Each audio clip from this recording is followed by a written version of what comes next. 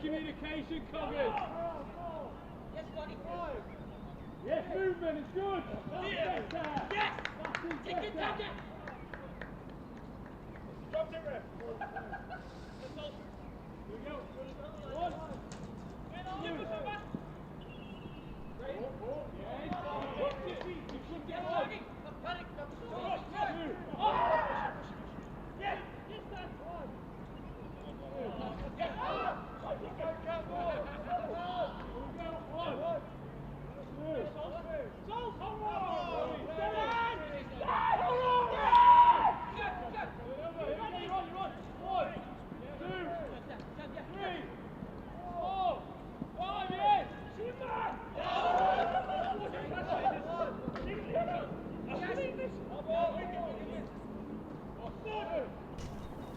One, two, 1, 2, 1, 2, 1, 2.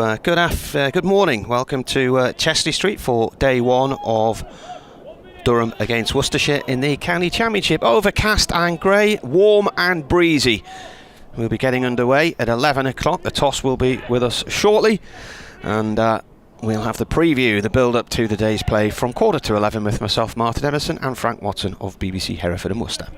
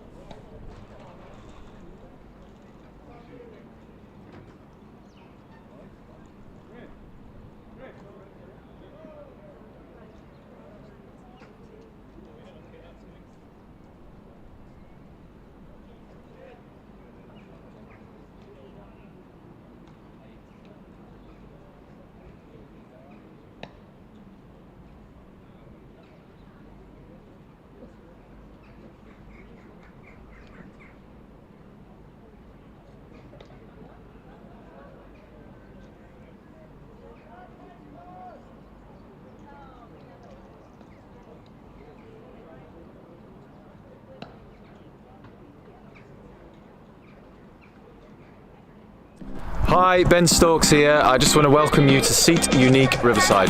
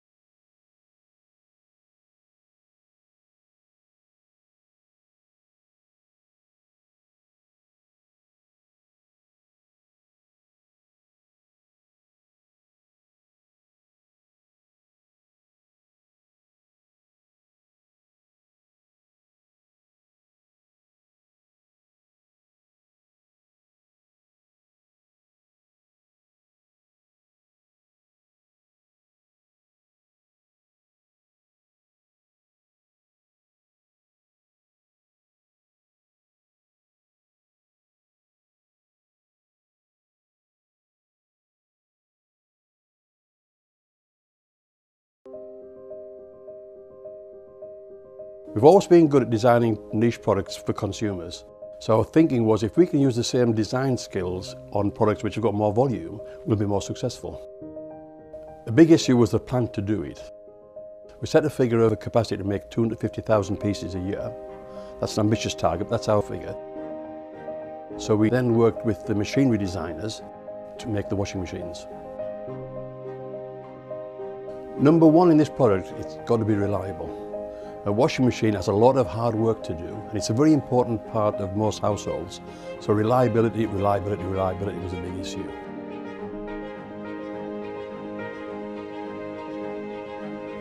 I think any new product, we've got to learn about it, and that's important. We've got to learn about it so we understand it inside out. And that's taken longer than we expected, but we've taken our time to make sure that it's right. There's a big appetite for buying British products, and rightly so, but we can't rely on that. We've got to make a product that competes with all the imports. And of course, remember, we've got our core business here of making domestic dehumidifiers and bottled water coolers and industrial dehumidifiers, so that takes our time, and we don't want to get this wrong.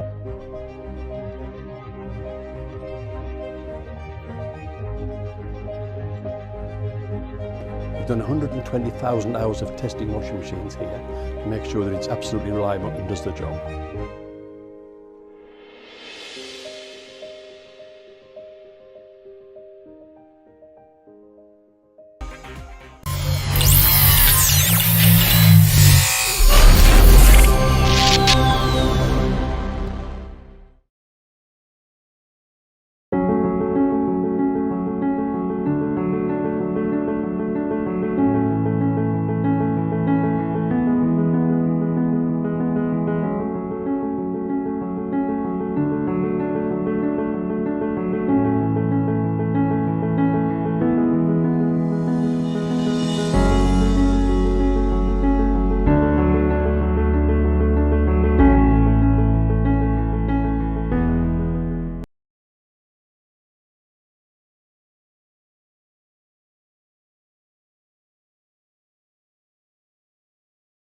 He should have played in this match, but he's gone back to South Africa for personal reasons. So they've signed Rachin Ravindra for one match. He travelled to the UK with the New Zealand squad, but was then one of 5 players who didn't make the cut for the Test series. So he was actually on holiday in Dublin last week when Durham called him. He has 1,886 runs in 35 first-class matches, including 3 centuries and 12 half-centuries. But he's here for just the one game, because Nick Maddinson, the Australian batsman, will be here in a couple of weeks once he's finished their A tour of Sri Lanka. And the other news from a Durham point of view is that they are also giving a debut to the young batsman Jonathan Bushnell, who's played quite a few championship matches for the second team. He's played North East Premier League cricket for Sacriston, and he's played minor counties championship stuff for Northumberland against Cumberland. Comes from Durham, went to Durham school originally. He's come through the Durham age group system all the way through the academy, and is currently linked with Hartlepool in the North Yorkshire South Durham League, but I'm not actually sure if he's played much for them this year. So he's 21 years old, he's a right-handed batsman, he can bowl as well. So Martin Emerson with you here on BBC Radio Newcastle, and my colleague Frank Watson from BBC Hereford and Worcester is alongside me, having travelled up to the North East last night and then got himself lost in the centre of Durham. Sounds like it was an expensive error from what you've been telling me, Frank. I think you might be getting a letter through the post. Oh, you're not very reassuring, Marty, are you? Anyway, my sat-nav let me down. Ended up going through the tiny cobbled streets of the city round about the university. Brought back memories of when I used to drop my daughter off at University College in the castle. And yeah, there was a red light, but well, I don't know. We'll have to wait and see. As Billy Ocean once sang, "Red light spells danger." Yeah. Thanks for the reassurance. Anyway, team news for Worcestershire is that Taylor Cornell comes in for a debut. Left-handed opening batsman, 23 years old, originally from Lancashire. Played for Lancashire a little bit, 2 white ball games last year, one of which was against Durham at Jesmond. Made 20 odd not out in that game. Comes in for his Championship debut. Played 2 first-class games for Leeds Bradford UCCE 2 or 3 years ago. He's replacing Ed Pollock, who is still suffering from illness, so he'll open the batting, one imagines, with Jake Libby. And another change sees Gareth Roderick come into the side for his first outing of the season as wicket-keeper, replacing Ben Cox behind the stumps. And that's the team news for Worcestershire. Their full team is Libby, Cornell, Azhar Ali, Jack Haynes, Brett D'Oliveira the captain, Ed Barnard, Gareth Roderick, Josh Baker, Dylan Pennington, Charlie Morris and Ben Gibbon. And the news is from the toss is that it's been won by the home side and they have decided to bat. Yeah, Durham looking like this. Then Michael Jones will open the batting with Rachin Ravindra, the New Zealander. Then it'll be Scott Borthwick, David Bedingham, Ned Eckersley.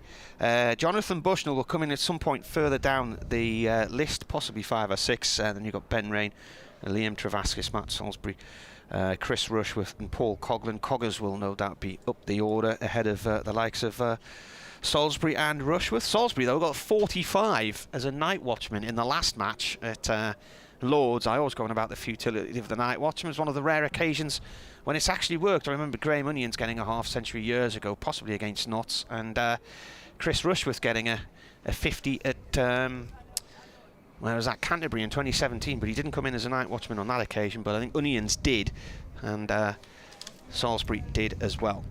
Right, it was quite a nervy affair on Friday night. Durham chasing 131 to beat Lancashire here in front of quite a decent crowd of around about 4,500-5,000. That was in the T20. Stephen Croft made 55 for Lancashire, and at the top of the order Phil Salt made 23, but 8 other batsmen in their side didn't reach double figures. But Durham then lost wickets at regular intervals and looked doomed when Ned Eckersley was bowled by Richard Gleeson for 46. That was at the start of the 18th over with 21 runs needed. Gleeson went on to take 4 for 19 and all of his victims were bowled. As the 18th over began, Durham needed 18, but thanks to a 6 and a 4 from skipper Liam Travaskis, they managed to score 13 from that Liam Hurt over, and with 5 needed in the final over, they won with 3 balls and 2 wickets to spare. And after the game, I spoke to coach James Franklin. James, it's a silly game, this, isn't it? Yeah, it was a much needed win for us, to be honest, Marty. You know, against a very good Lancashire team. A real scrappy game, obviously low scoring, but very nice to get across the line. The boys really needed that. Nathan Souter, 3 wickets on his debut. He'll be thrilled with that, and no doubt you will be as well. Yeah, absolutely. You know, to come up on loan from Middlesex, an opportunity, obviously with Scott missing this game, you know, getting himself right for the championship game on Sunday, presented a nice opportunity to get Nathan up and involved, and a couple of, you know, massive wickets for him tonight with Dane Vias and Tim David. Yeah, I thought he was outstanding with his contribution, as were others. Travaskis, Liam was brilliant. AJ Ty again being very reliable, and you know, kept Lancashire to a score that we could get, and we ultimately got it in the last over. We made hard work of it at times, but I think we knew that Lancashire were always going to apply pressure on us. It was just a case of us batting the 20 overs, and we did that, and we got across the line first, which was nice. We said in commentary it was at the halfway stage, it was difficult to call. It would probably go to the wire. It just looked like it was going to be one of those nights on that track. Yeah, no, I think we saw that a little bit the other night out here against, who did we play? Birmingham, that's right. Where it was a little bit slower than what we've been playing on here. We got 140, it was probably a 155, 160, so we knew that tonight again was probably going to be slightly on the slower side, but I still think we kept Lancashire to under par, and yeah, ultimately we scraped our way across first.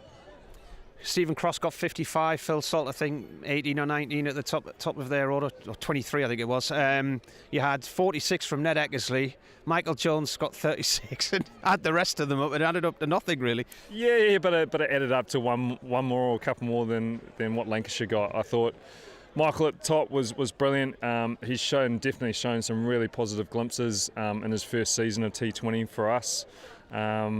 It would have been nice for him to kick on, but he's learning every game at the moment. And Ned's innings was a senior player's innings. You know, he summed up the situation, the game, knew that he had to bat as much of the 20 overs as he could. I'm sure he'll be disappointed that he got out, but his innings was a big backbone of us getting across the line. Now you're returning to County Championship cricket on Sunday morning with Worcestershire. Bryden Koss, I think, joins up with England now for the Netherlands trip. You've already got 3 others away on England duty. There are injuries as well. You've brought a player in for 1 match, and in all the years I've covered Durham, I think the shortest tenure he has been 2, which was Kumar Sangakkara. Tell us about the man who's coming in for the 1 match at the weekend. Yeah, so Keegan Peterson unfortunately went back to South Africa last week for a personal grievance. So he had 1 more game to go in the championship for us.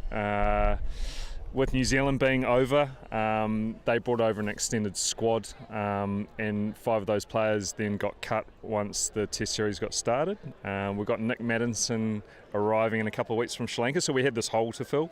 And we've brought in Rachin Ravindra, who was part of that New Zealand wider squad. Fortunately for us, he was on holiday in Dublin. He'd only been there for a few days, but he's jumped over here and he's dead keen to get involved for 1 game. He's got lovely quality. He's a top order batter for Wellington back in New Zealand. He's played a couple of Test matches already, so he's really excited about the opportunity, and we're excited to have him involved.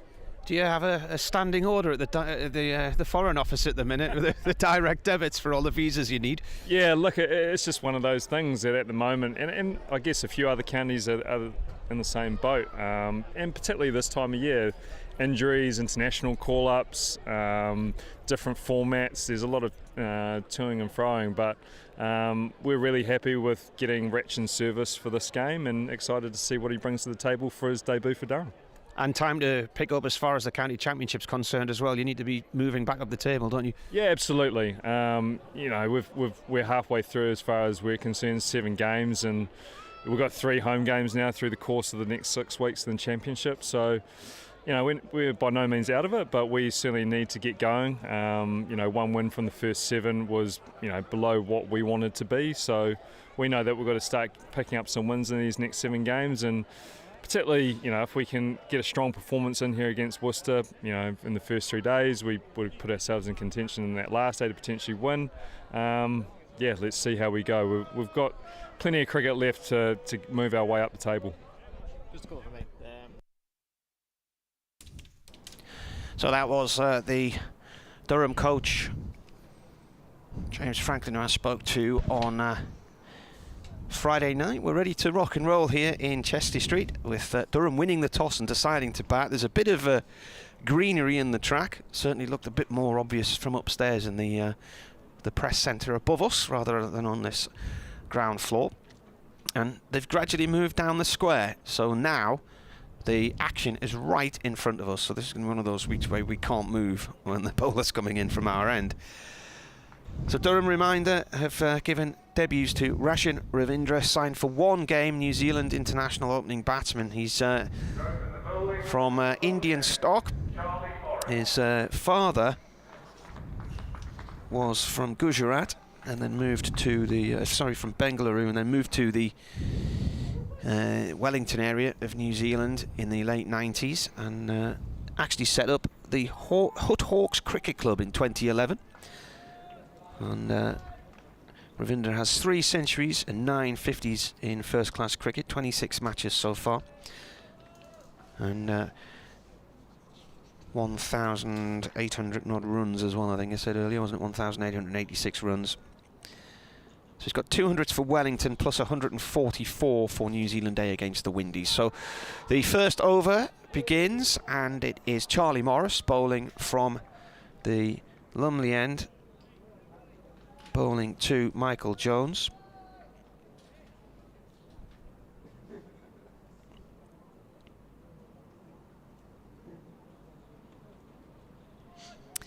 And a reminder, Worcestershire have never won on this ground in the county championship. Their 2 victories away to Durham were in Stockton in 1993 and Darlington in 1995. Morrison again. This is played by Jones towards backward point. 3 in the slips.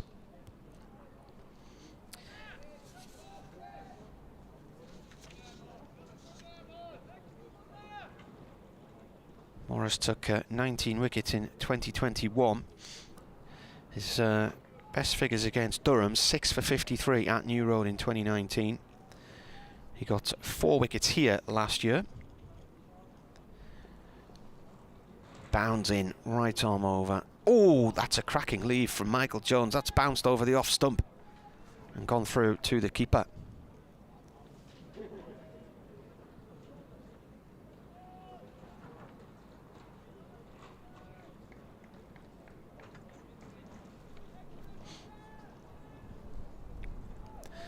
It's a breezy day, it's quite warm,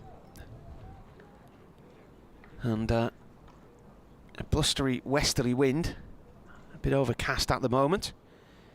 Morris in, Jones forward to this one, defends, goes up towards mid-on, no run there.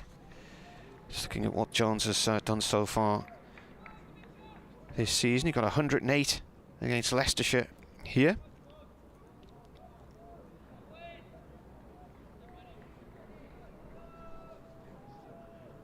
That's been his best score so far this season.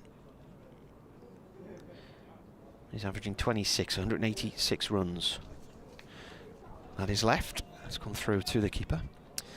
Jack Haynes, who's playing for Worcestershire today, got 120 against Durham, which was his highest score a few weeks ago, but he's since had 3 centuries, and every time he's managed to get to 50 this year, he's gone on to convert and make it all the way to 100.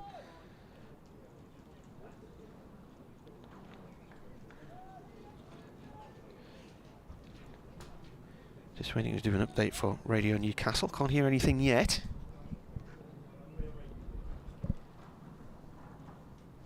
Morris once more comes in and bowls to Jones. Jones forward and defends. And that is the end of the over. We were talking about Jones's education on Friday night because he was playing against Richard Gleeson, who is now on the cricket coaching team at Myerscough College near Preston. And that is where Jones also went, originally from the Ormskirk area, and he's played 8 one-day internationals for Scotland.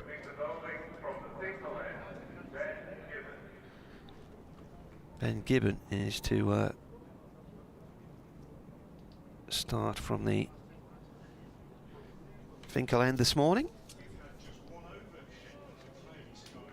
He's 22 years old, he's a left-arm medium quick. He's only played in 2 first-class games, taken 3 wickets, best bowling 2 for 94 against Durham this year. He's played for Cheshire in the minor counties, came through the Lancashire Academy, and also plays for Alton Park in the Cheshire Premier League, which is where the race track is. And so one of my mates was playing golf there the other day as well. Nice parkland course.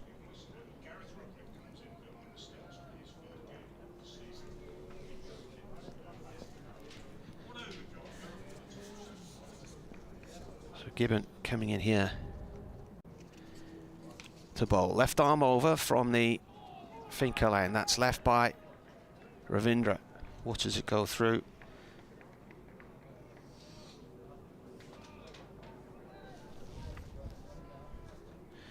I can hear Radio Newcastle in my ears now.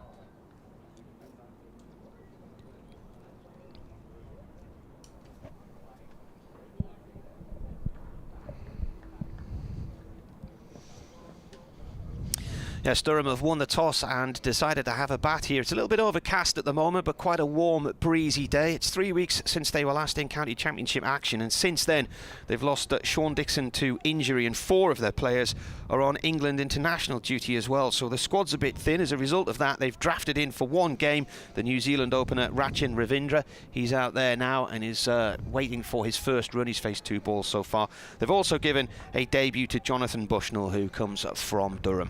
Commentary on the BBC Cricket website and the sports app. We're in the second over, no runs yet. And here is Gibbon from the Finkel end, left arm over the wicket to the left-handed Ravindra. Bowls wide outside the off-stump, left alone by the Kiwi. And he's in for just 1 game, Marty. I'm not making any kind of judgment, and I'm not saying that any other team wouldn't have done exactly the same thing, but a system which allows a player to come for 1 game, there's question marks in my book, I think. Presumably, if he hadn't been allowed, another young Durham player would have got an opportunity, which some people would say is preferable. Anyway, He's facing the left arm of Gibbon now, and he's off the mark down the leg side, off his hip, flicked away down to fine leg. In fact, he's not off the mark because it's off his thigh pad. It was a dive by Roderick in an attempt to gather it, but he couldn't get his hand to it, and it raced away down to the boundary for 4. So the first runs on the board, they are extras, 4 leg byes, and Durham having won the toss, 4 without loss. Just move your mic up a little bit there. Yeah, Frank. It's just the actual position of it just sorry. popping a little bit. Yeah, okay. But you know what I mean about that. Yeah, you know, and it's interesting. I'd feel the same if it was the other way around, I think. I was trying to work out yesterday the shortest period that somebody had here, and it was Kumar Sangakkara came for 2 matches in about 2014. Here's Gibbon again bowls, and Ravindra is off the mark this time, just turning this one on the leg side. He'll get 2 as Josh Baker runs back from mid-wicket to do the fielding. So 2 to Ravindra, 6 without loss. Rashin Ravindra, as Marty was saying, Kiwi test player, came over with the New Zealand party, but they decided not to keep him here for the test series, and therefore he was just on holiday when got the call from Durham, and here he is batting on off stump against the left arm of Gibbon, and he's forward to this and pushing out on the offside, and Azhar Ali does the fielding in the covers. The end of the over from Gibbon, 2 off it plus the 4 leg byes. Morris bowled a maiden first up. Durham are 6 without loss.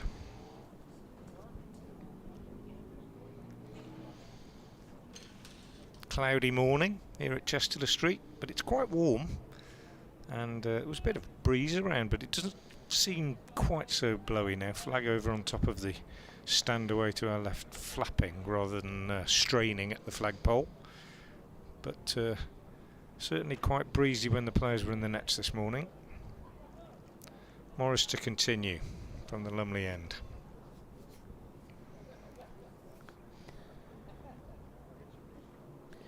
Here he comes, right arm over. Playing a miss there from Jones. He was close to nibbling that one behind. There was a leave in the first over where the ball bounced over the off stump. Yeah, played at that one, I think. Pulled his bat away, but too late. Watching the replay, have to put that down as an actual play and a miss. They're almost right in front of us, aren't they? I'm gonna, as you said, we've got to be careful we don't move when the bowling's from this end, because we are right behind the bowlers. I'm just going to move along a little bit if I can to get a better view, because my view was obscured by the umpire during that last over. In comes Morris again, defended by Michael Jones. I've got an extension cable. No, if you no, want it's fine. Can it's you fine. see Yeah, that big cement post in your road? No, right? I've moved wide of that. Thank you. What's the? That's a nice little holder. You've got your phone on there. It's a little cordless charger. Always helps, doesn't it, when you don't have to plug them in. All that gadgetry here. You have to try and make sure everything's charged up, don't you, throughout the day? 3 slips in place as Morris bowls. Jones plays it out through the covers and away to the castle boundary for 4. They're down the riverside end of the ground here now on the square, and so we're looking at this, what, 12, 24, 36, maybe 80 metres across towards the castle stand. Not where it tapers though, in the northeast corner of the ground. It'll be a little bit less there. Big playing area though, isn't it? Yeah. Generally, really. Massive boundary towards the pavilion side of the ground. Even with the covers parked up behind the rope, there's still quite a way from the square to the rope. Jones pushes this to backward point, no run there. It's fielded by Jake Libby. Apparently these strips of grass, the way they roll them, are 12 metres wide, so you can add them up and work out. So it's probably about 70, 75 metres to the riverside side of the ground.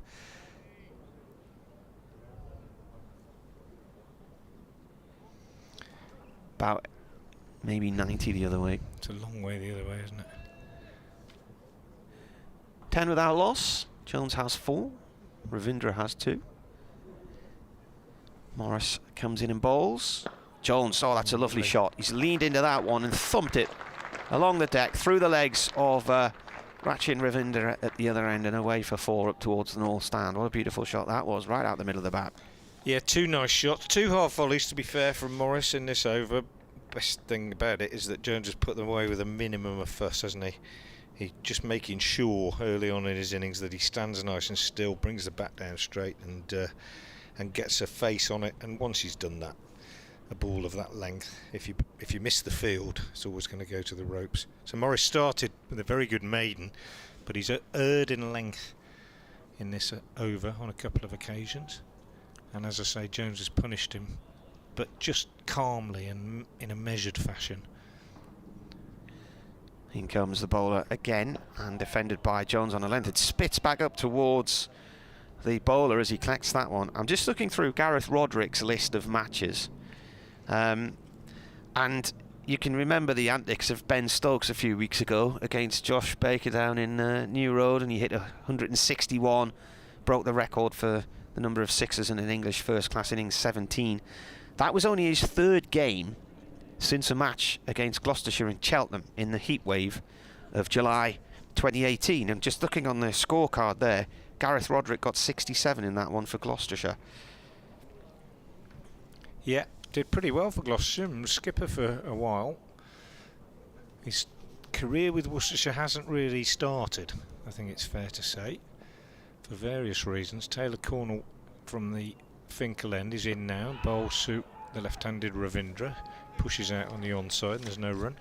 Initially had a few difficulties and family issues, moving his family from Bristol up to Worcester, and didn't settle very well, and then a little bit of bad form, and it's just one of those moves that didn't get going at all. Didn't he struggle against Durham last year?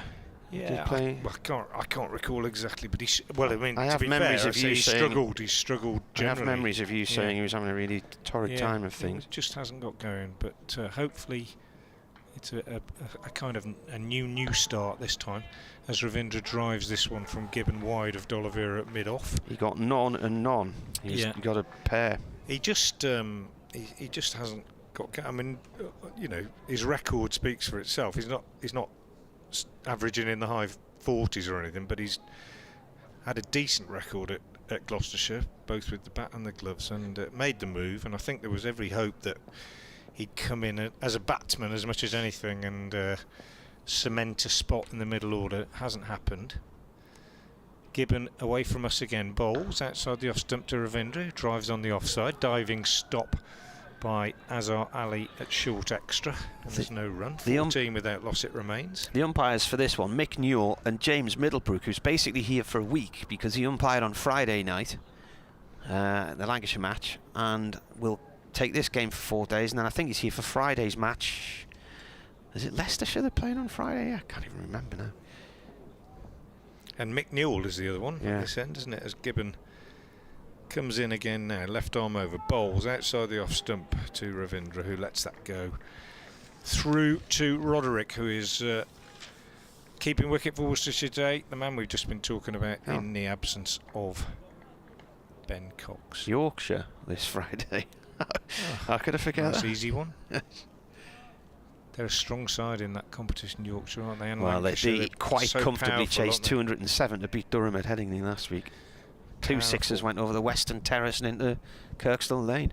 Powerful lineup. Gibbon again is into the left-hander Ravindra. Bowls wide, and Ravindra cuts for, well, sort of square drives really for 4.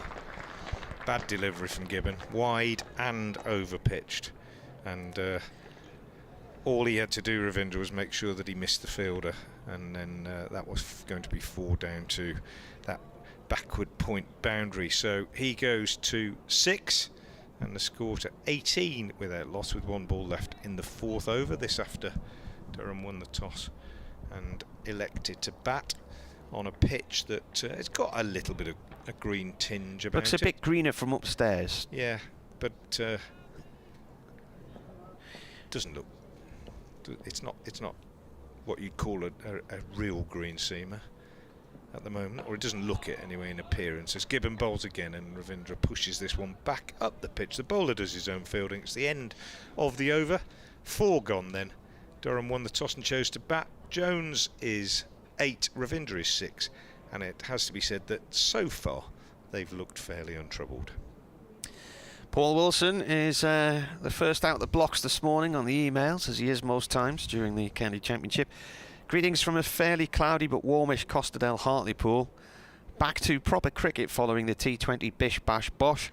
Should be with you for today only. Oh no, due to work commitments, he says. Until around 4 before going out to watch an excellent rock band called The Rogues. Have a good one and come on Durham. Well, our relatives have been up for a few days from Great Malvern. They live at Malvern Link, so they're heading back down to the Worcester area today.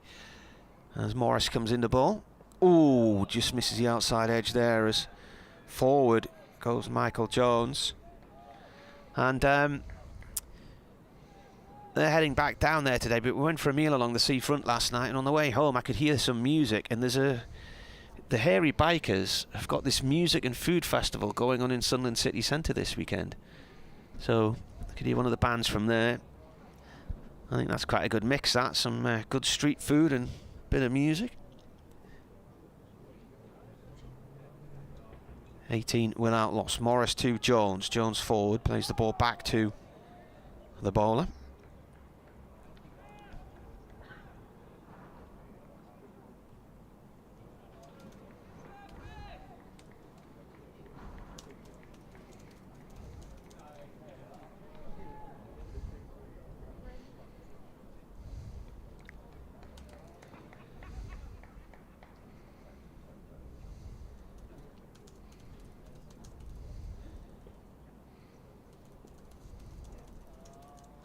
In comes the bowler, cut by Jones off the back foot, pass point out towards the castle boundary. It's being chased by Libby, but he's going to lose the race there by about 3 yards.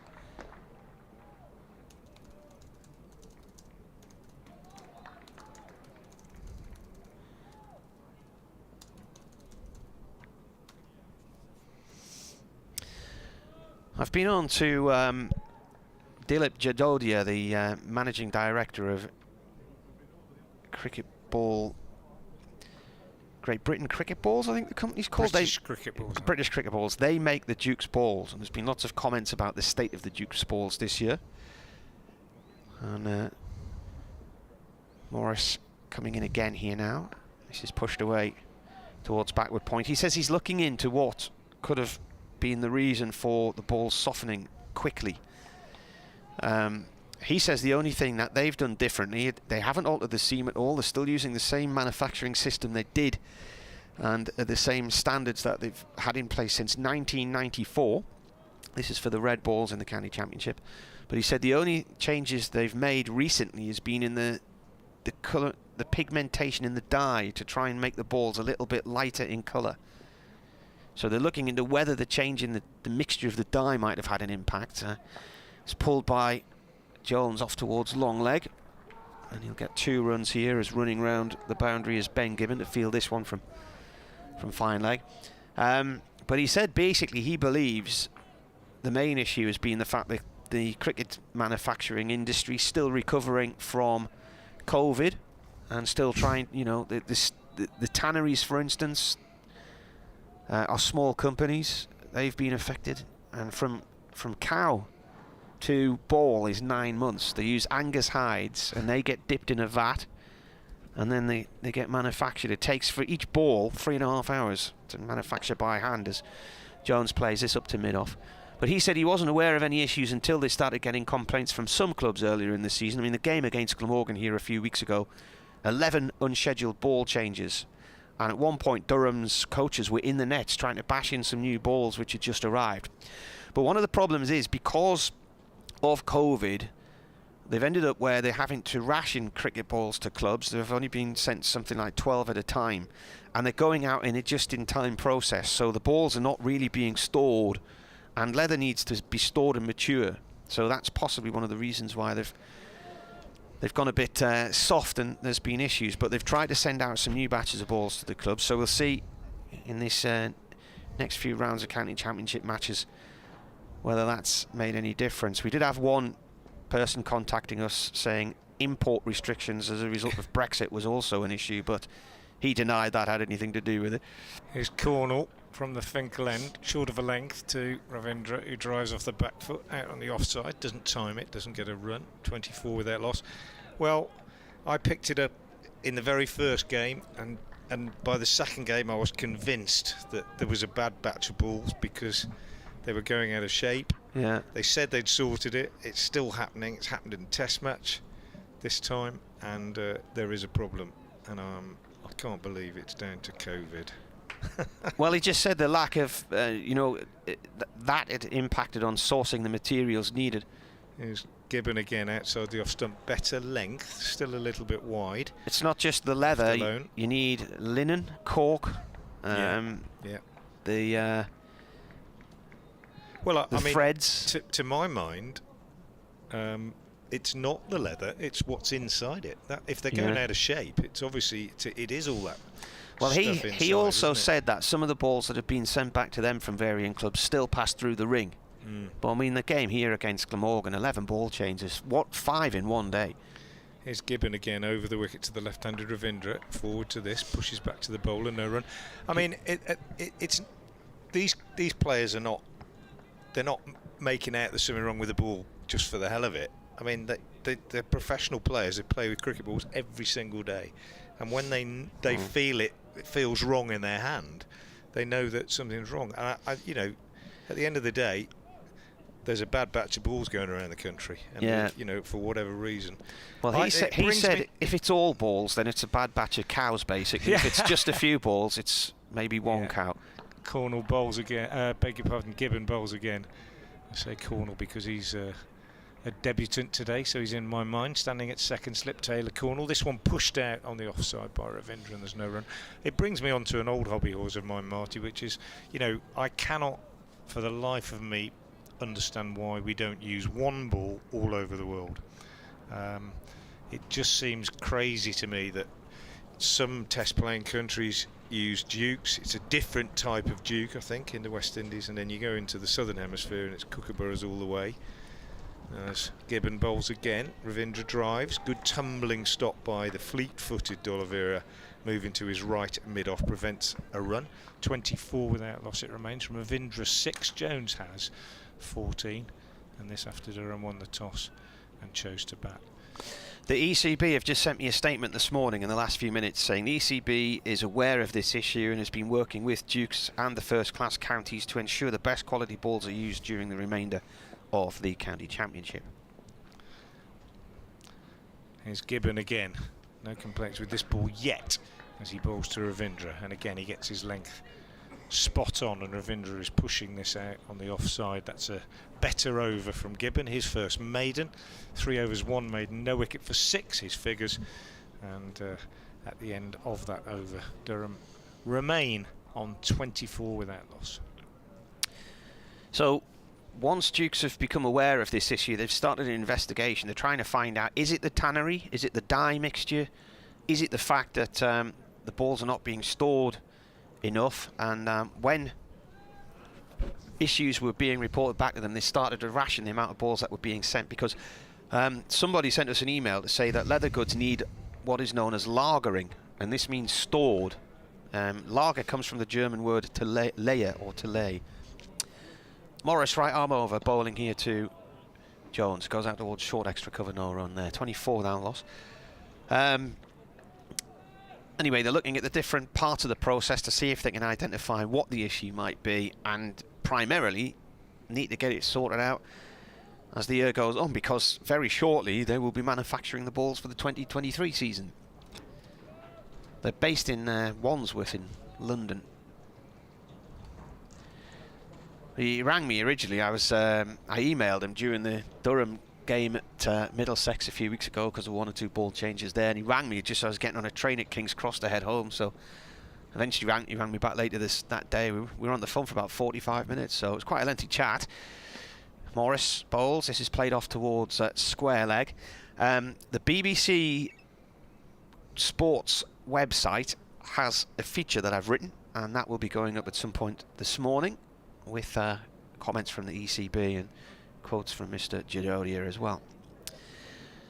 We did mention in commentary that a couple of balls had lasted just 2 deliveries and 5 deliveries in a game at Leicester and a game at Kent, but he said he'd seen at least one of those balls and it looked like it had been split by somebody actually standing on it and a spike splitting the leather or splitting the seam.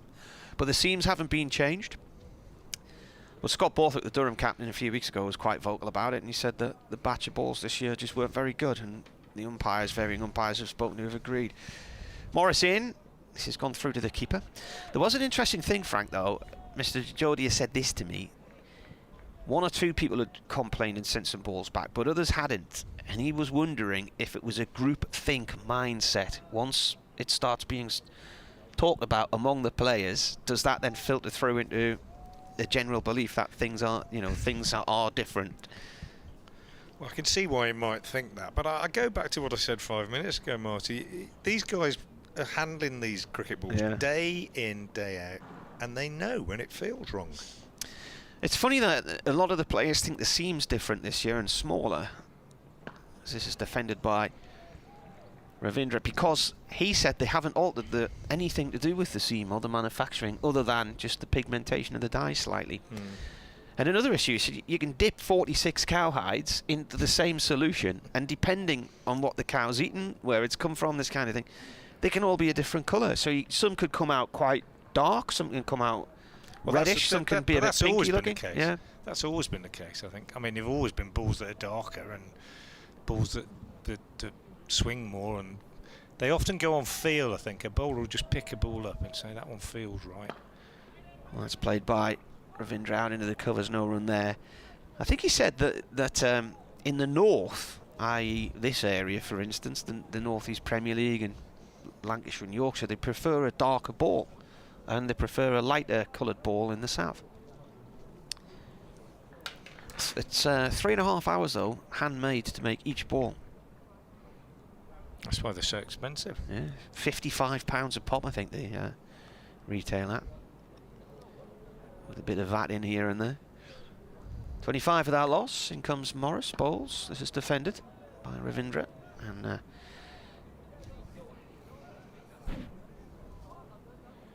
Ash says the seam on the club balls even feels smaller this year. Yeah. Although the colour is a lovely dark red, he says. Ash Thorpe. Well, there you go. It's like Ash has used the word feel there, and that's what I'm getting at, really. I just think, it's just, you know, when I used to coach a lot more, I'd put my hand into a bag of balls and I could feel whether one was an old ball or a new ball, one that had been maybe gone out of shape a bit, or a junior, but you can just feel it. You just put your hand into a bag, you don't even need to see it. I bet Ash can feel the difference in a ball without even opening his eyes, and these guys certainly can. And when they take it to the umpire and say this isn't right, they're not doing it. I mean, occasionally they might do it when they haven't taken a wicket for 3 hours and they want to change, but generally they're doing it. They're doing it because there's something wrong with it, I think. Well, there's another issue which has been raised as well, and apparently after the last round of county championship matches before the T20 started, the feedback was more positive in general with the balls. But they can't use the saliva now because of COVID to alter the ball and shine the ball up and stuff. So Cornell, anyway, with this ball, no complaints yet. Cornell, I keep calling him Cornell. Gibbon comes in from the Finkel end and bowls first ball to Taylor. He's bowled mainly to Jones. He's bowled mainly at the the left-handed Ravindra. I'm getting everything wrong. Just pushed out on the offside.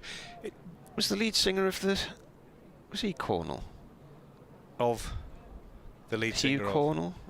Cornwell. Stranglers. Was it? Yeah, no. Anyway, Ben Gibbon, like Taylor Cornell, from the northwest, came into the game late.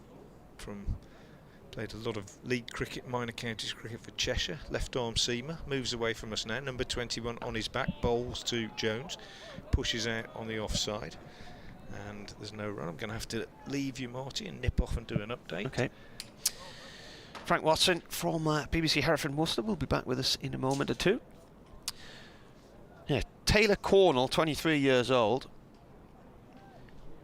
born in Lytham St Anne's, which is on that coastline south of Blackpool. Famous golf course there, obviously, hosted the Open a few times. Comes in and bowls, cut by Jones out through the covers. He'll get a couple of runs here. Racing round from mid-off was Charlie Morris to cut that off. 2 runs.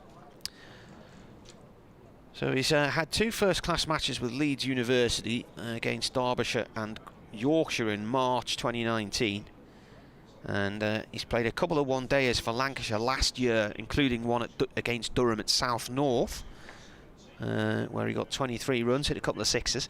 Now, there is actually, that game lives in infamy or posterity or whatever you want to describe it as, in the Durham yearbook this year, as Gibbon comes in and bowls. This has gone off down towards the 3rd-man boundary. It might make the rope in front of the Health Club. It does. Off the bat of Jones. He moves on to 21. And Durham move on to 31. There's a photograph in the Durham yearbook this year, because it's the 30th year of Durham in first-class cricket. So a number of us have written articles. There's one from Tim Bostock, the chief executive, the coach James Franklin, Scott Borthwick. Jeff Brown, my colleague from BBC Look North, was a cricket writer following Durham for the Journal for quite a few years before he moved into television, so he's written a 30-year preview piece, and so have I. And there's a photograph of myself and Scott Reed, the Lancashire commentator, eating ice creams as Given comes in and bowls, played off towards point, no run there. And that was taken during the Lancashire game last year at South North. Very nice the ice creams were as well. The listener brought them in for us. Just tell you to shut up, was it?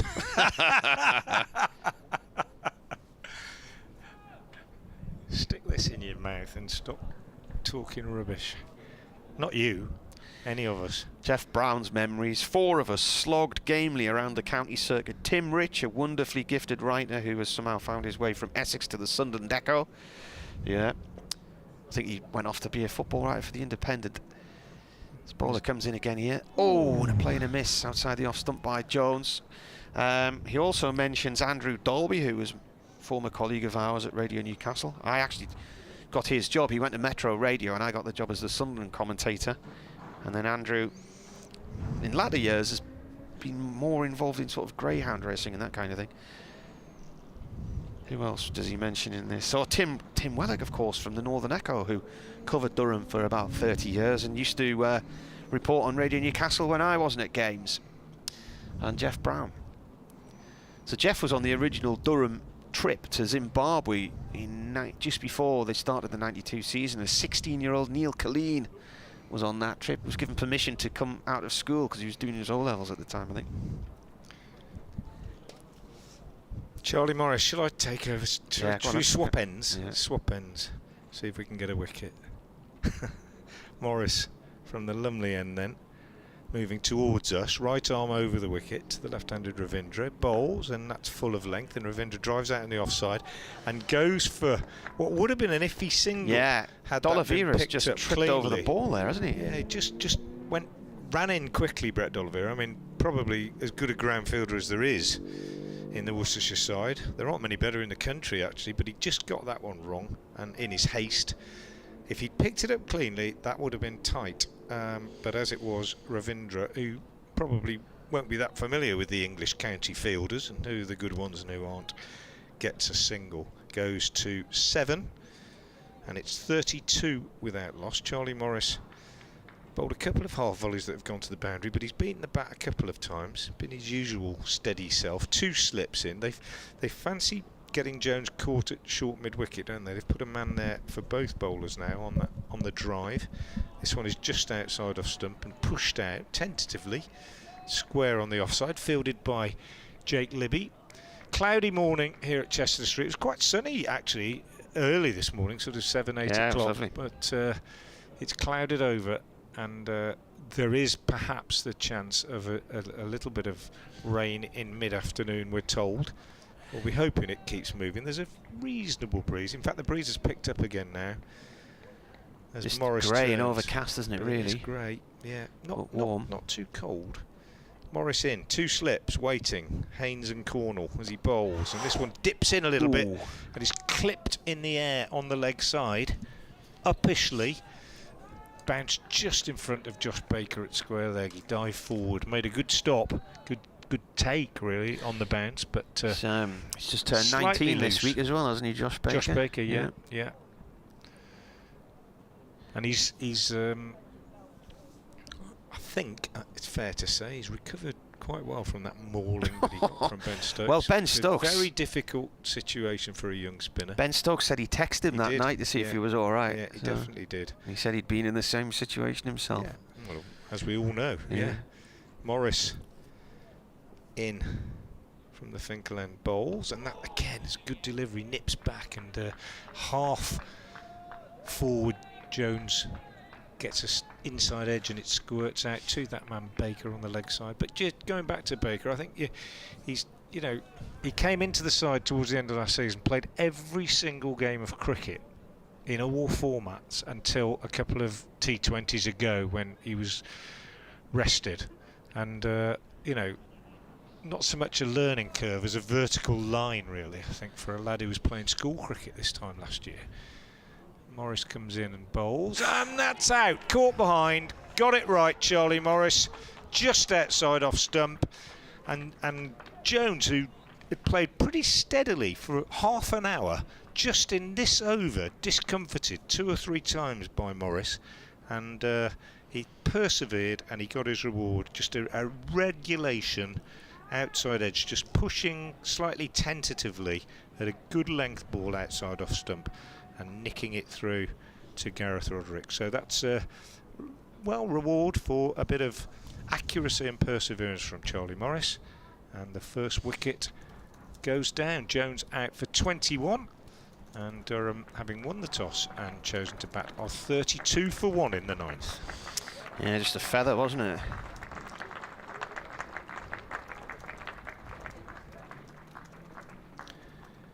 So good bowling from Charlie Morris.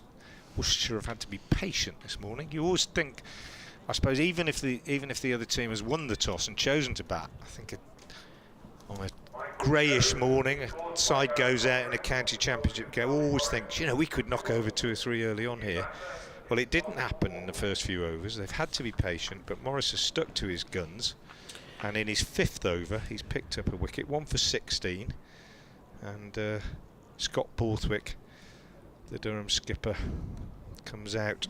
He was sitting in here with us on Friday because he didn't play in the T20. He's got a lump on the top of his right wrist, and he had an injection in it on Thursday or Friday, and he said it's been causing him issues, but the pain has eased from it, but it's like a cyst that will have to be removed at the end of the season. He said it's actually been affecting him more when he's been batting rather than bowling, so interesting to see how he gets on here. But he said on Friday he wasn't feeling any pain anymore, having had the injection. So, well, he's out there now having a little prod at the pitch, and the fielder's changed over because he's a left-hander, obviously. So we've got 2 left-handers out there at the moment, and he now takes his guard and gets ready to face the last ball of this over from Morris. He hasn't been batting at 3 for a while Keegan Peterson was here. Scott was coming in at 4. Said he was happy to drop down the order a spot. So he's had a 90 and an 89 he got at Worcester, didn't he, as well? He was out the morning that Stokes came in. Here's Morris into him, and he's beaten outside the off stump by a good one. Slanted across him from Morris. End of a good over from Charlie Morris. Wicket maiden. No, not a wicket maiden. We had that single off the first ball, but 5 overs, 1 maiden, 1 for 16 for Morris. Gibbon, 4 overs, 1 maiden, no wicket for 12, has been withdrawn from the attack, and we are about to see Dylan Pennington from the Finkel end.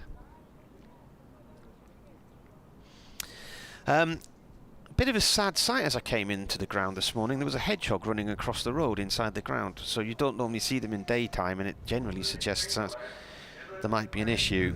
So I took a photograph of it, and I said, I know they let dogs into the ground at Durham, but seeing a hedgehog was a bit of a surprise. Somebody's asking, can it bat? I don't think cricket grounds are good places for hedgehogs, Marty. Too much netting around. Yeah.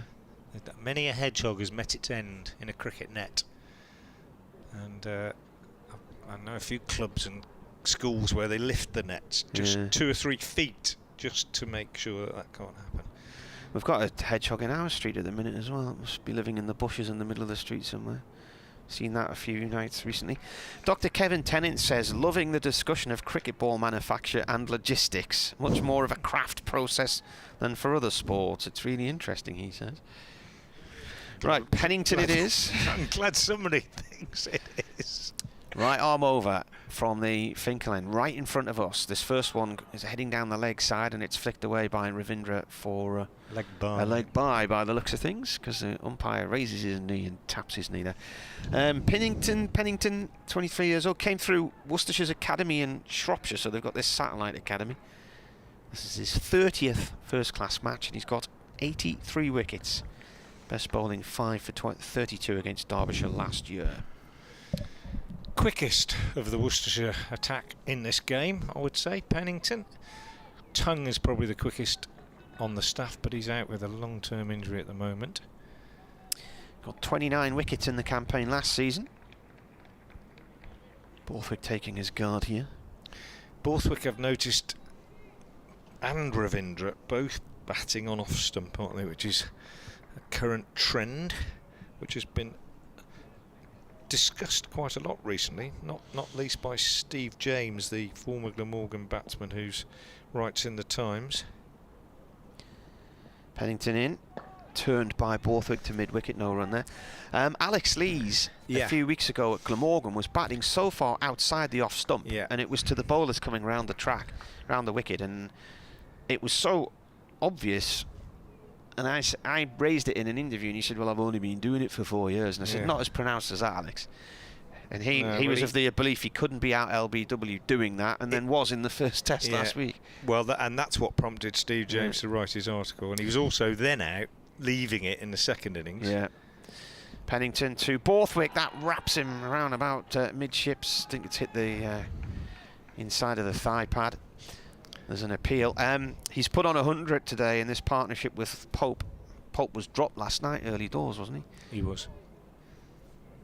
So England on day 3 at Trent Bridge are 116 for 1. New Zealand made 553. Another Daryl Mitchell, an imposter version, has been touring with New Zealand. Did he get any runs yesterday, the other Darren Mitchell? Are there two? Apparently. I've heard a rumour.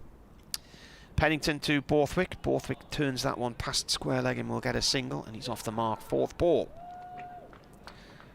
Yeah, going back to this guard business, and Steve James's thinking, and I tend to share it, is that if you stick to one guard in an innings, then perhaps you can be confident where your off stump is. If you're standing on off stump, you just got to make sure you hit it, haven't you? If it's on the stumps, because otherwise you're asking to be LBW.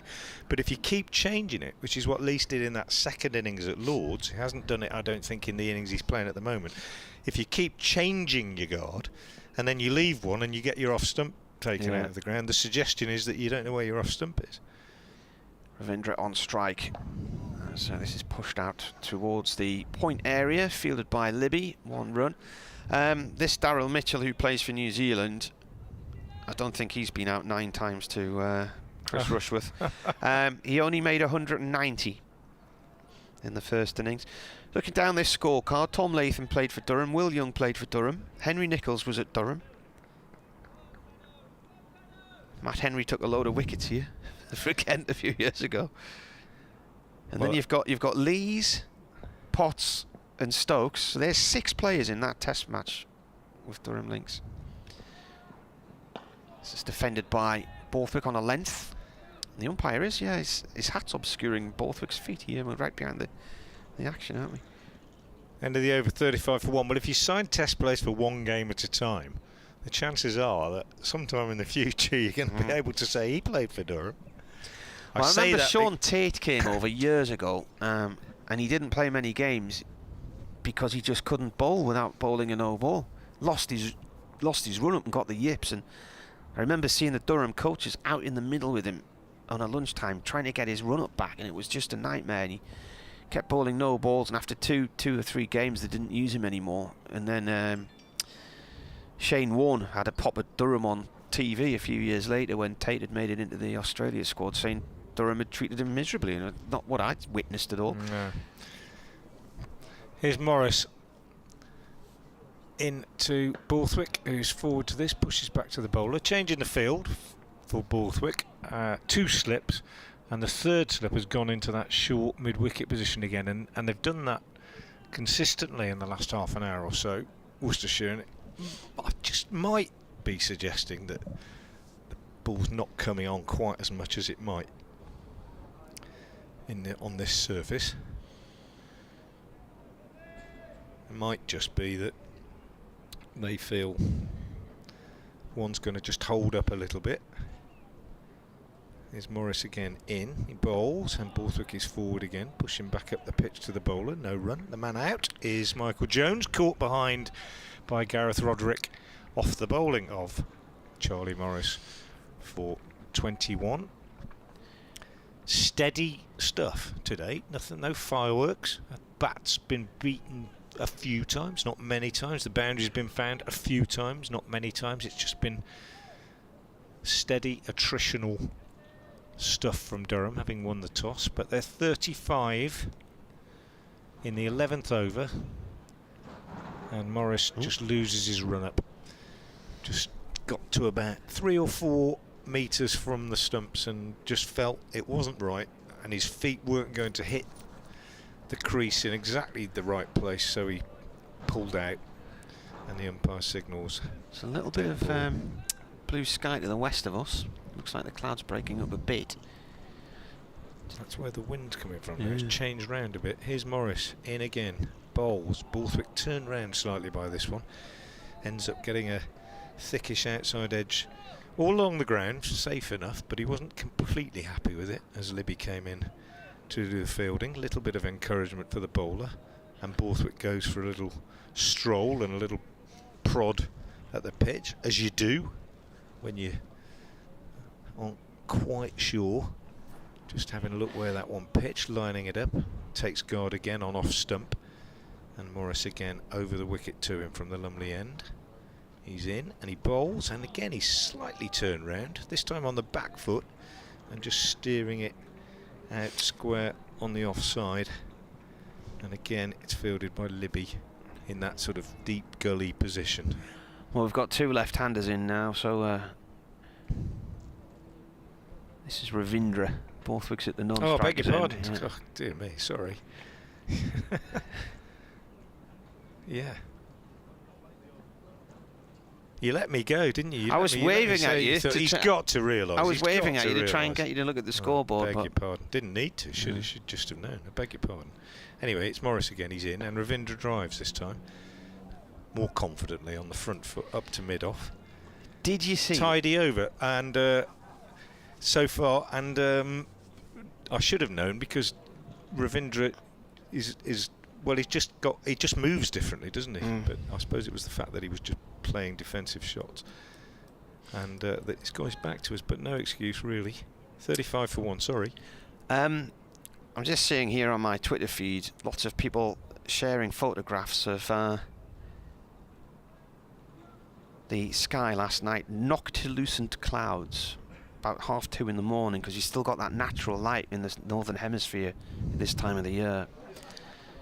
But I tweeted a picture of a dog cloud last night. Did you see that one? I didn't. And a few people thought I was on the sherry. But I've learned a new word, noctilucent. What yes, a magnificent word. Morris has gone round the wicket to complete this over, and he bowls to Ravindra, who pushes out on the offside, and Baker does the fielding. That is the end of the over from Morris. It was another maiden. Tidy from Charlie Morris. 6 overs, 2 maidens, 1 for 16. His figures. The other bowlers that have been used today are Ben Gibbon, 4 overs, 1 maiden, no wicket for 12, and Dylan Pennington, 1 over, no maidens, no wicket for 2. 35 for 1 off 11. If you want to get in touch, you can tweet at Frank Watson, at Marty Cricket, or you can email wearecricket@yahoo.co.uk. Yeah, at Frank Watson 58 it is. Yeah. At Marty Cricket. Pennington to Borthwick from our end. Right arm over from the Finkel end. Borthwick plays this just too wide-ish mid-on for 1. Collected by Ben Gibbon. The umpires are Mick Newell and James Middlebrook. James Middlebrook officiating at our end, and he's got a wide-brimmed hat on. And I'm a little bit... I need to get sort of sideways to get a better look at this as well, to be honest with you.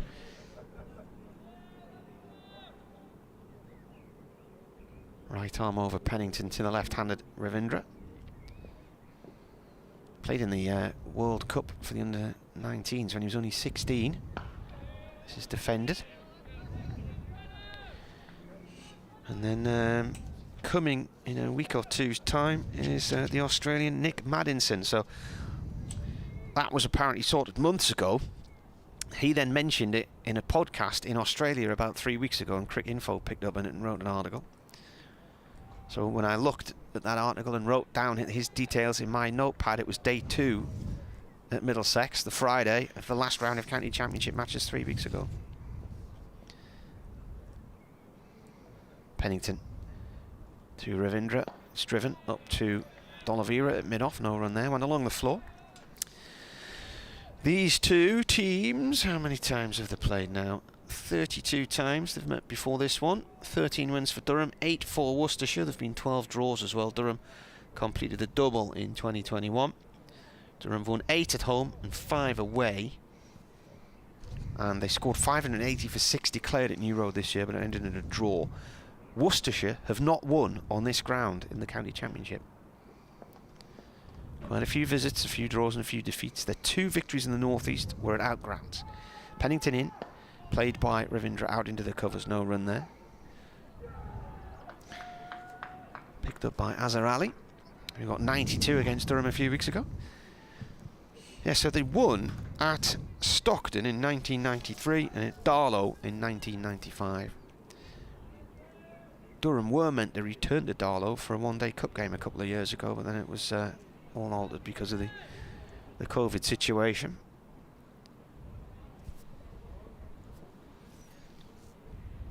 Pennington to bowl, pushed off towards mid-wicket, no run there. I have covered one county championship match at Stockton, Durham against Kent in 2006, and it was a nightmare. I still have nightmares about it. I arrived to find there was no phone line in the area above in the score box where the press were. The only phone line I could use to do my reports was in the cellar underneath the bar.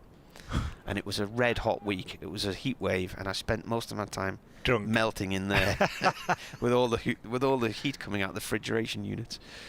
Pennington cut nicely off the back foot by Ravindra out towards the castle boundary for 4. And that spoils what's generally been a decent over there from Pennington. He started with a single, then all dot balls until the 4 at the end.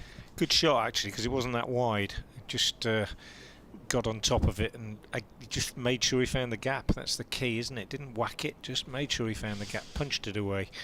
Timed it very well. He's looked very well organised, Ravindra, as you'd expect for somebody who's played at test level. 12 off 36 balls. He's not in any hurry. Borthwick 2 off 6, the 1 man out. Jones caught behind by Roderick off Morris for 21. Morris gives way at the Lumley end to Ed Barnard. Some news from Trent Bridge. Alex Lees has got his first Test 50, 55 runs, 110 balls, 9 fours, and Ollie Pope's on 71 from 116. He's 2 sixes and 8 fours. Ed Barnard from the Lumley end, with the same field really as Morris had, almost exactly. 2 slips and a short mid-wicket. The close catches starts with one that's angled across the left-handed Borthwick.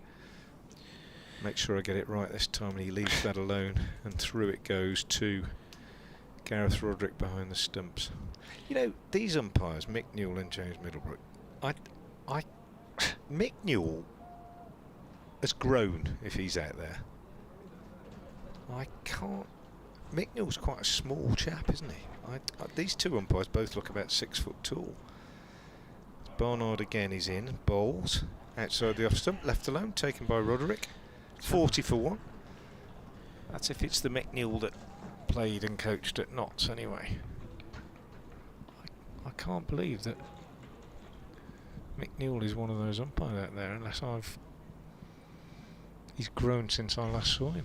Came to speak after dinner at the club that I'm associated with a few years ago. Had a chat with him. Sure he wasn't 6 foot tall. Here's Barnard. Over the wicket again, left alone by Borthwick outside the off stump. It says Mark Newell on here. It's not Mick Newell then. I said I didn't think it was. I'm relieved. Well, on our Definitely scorecard it's got relieved. M Newell. Yeah, but I just thought it was Mick Newell, but he's probably still involved in. He's probably still coaching at Notts. I don't know. Dave Bracegirdle will be having kittens if he could hear me. Mark Newell, yes, of course. Now that makes sense.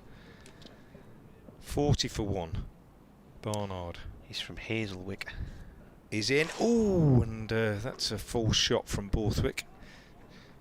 Fed up with leaving it outside the off stump, just tried to run that one behind square on the offside and did not get it right at all.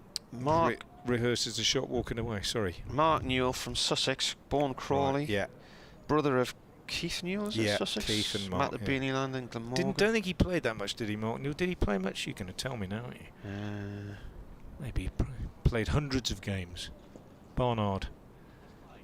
In again. Bowles, left alone by Borthwick this time. Good over from Barnard so far. 5 dots. All right in the right area.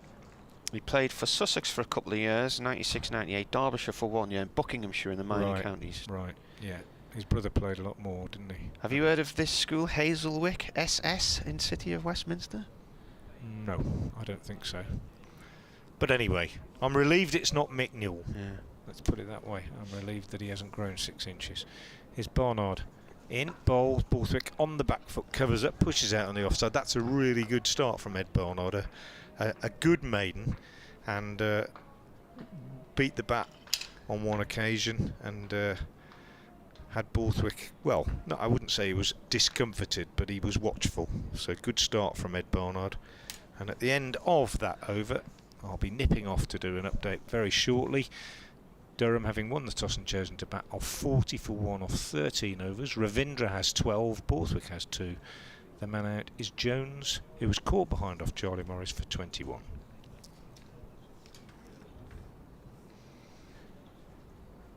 Is Pennington going to have a come round the wicket here now, is he? Just having a chat with the captain about the plan for this over. I think he is going to come round the wicket.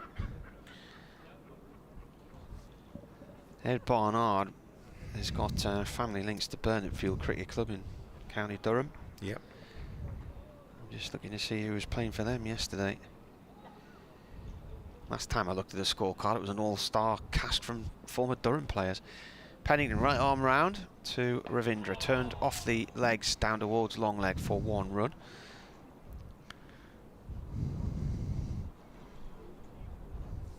I don't recognise a single name on their scorecard yesterday.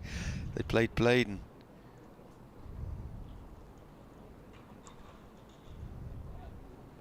He had, I think Neil Colleen was playing with his son. Gareth Breeze was playing for them. I think Callum Thorpe sometimes plays for Burnetfield as well. Went to watch Whitburn against Newcastle yesterday, but Whitburn lost by 9 wickets. It was nearly over by the time I got there. Just finished my match notes about 4 o'clock and popped along, and it was nearly all over.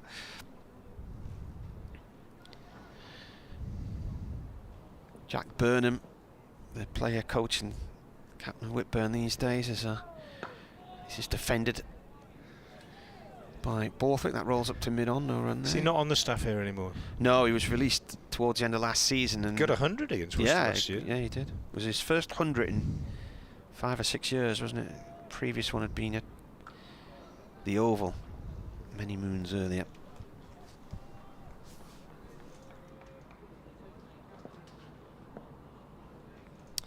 Durham 41 for 1 in this 14th over. Turned nicely by Scott Borthwick there. Found the middle of the bat. He steered it wide of Morris at mid-on. He dives and doesn't get to it, and then the chase to the ropes is futile as well as it crosses the boundary just to our left. Nice shot. There's a cap on the floor which needs to be retrieved. And that will be retrieved by Josh Baker. Turned 19 this week.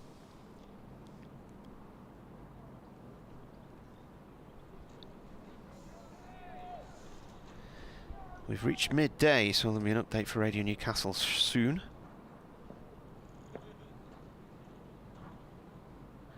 Bowler comes in, and that's left just outside of off stump.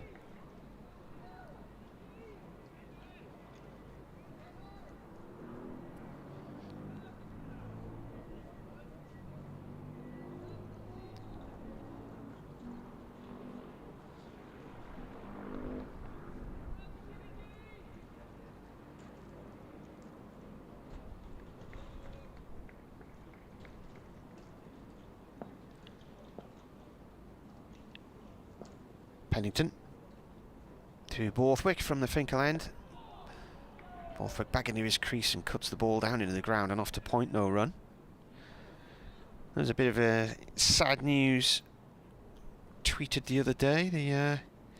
The Tap and Run pub, which belongs to Stuart Broad and the former England and Notts player Harry Gurney, has suffered a really nasty fire, which has destroyed the upper floor and the roof.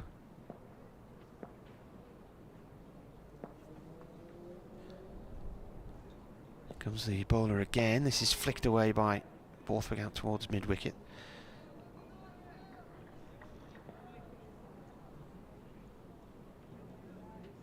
It's in the village of Upper Broughton in Nottinghamshire, on the border of Nottinghamshire and Leicestershire, and the fire broke out early hours. Fire brigade called about 3:20. They were there till about 1 in the afternoon. The cause is thought to be accidental.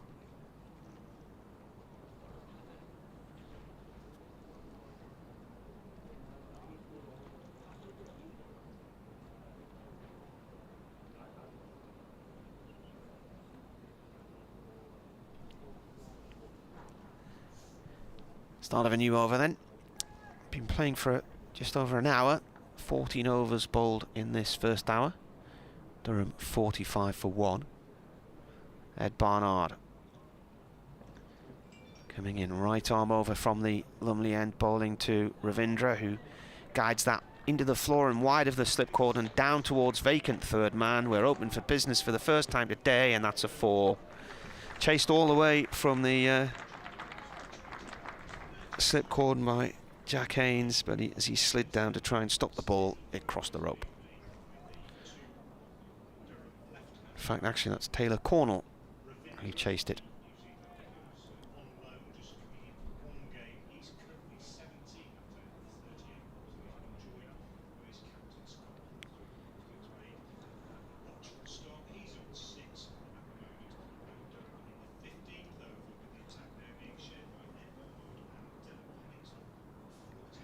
Barnard in again. That's left alone past the off stump.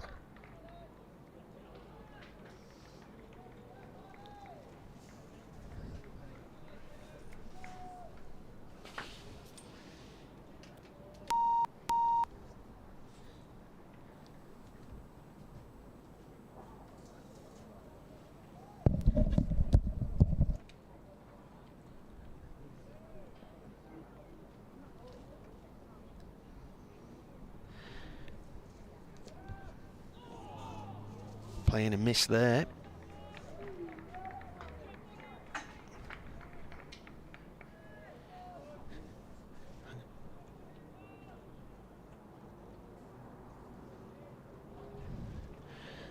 Looks like we've been knocked off air by somebody, so just redial back in. The news is on.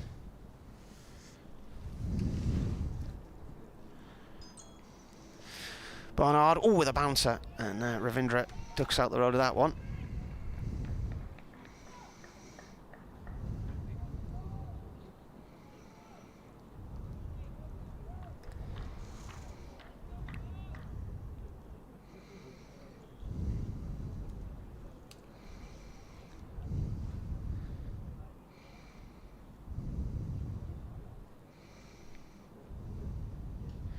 Update for Radio Newcastle.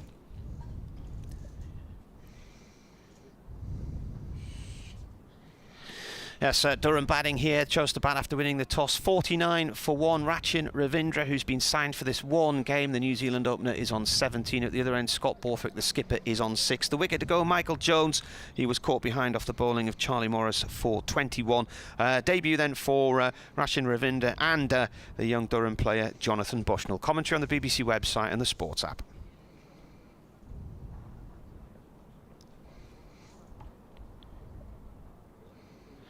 Barnard in. This is pushed off towards point. No run there. End of the over, 49 for 1. So tidy from Barnard. 2 overs at 1 maiden, no wicket for 4. Borthwick 6, Ravindra 17. The man out. Jones for 21. It's steady stuff, isn't it? Just solid start. Just what you want. I think we are back on the internet. I've relinked it, so hopefully you didn't lose us for long there. Worcestershire will be just thinking in that cliched fashion that if you get another 1 or 2, add a couple of wickets, this looks like a good start.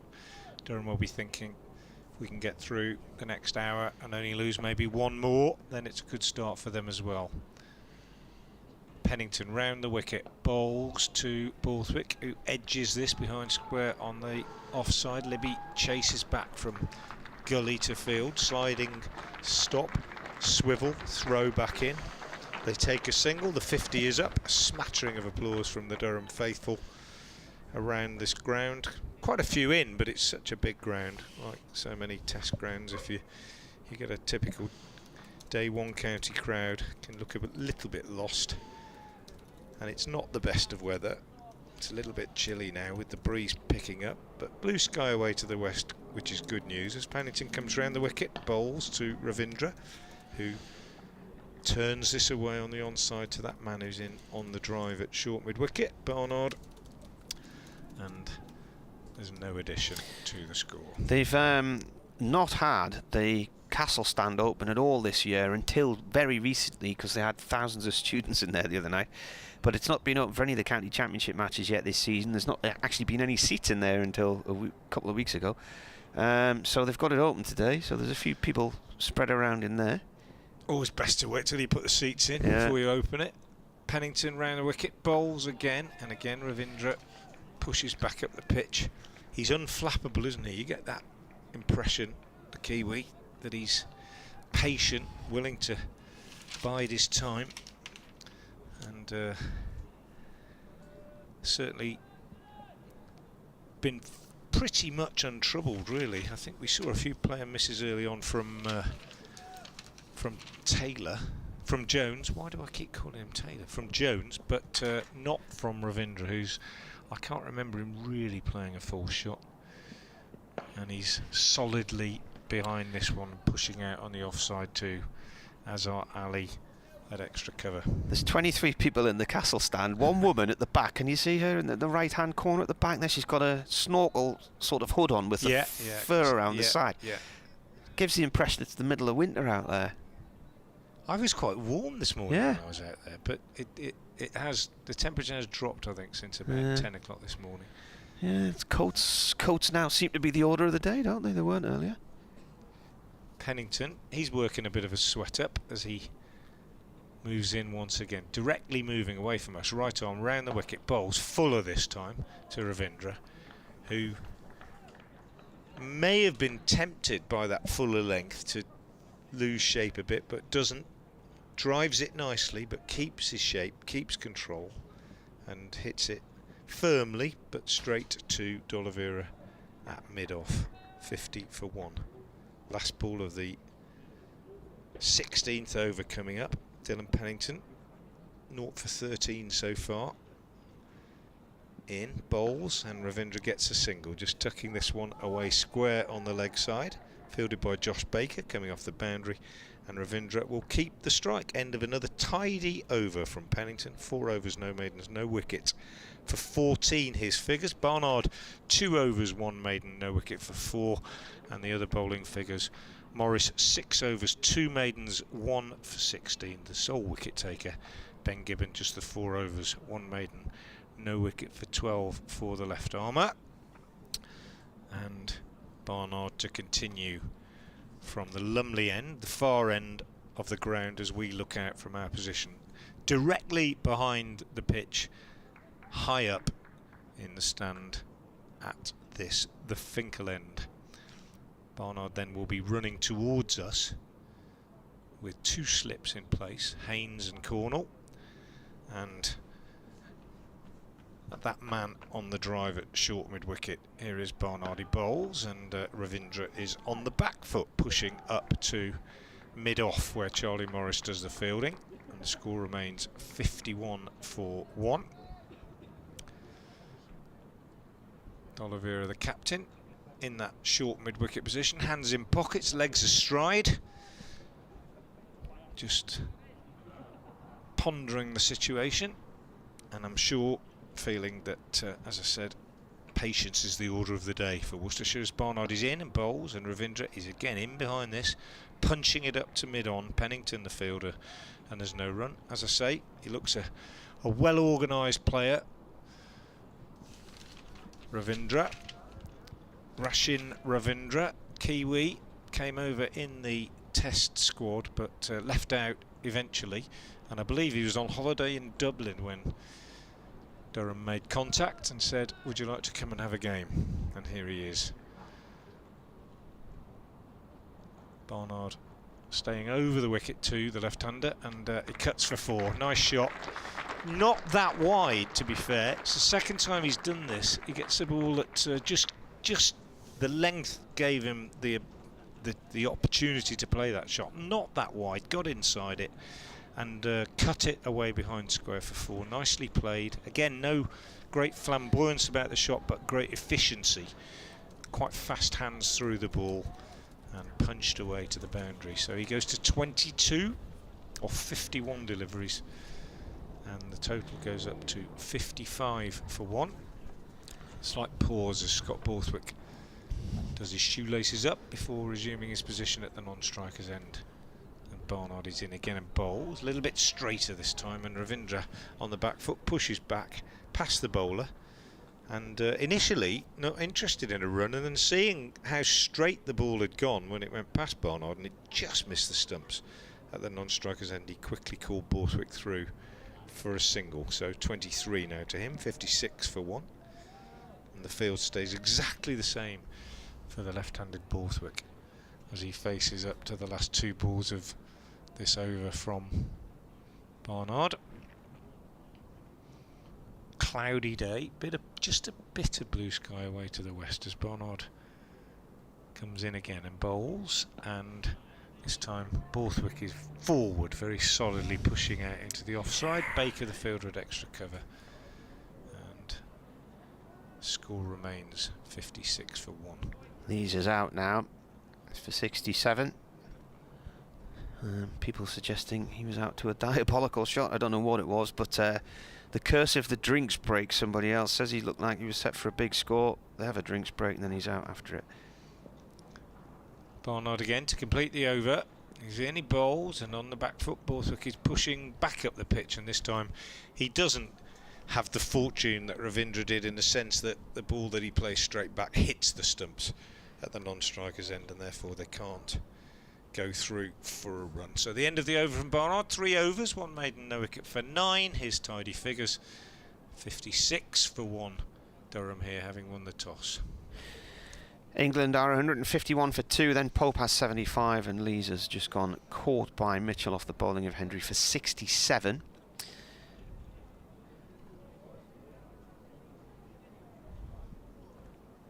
Johnny Barron, who has commentated many times with us on Surrey matches, is out in India, in Gujarat at the minute.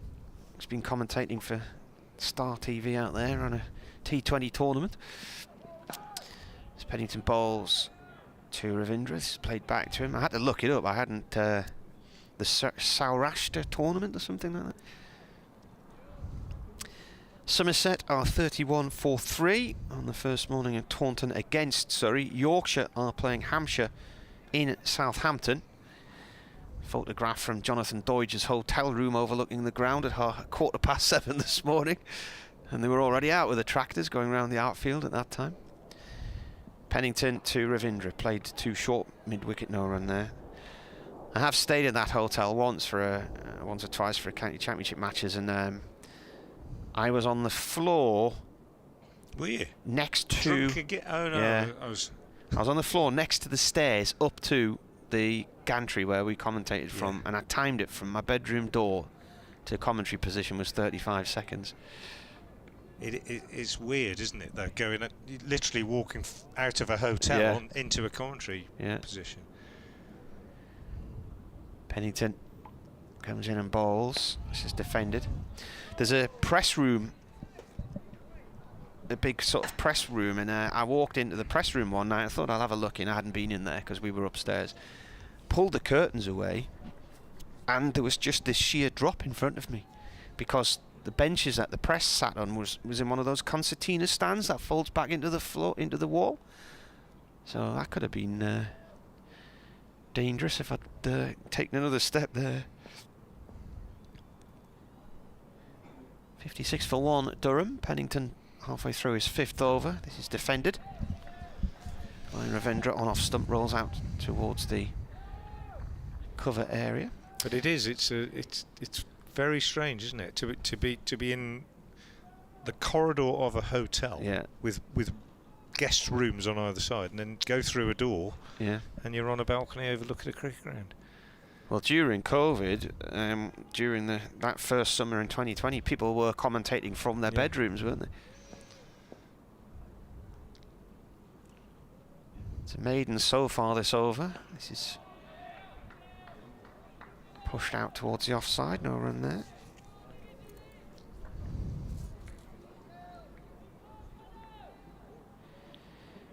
It's absolutely in the middle of nowhere, that ground as well, isn't it? It takes ages to get into Southampton from there. Kevin James, the Radio Hampshire commentator, dropped me off at Eastleigh one night at the airport train station.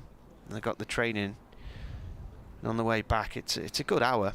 If you go by public transport, you either have to get the bus to the train station, or if you can get a lift, otherwise it's a taxi. Pennington bowls. This is played back to him, so it is a maiden.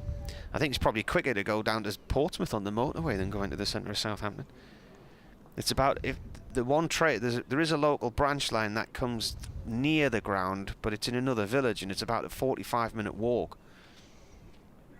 If you want to get the bus, that takes it forever as well, because you're right on the edge of the way out on the edge of Southampton. Good over from Pennington, that maiden. 5 overs, 1 maiden, no wicket for 14. Alan Richardson, the bowling coach, walked around the boundary during the last over when Pennington was fielding down there, and had a chat with him, and he's come up and bowled a maiden. So there you go, he's responded. He was either given some advice or he was given a metaphorical kick up the backside. But that's the best over he's bowled, certainly. 56 for 1. Barnard over the wicket, coming into bowl to Borthwick. From the Lumley end, he bowls right on the money with this one, and Borthwick is forward, pushing up to Baker, moving in from extra cover. There's no run. 21 deliveries for Borthwick for his 7. He's been circumspect, to say the least, batting 1 higher in the order than he has been, the Durham captain. But there's no rush. Always think, said it many times, score of about 80 odd for 2, I always think is par at lunch. And could well be something along those lines, depending if Worcestershire can get another wicket. Borthwick drives a fuller delivery from Barnard. Took a nasty bounce, didn't it? Very nearly gets a 4. Charlie Morris moving across to his right. It was hit well, and he was having to move fairly smartly. But then, as he started to sort of go down towards the ball, he slipped, and at the same moment the ball kicked up. And in the end, that was a pretty good stop, quite reactive by Charlie Morris. Good fielding. It's a dot ball. Barnard again bowls, and Borthwick is again forward to this, steering it out on the offside. Libby fields.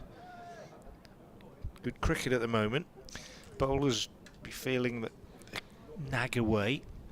They'll pick something up. Batsmen will be thinking, stick around and make sure when the loose one does come along, you don't miss out. Don't have to smash it, but make sure you get it through a gap. There's Barnard again. Bowls and Borthwick looking to work this one away on the offside, gets a bottom edge and it bounces up between him and the stumps, over the stumps. Enough uncertainty about it to cause a bit of excitement. A little bit of a moment of panic there as he's looking around to see where it was, yeah. Looking at some of the other games going around the country today, so Durham 56 for 1 here, Warwickshire 57 for 2 at home to Lancashire. Gloucestershire 68 for 3 against Kent. They're all roughly the same, aren't they, more or less, runs wise? In comes Barnard again, clipped up to mid-on by Borthwick.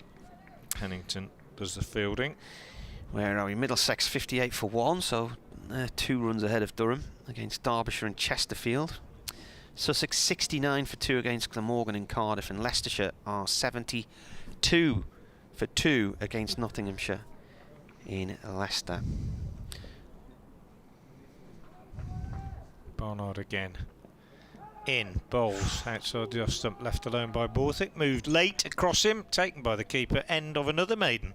2 maidens in succession for Worcestershire, who are nagging away. Barnard now 4 overs, 2 maidens, no wicket for 9, and 56 for 1 off 19. Durham having won the toss. The man out, Michael Jones, caught by Gareth Roderick behind the stumps off the bowling of Chari Morris for 21, and the 2 men not out, the captain Borthwick on 7 and Rashin Ravindra on debut 23 off 58 balls. And we're going to see Ben Gibbon coming back.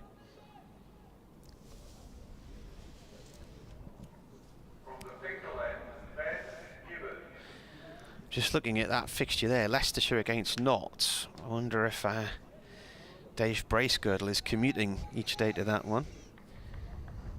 He lives at Newark, so he's at the top end of the A46. It's about a half-hour drive down to Leicester from there.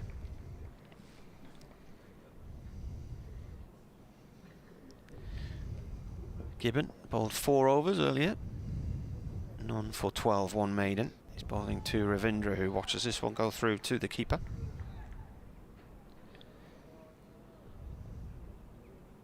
Always amazes me, if I go down, used to go down the A46 a lot, especially when there was loads of roadworks on the M1 around Nottingham.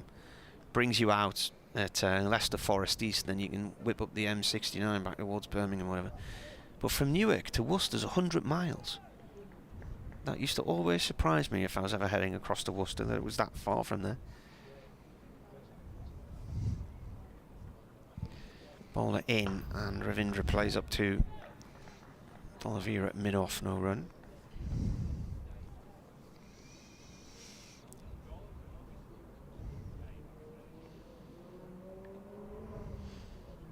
How's the Vale of Evesham at the minute then? Yeah, summary. Not bad. Well, it had much big time for growers, isn't it? At this time of year, sunshine and showers, everything coming on very quickly. But yeah, it's a lot of orchards along that way, aren't there? Absolutely. Gibbon bowls to Yorker length ball, played away safely along the floor out into the covers to Azarelli. Last couple of weeks of the asparagus season. Is it? Moment, so is that grown in the dark or not? No, rhubarb grows in my allotment. Does it? Yeah, but the Vale of Evesham is really the asparagus capital. Rich soil. Of UK, yeah, and it's a shortish window. Sort of, you begin cutting early May, and well, the tradition is you stop cutting on the longest day. Gibbon cut by Ravindra. That's a lovely shot for 4 off to the castle stand. Nicely done. Yeah, they don't you? Do you sort of cut the root just under the soil and grow them in little mounds? Yeah, is you that cut right? it just under the soil. Yeah. And then after the longest day, you leave it and you allow it to bush out and gain strength and so on, and then you cut it right down in the winter, right down to almost ground level, and then in the spring it starts to come through, and then in May you're eating your asparagus. I've been having it every day for the last month or so. Lovely stuff. Griddled with a bit of butter's nice. With a poached egg sometimes, or just on the side with your other veg. 60 for 1 here. I get stick for talking about my allotment, so I better stop. This is played towards Short mid-wicket, no run there. The umpires have been waving towards us. I don't know if it's somebody above us or... It's not us, I don't think. Well, they've just been on their walkie-talkie to the scorer's room. Yeah. So I don't think it's us, because we couldn't be much stiller, could we? it is us. Close that window, apparently. Oh, really? Yeah. Oh, okay. God, dear me. They've been batting now for an hour and 25 minutes and decided a tiny bit of window's an issue. I'll do it after this ball. Gibbon bowls. Ravindra drives down towards us, straight past the stumps, and 4 runs.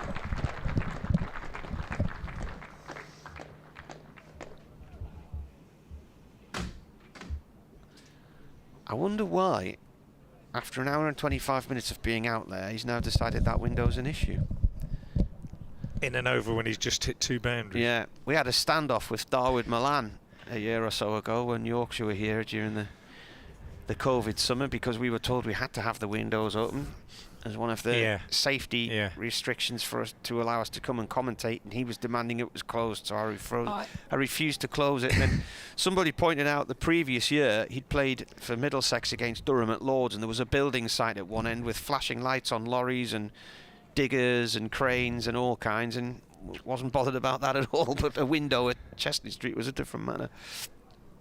Here's Barnard bowling to Borthwick, who's forward, pushing back up the pitch. No run, 64 for 1. It's an odd one, because if you build a building behind the bowler's arm on a test cricket ground with sliding windows, but you're not allowed to open them, then there's something wrong with the design, isn't there?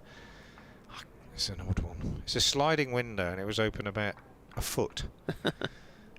Barnard in, bowls to Borthwick, half volley, driven beautifully. And it's a no ball. I said earlier that the important thing for the batsman was to make sure that when the bad ball does come along, you don't miss out, and Borthwick didn't. And I also said at the same time, don't have to whack it, just keep your shape and find a gap, and that's exactly what he did. It was a textbook cover drive for the left-hander, angled across him. It was a half volley, and he leaned into it, played it beautifully, didn't try and hit it too hard, made sure that it went through the gap, and it raced away for 4. Shot of the day almost for me, that, and it was a no ball as well. So he goes into double figures, the Durham skipper, 11, and he waits again now with the total on 70 for 1 as Barnard comes in and bowls to him, and he's back into defensive mode to a better delivery, pushes it back to the bowler. Barnard's been tidy so far, no wicket for 15, gone past the bat a couple of times. He's in his 5th over, but Durham building on a solid start. Here's Barnard again. He's in, he bowls, and Borthwick drives again nicely. Not a half volley this time, just slightly on the up. Timed it well, but straight to Morris at mid-off. Not been a huge amount of movement, has there? No. Whether that's down to there not being much in the pitch or down to the bowlers not finding that movement, difficult to say.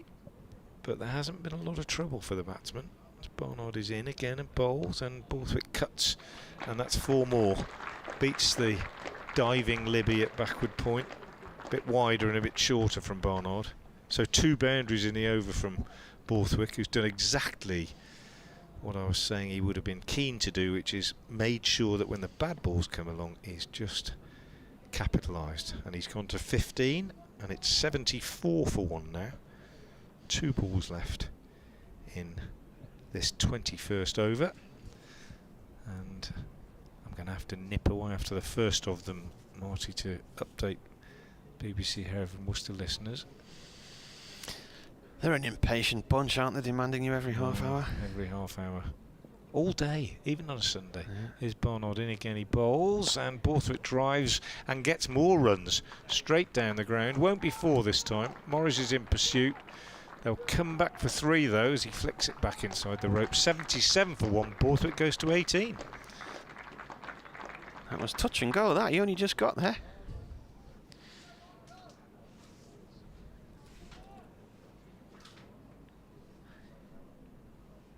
One ball left of this 21st over.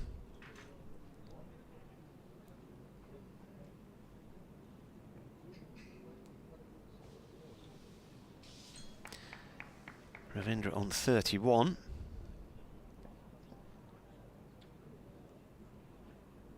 Here comes Barnard, defended on off stump, rolls out towards the covers, and that is the end of the over. 21 gone, and the scoreboard reminding us that Durham won the toss earlier today. They elected to bat Michael Jones, the man to go out for 21 in the 9th over, caught behind by Gareth Roderick off the bowling of Charlie Morris.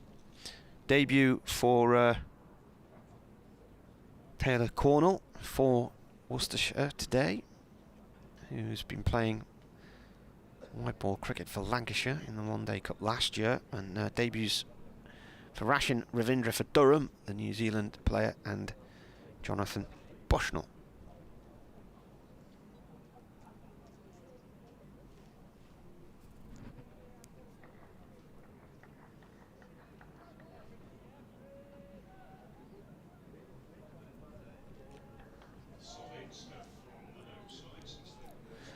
.77 for 1.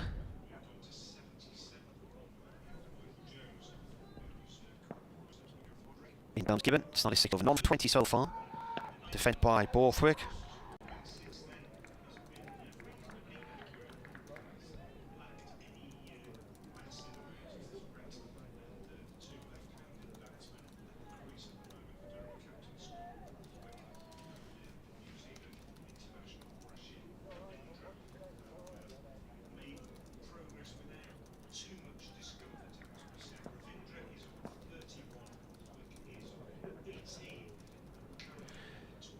Gibbon in again.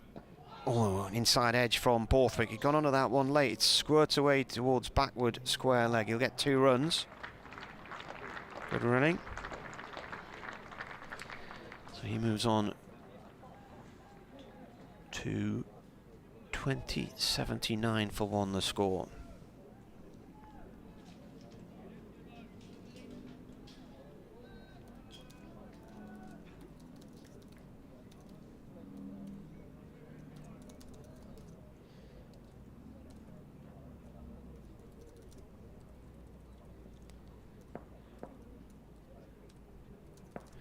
Gibbon,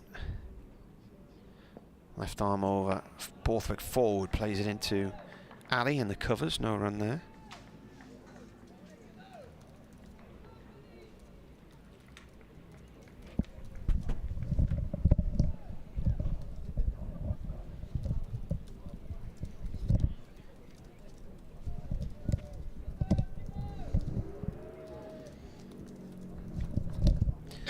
Patient innings from these two. It's the partnership 47 off 77 balls. As Gibbon bowls again. Borthwick forward to this one, defends it. Ball runs back towards the bowler's end.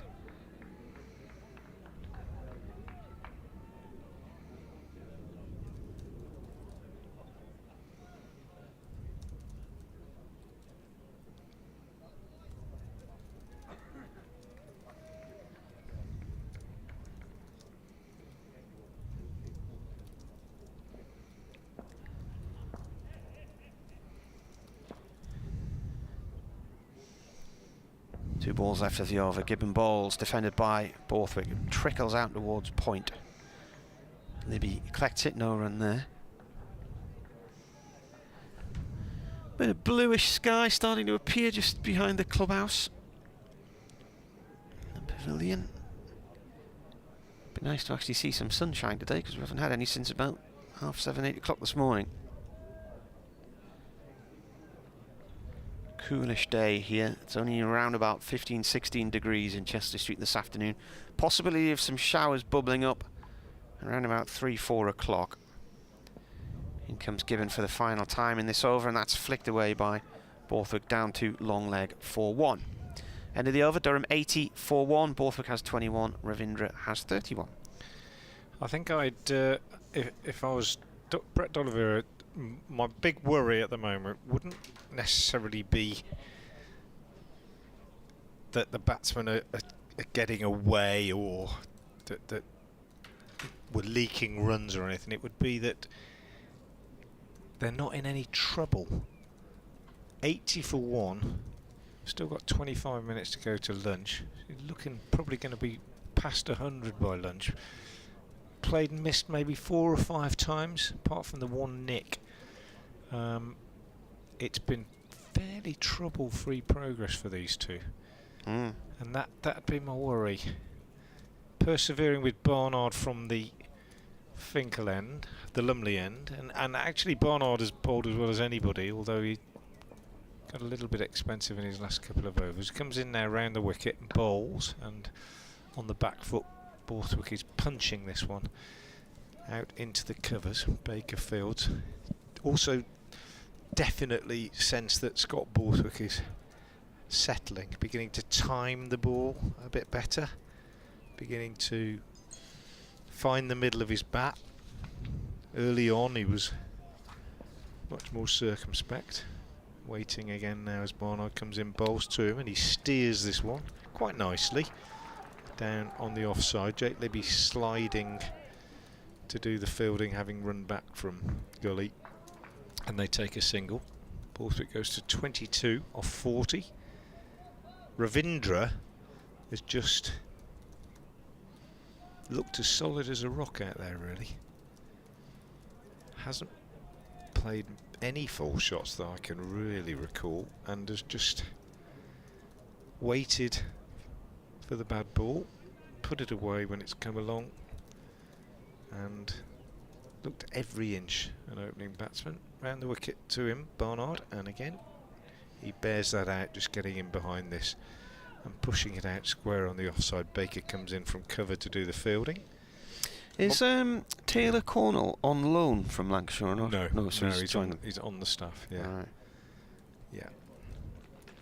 And he's been in pretty good form in the seconds, and he's played league cricket for Ombersley in the Birmingham League, and he's done okay for them as well. Barnard is in and bowls, and Ravindra is forward playing back to the bowler, and there's no run. That said, whether he'd have played today had Pollock been available, I'm not sure. Pollock, who is out with illness, missed the last couple of T20s as well. A bit of a gamble, Pollock, in the red ball game as far as Worcestershire were concerned when they signed him from Warwickshire, but did get 100 at Leicester earlier this year, and so far has done pretty well. This one's short from Barnard, and Ravindra doesn't miss out. As I said, he's capitalised on most bad balls he's received, and this one's no different, as it's short and he pulls it away for 4. Sliding attempt by Azhar Ali out on the mid-wicket boundary, but to no avail. 85 balls for 53 runs. Yeah. 50 partnership between these two. And 85 balls sounds reasonably quick, and to be fair, well, the stats don't lie, but they've got about 30 of those in the last 20 balls, I would say. Barnard back on it this time as Ravindra pushes that up to mid-on end of the over. Ravindra 35 then, Borthwick 22, 50 partnership between these two. 23 overs gone, Durham 85 for 1.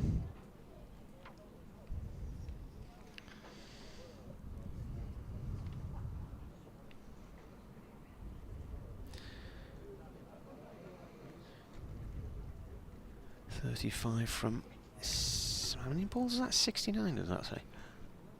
Yeah. 69, yeah.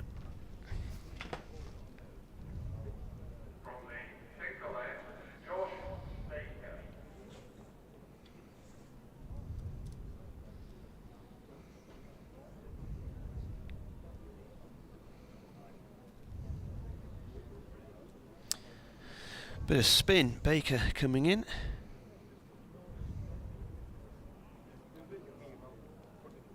Went for 34 in 1 over off Ben Stokes at New Road. 5 sixes and a 4 in early May.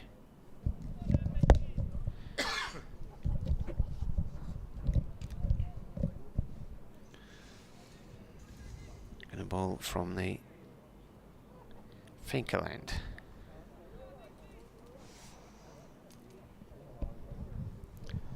And it is Borthwick who we will be bowling to.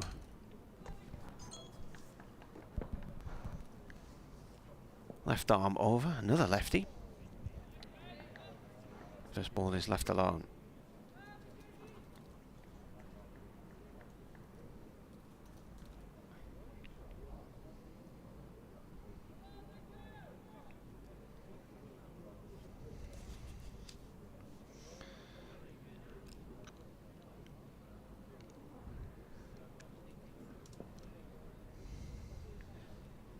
Umpire's just holding him back here a second before he allows him to come in and bowl again. Borthwick watches that one go wide of off stump and into the keeper's gloves.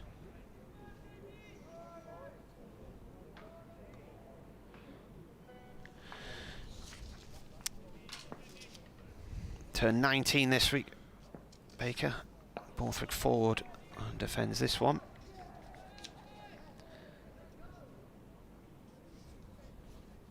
Best figures this year, 4 for 51 against Leicestershire. Comes in, left arm over from the Finkel end, defended. Back to the bowler it goes. And so far this season he's taken 14 wickets. 26 in his career to date. Balls again, bit of drift, playing a miss from Borthwick. Into the keeper's gloves it goes. It was quite a wide-ish delivery. Borthwick's played inside the line there. One ball left of this 24th over. Durham 85 for 1.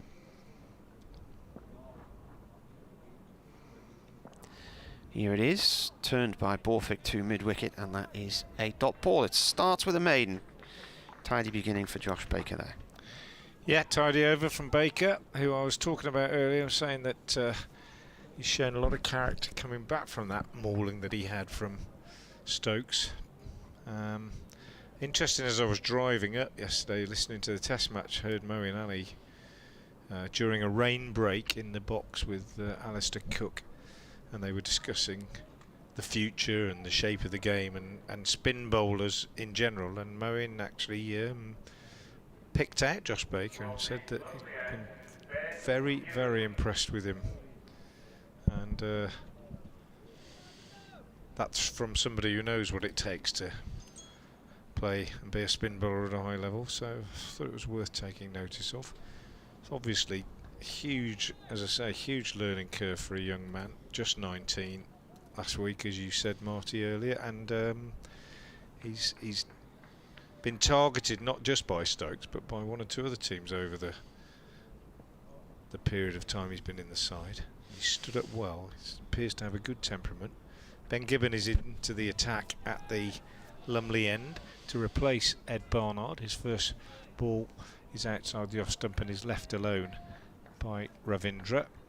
Gibbon so far 6 overs, 1 maiden, no wicket for 23, but this is the first time he's bowled from that end.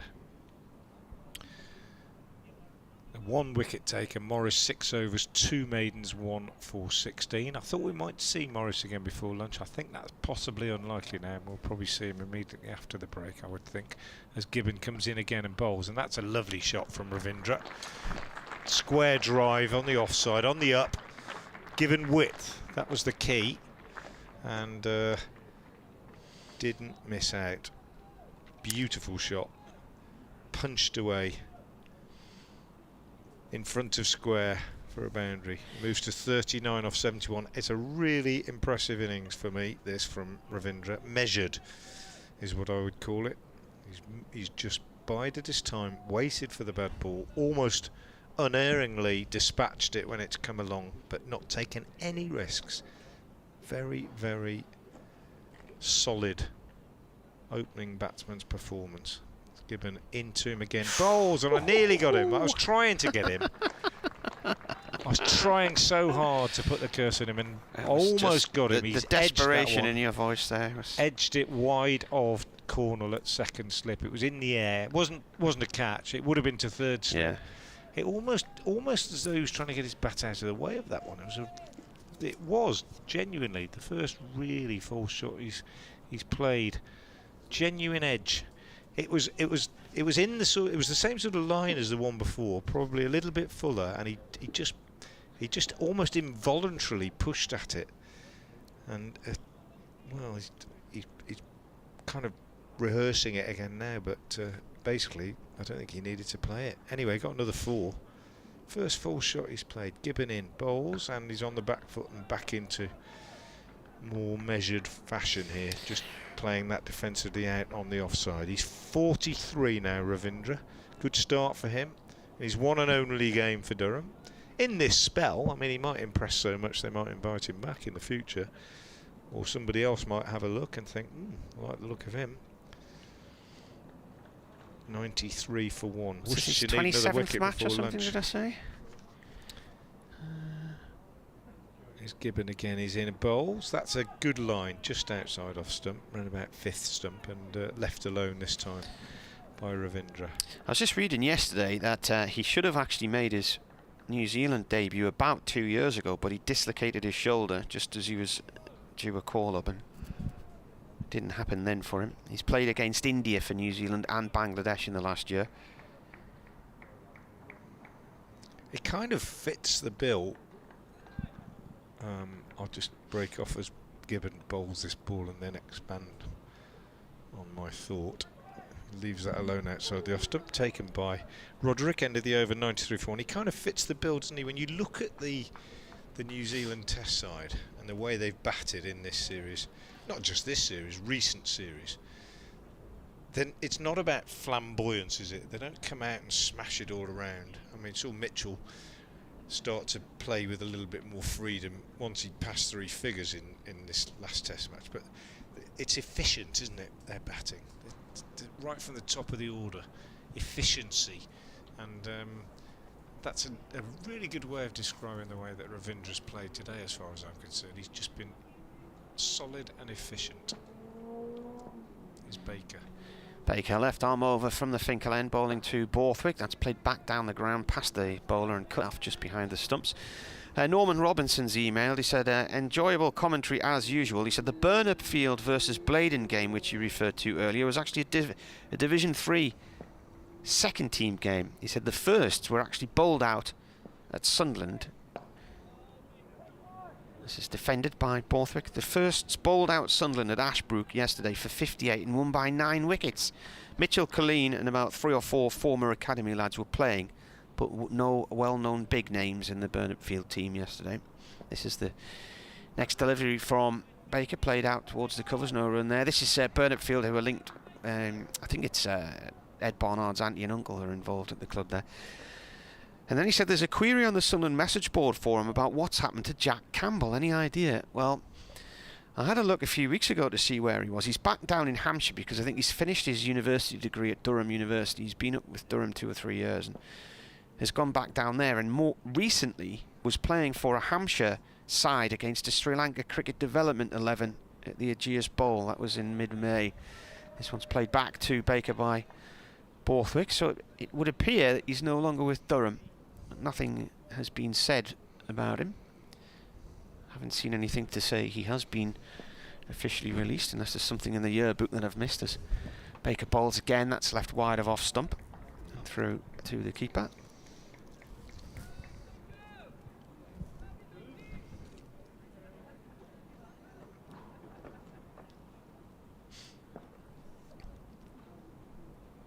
Last ball of the over, and it's a second maiden in a row for Josh Baker. This one's played off into the cover area by Borthwick, and end of the over. So Durham here on BBC Radio Newcastle, BBC Hereford and Worcester, 93 for 1. Ravindra, the debutant, has 43, and at the other end, Scott Borthwick, the skipper, coming in at number 3, has 22. The players who officially left last year: Cameron Brancroft, Paul Van Meekeren, Alex Thompson, Will Young, Jack Burnham, Stewie Pointer, and Cameron Steele.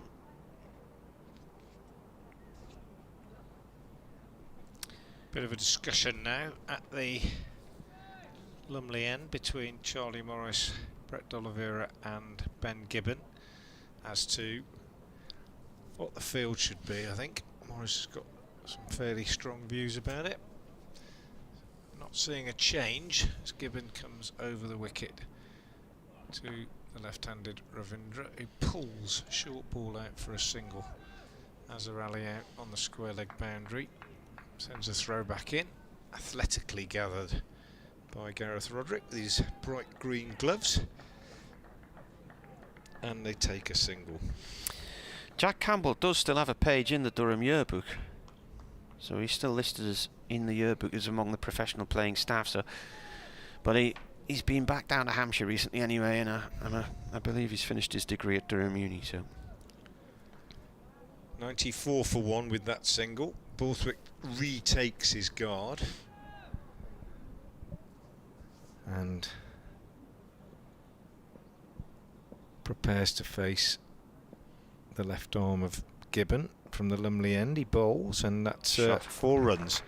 Given a bit of width, and Borthwick steers it perfectly deliberately, not an edge, down between second slip and gully for 4 runs. So if you've got no third man, you can't really afford to bowl that line, and there's a change in the field now as Barnard comes over from mid-wicket, short mid-wicket on the drive to go into slip, third slip. Campbell's, in fact, he's not going into third slip, he's going into extra cover, and man is coming from mid-wicket. Baker going down to, well, off extra cover, going down to third man. Cornell, who chased the ball down to third man, is going in to second slip. So the change effectively is short mid-wicket going to extra cover, and the third man being put in as Gibbon comes in again, bowls, and good job they made the change, because he's repeated the shot from the previous delivery. Ooh. And Josh Baker makes a very good sliding stop, tumbles over, may not be aware of just how close to the rope he was. He was still inside it, but only by about an inch, as Borthwick picks up another run. Just one? No, they took 2, did they? Yeah. 2 runs. Don't think they've gone onto the board. They've only put 1 on the board. Or have they? The 100's up anyway. Yep. 100's up. 26th over. I said I thought 80 odd for 3 was about par, so you'd have to say that Durham are well ahead of par now, and they're only 1 wicket down as well, as Gibbon comes in again and bowls, and Borthwick drives square on the offside into the ground. Ball bounces up and is gathered cleanly by Jake Libby. 100 for 1 then. Borthwick 28, Ravindra 44. Oh, look. Blue sky. And just the 1 wicket to fall. Michael Jones caught by Gareth Roderick off the bowling of Charlie Morris for 21 in the 9th over. 32 for 1 at that point. Seems quite a long time ago. Untroubled. It was 8.5 overs, wasn't it? So just after the first half hour. Yeah. Given again to the left hand. Borthwick bowls outside the off stump, left alone, taken by Roderick. No great carry in this pitch, but then no great pace in this attack. Pennington probably the quickest of them and the tallest, but we haven't seen the ball flying through by any means. And I think Morris, to be fair, the 1 wicket taker, 6 overs, 2 maidens, 1 for 16, bowled a couple of bad balls that went to the boundary, but he's certainly been the pick of the bowlers for me. Barnard started well, but Morris was the one who nagged around about 5th stump and got his reward with that 1 wicket. Gibbon again bowls. That's a good shape. Got a little bit of movement away from the left-hander on that one from the left armour. There hasn't been any significant movement in the air. And at the end of the over, what are we going to have? We'll probably have 2 more before lunch, because Baker gets through his overs exceptionally quickly. And it's 100 for 1. I think the question about Jack Campbell was raised because he had played cricket for Burnop Field while attached with Durham. He's from Liphook in Hampshire, and that's the area he grew up in. And Jean's asking, where's Sean Dixon? Is he injured? Yeah, he didn't play in the last county championship match, which was 3 weeks ago at Middlesex, having torn a hamstring the week before, and he hasn't played in any of the T20s yet. So she said that's a shame. He was doing pretty well. He was the second leading run maker in the division behind Shamsud of Derbyshire. Bowling here to Ravindra, who's on 44. That's played short on the leg side. And the first Durham player that gets a century in 3 consecutive innings, having got a century at Sussex. He then got 104 and 105 at Worcester. Baker up to the stumps, bowls, left alone, gone through to the keeper.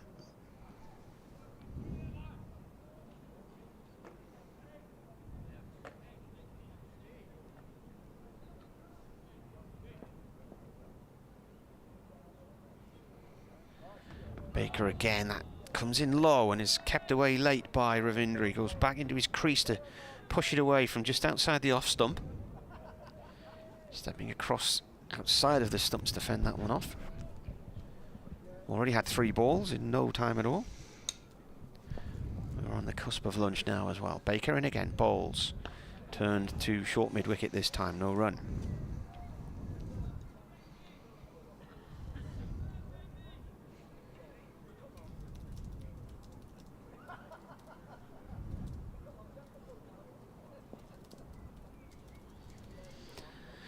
.3 overs for that 100. There's a little edge down behind backward point there for 1 by Ravindra. Takes him under 45. Durham 101 for 1.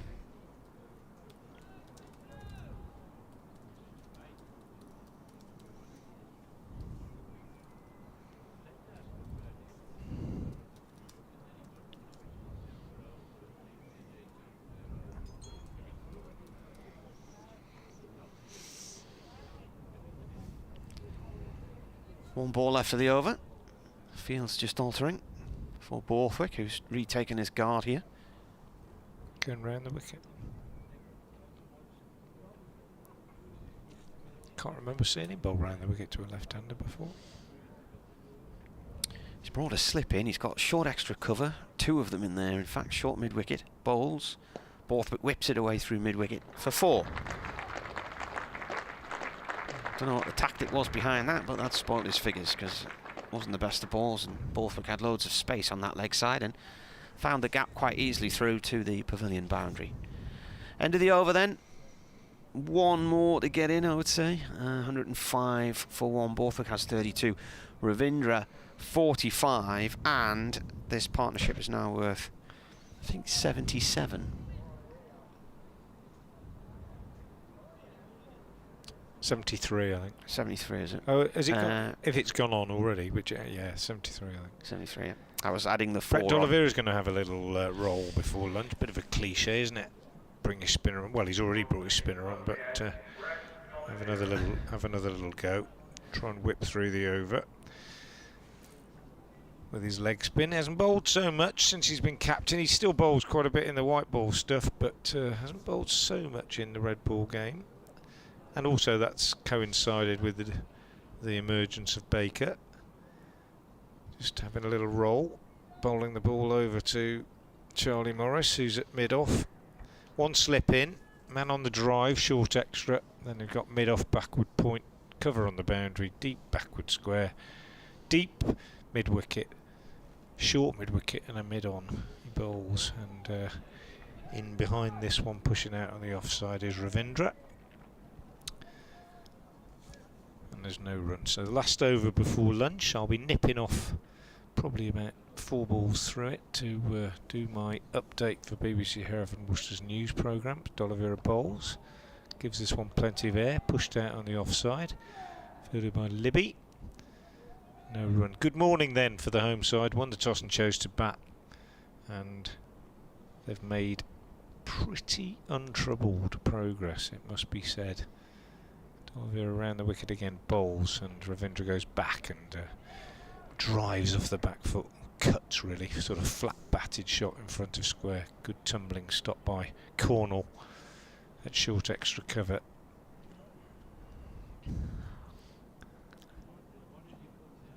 Here's D'Oliveira again in, bowls, and this one pushed through a little bit quicker. Ravindra just in behind it, pushes up to mid-on. Fielded by Gibbon.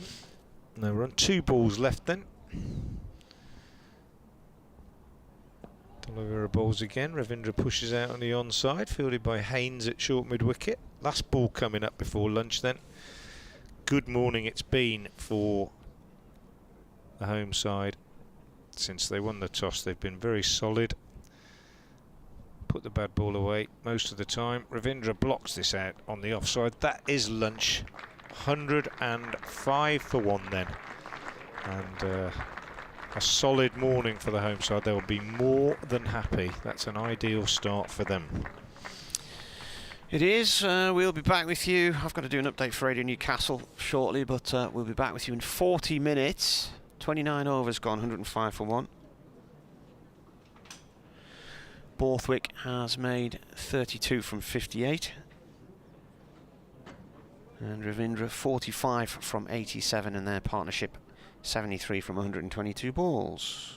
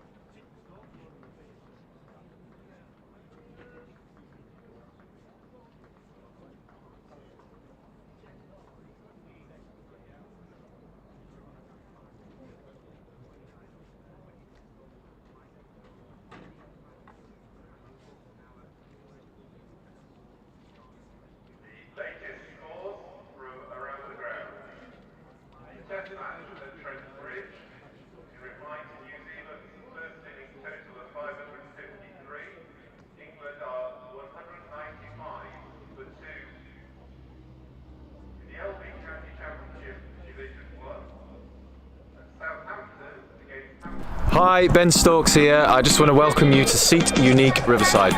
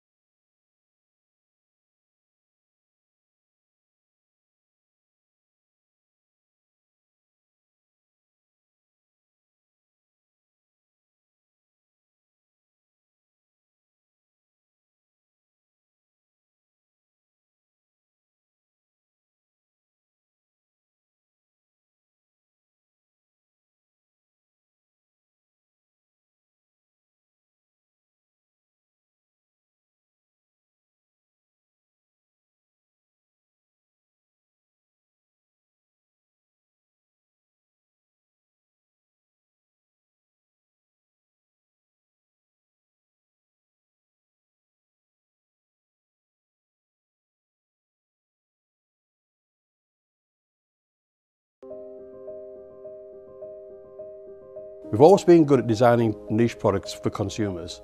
So our thinking was if we can use the same design skills on products which have got more volume, we'll be more successful. The big issue was the plan to do it.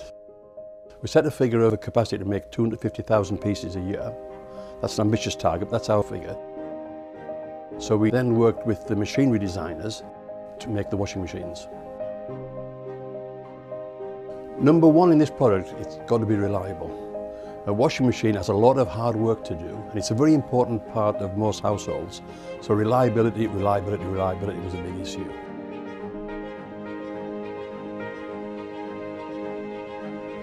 I think any new product, we've got to learn about it, and that's important. We've got to learn about it so we understand it inside out.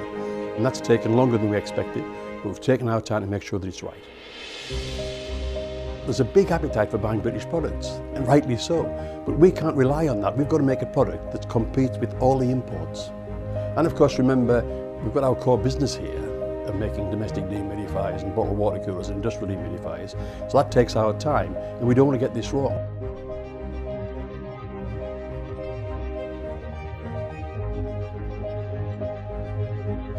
We've done 120,000 hours of testing washing machines here to make sure that it's absolutely reliable and does the job.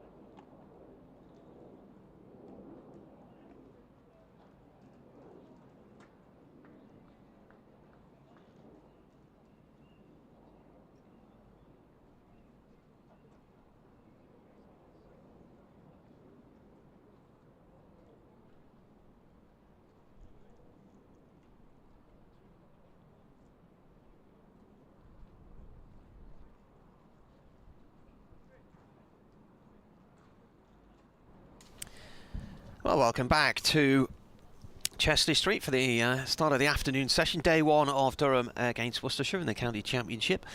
Durham closing at lunch on 105-4-1. And the one man to go was Michael Jones, caught behind off the bowling of Charlie Morris for 21 in the 9th over. Scott Borthwick's resuming on 38 from 58 deliveries, and Rachin Ravindra on 45 from 87. Their partnership so far 73 from 122 balls. I'm Martin Emerson from BBC Radio Newcastle, and alongside me is Frank Watson from BBC Radio Hereford and Worcester. So with you throughout the 4 days, and the afternoon session due to get underway with 67 overs still remaining, with 3 short in that morning session. Only 29 overs bowled, and the over rate is -1. And bowling here will be Morris, 31 on his back, right arm over from the finger lane, starting the afternoon session bowling to Borthwick. First ball played short on the leg sides to Ed Barnard. It's a chilly-ish looking day. Generally coats still seem to be the order of the day in the stands. Still breezy, that westerly breeze, but the thick cloud that we had sitting over us earlier is now breaking up, and there's quite a few patches of blue sky around, and indeed it might get a little bit warmer as the afternoon wears on. Morris comes in and bowls. Borthwick plays this out through mid-wicket, and we'll get 1 run. He's coming back for a second. They'll have to get a move on. In fact, it's oh, now there's overthrows. That's gone for 4 overthrows. Azhar Ali's missed it. It's gone through his legs. That's really sloppy fielding all round there. The throw from Baker was nowhere near the stumps. Morris watched it go through. Azhar Ali was on the other side of the square, bent down to pick it up, and it went through his legs and away for 4 overthrows. So that helps the situation there. So 6 runs for Scott Borthwick there. 7, is it? Well, they've put 6 on the board. Depends which end he goes to now, doesn't it? 6, yeah. Yeah, 6. I was just thinking if they were on the... They hadn't turned for a third, had they, when they saw the initial overthrow? If they'd been crossed on that third before Azhar Ali missed it. Anyway, 7, 6. Sloppy fielding.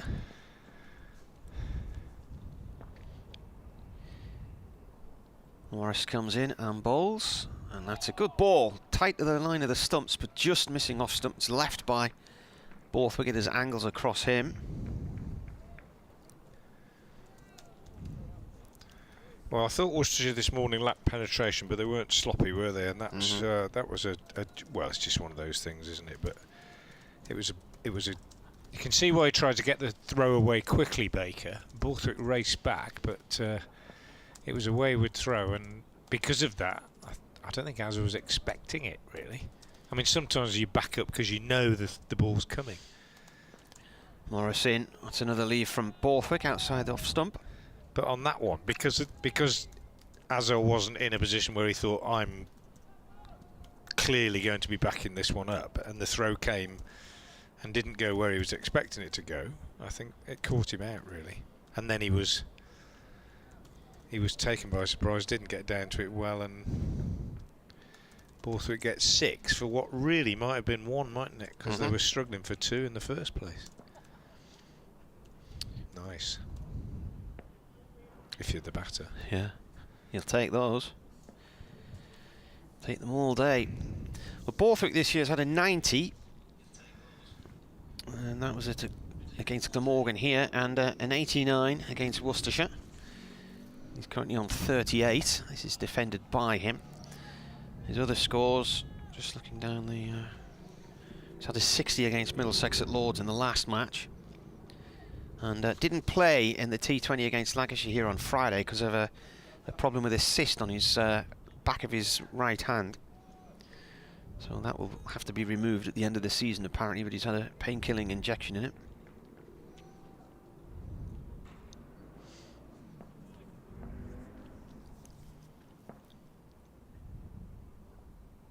He's on strike as Morris bowls. This is defended. The ball bounces out into the covers to Azhar Ali. He collects it that time. So that first over, all dot balls other than that 6 off the second delivery. The which really should have been a 1, was a touch and go 2. Yeah, tidy over, wasn't it, from Morris? As we've pretty much come to expect, he was, I thought, the best of the bowlers this morning. Picked up the 1 wicket to fall. No huge amount of movement, no huge amount of threat. He just nags away, Charlie Morris. And he did so again there.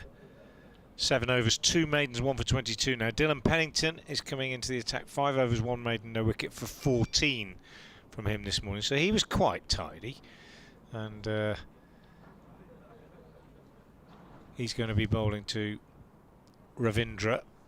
And for those of you that weren't with us this morning, I think Rashin Ravindra, first sight most of us have had of him, Kiwi left-hander, and my initial impression is of a very well organised player.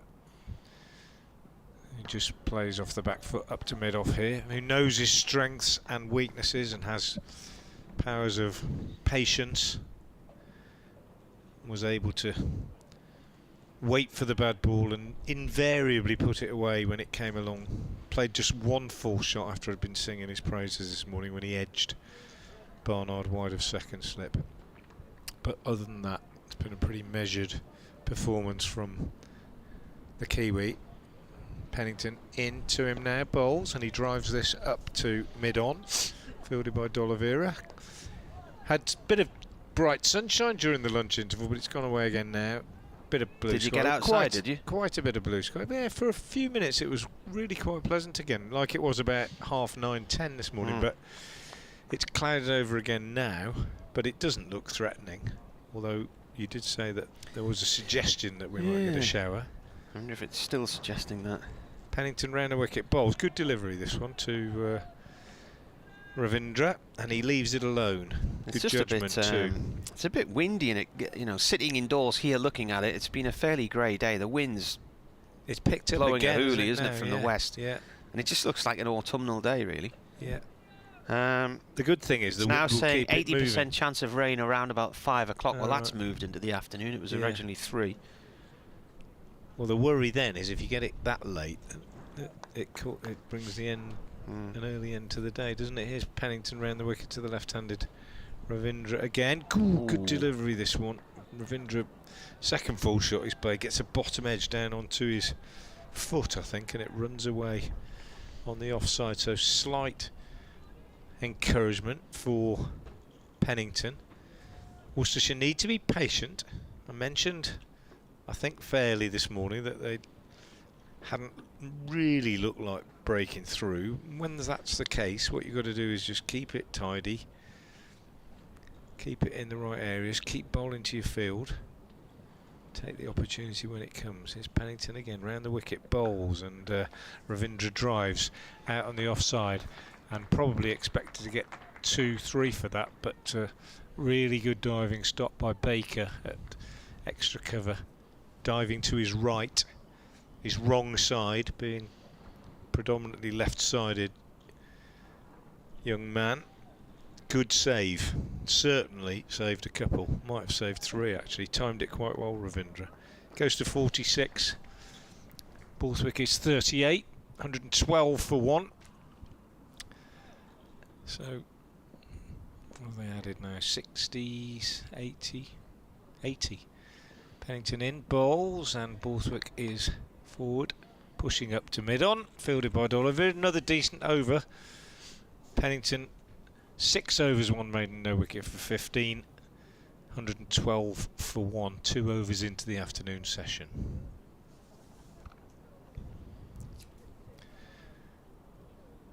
Can get in touch if you'd like to with Marty and myself up here. I'm on Twitter at Frank Watson 58, and Marty is at Marty Cricket, M-A-R-T-Y Cricket. Always good to get the impressions of supporters from both sides. Was the 58 your average, was it? Well, it depends what level I was playing at. No, I think it was actually, it was the year I was born, I think. You think? No, I think that's why I chose it, I mean. Morris to Ravindra, played up to mid-off to D'Oliveira, no run there. I did at one stage think it was the age I was when I joined Twitter, but On reflection, I think I chose it because it was the year I was born. Well, Nick Webb from Radio Wales, who does the Glamorgan matches, I think his is something like Nick Webb 2017. And I said, why did you choose that? He said, because that was the year I thought my mortgage would be paid off and would be debt free. Well, he's got a daughter at university now and it's costing a lot of money apparently. Well, somebody's hat's blown off their head in this slip corner. Who's on its second slip? Bales blew off here on Friday night as well. It was gusty on Friday as well. In comes Morris, turned off the legs by Ravindra for 1. He goes on to 47.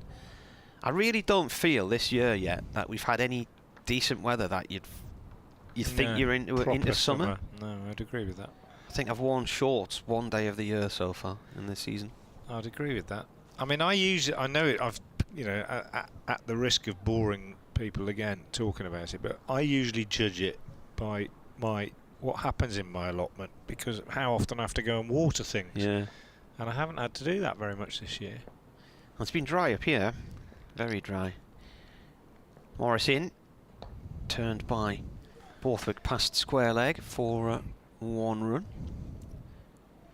Yeah, we've had a very dry spring and a dry summer generally here. Yeah, we had a dry spring in the Midlands, but not. We certainly haven't had any proper. It's just hot not been spells, warm, has it? really. There's been, yeah. I mean, 20's plenty for me. I struggle after that, but maybe 1 day so far, 2 perhaps. One of those was in London. It's always warmer down there anyway, isn't it? It's such a vast place. Creates its own heat.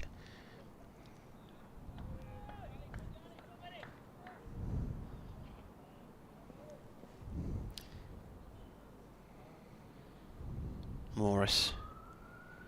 Right arm round now to Ravindra, who defends. Ball runs up to mid-on, no run there. So he's now on 47.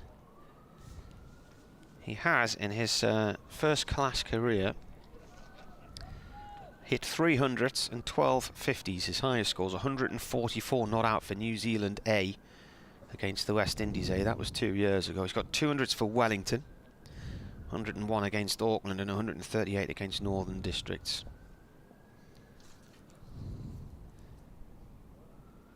In comes Morris. That's gone down the leg side, and a little waft of the bat there from the batsman. No run.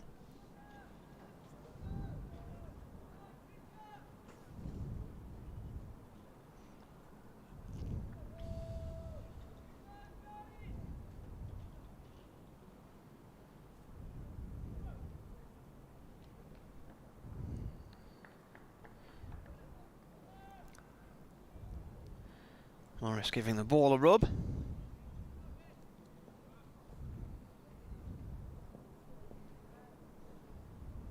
And he comes running away from us. Ravindra pulls hard at that one, and that's down towards long leg. There's a man down there. He'll get 2 runs. He moves on to 49. Ollie Pope's made 100 for England.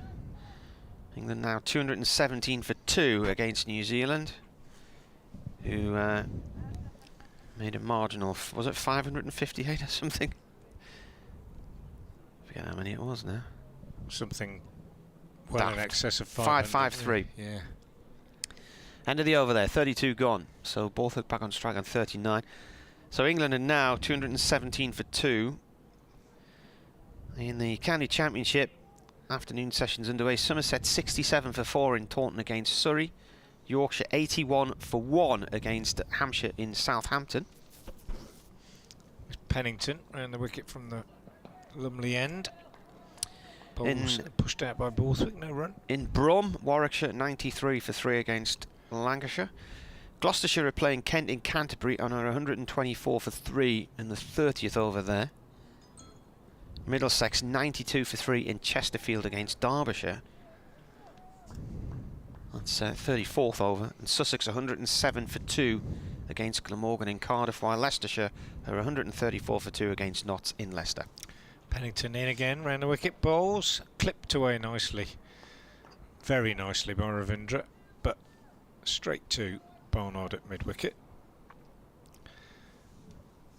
116 for 1. Cloudy, breezy day here at Chester Street. Not the best conditions, but still an absolute pleasure to be here. Lovely ground, lovely part of the world. And red ball cricket. Pennington in, bowls, and Ravindra gets a run here. Gets 2 in fact, just squeezing it out of the block hole. It's quite a good delivery from Pennington, but timed it well, just jabbed his bat down on it, squirted it away for 2. Borthwick, not Ravindra. Not the first time I've confused the 2 left-handers. Similar build, similar stature. Ravindra maybe just a little bit broader of shoulder and darker of skin. The non-striker, well, he is, isn't he? I mean, that No, I'm not. Sorry, I'm reading something here. Sorry. Yeah. But it is. That's another reason there was no excuse for my misidentification this morning. Borthwick steers this one down to 3rd man off Pennington, and again running well, comes back keenly for 2. Yeah. May well have settled for 1 there, just jogged it through, but he pushed hard, and Libby slid and lost his footing, obviously, as he picked it up, and Borthwick comes back for 2 more. 43 now to him, off just 17. He was very slow early on. He's really picked up since he got to about 25, the Durham skipper. Will MacPherson on Twitter's pointing out Ollie Pope's 100 is his first-class 100 north of the River Thames. It's quite a stat, isn't it? So all of his hundreds have come at Surrey then, have they? At the Oval. Well, Oh, well, he could have had some at Kent, yeah, I suppose. yeah.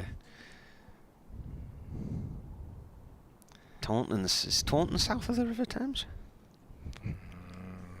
Possibly.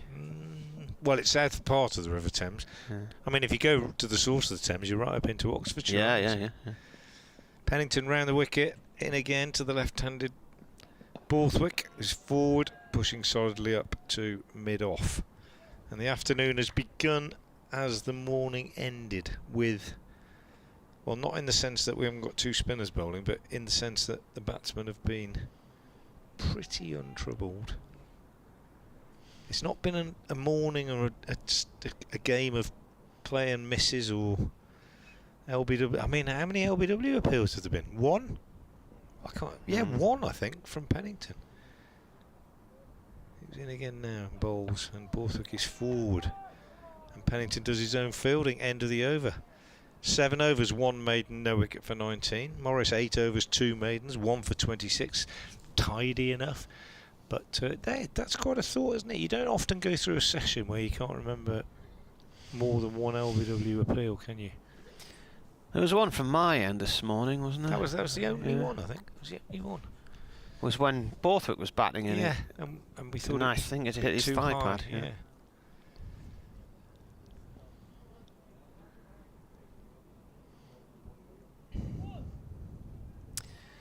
So, Rashin Ravindra, who's named after a mixture of some of his father's favourite Indian Test players, is on strike. He's on 49 as Morris bowls. Plays this one up to mid-on. Pennington fields that one. We were asking you if you could remember a player being signed for a county side for such a short spell of 1 game. I remember of the 6 teams Marcus North played for, he played half an afternoon, I think it was, for Hampshire. He'd gone down there. I think the day was rain delayed, and then he played in the afternoon, and then got a phone call to say that he'd been called into an Australia squad and basically left that evening. Morris bowls. Ravindra plays it up to Dolavira at mid-off, no run there. There's the little Aussie batsman, the opener, who was with Durham for the T20 and then went home and flew all the way back from Australia for a T20 quarter-final at Canterbury. Warner, and he was out for a duck in the first over. Morris bowls, Ravindra defends. Ball runs up towards mid-off. Azhar Ali comes across in front of Brett Dolavira to field it. Joe Root, meanwhile, has hit 50 from 56 deliveries and is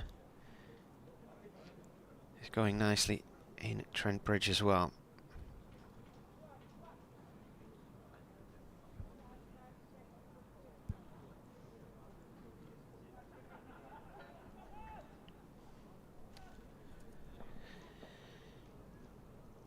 He's faced 100 balls now so far for his 49, Ravindra. Make that 101 as he plays this back to Morris.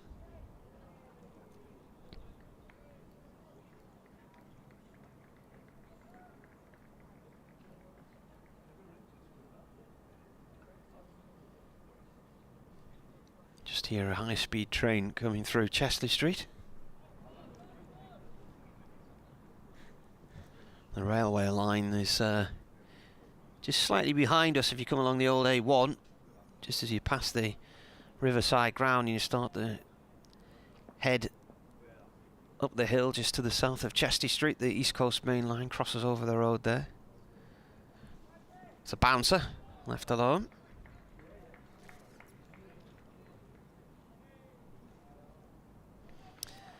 So the league table going into this round of matches, Middlesex had opened up a bit of a gap at the top.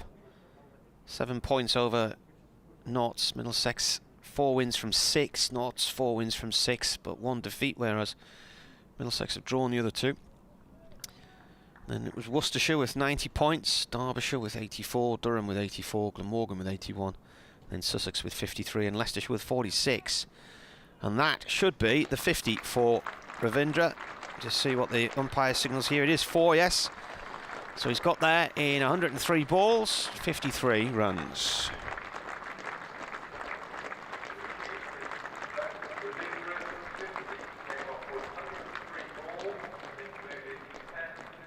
Ten fours.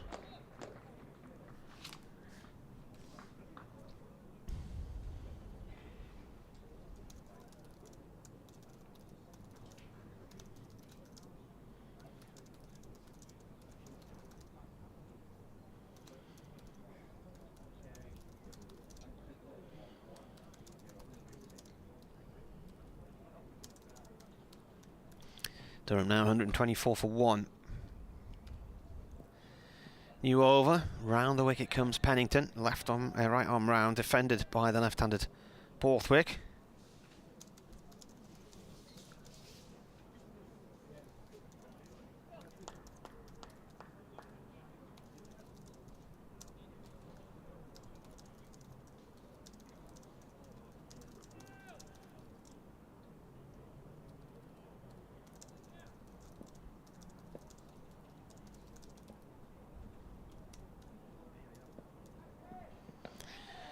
Pennington bowls, and no, it's jammed into the... He's played it down into the ground there, inside edge, shoulder of the bat. It's bounced down and then whacked him in the box. Scott Borthwick, he looks to be in a bit of discomfort.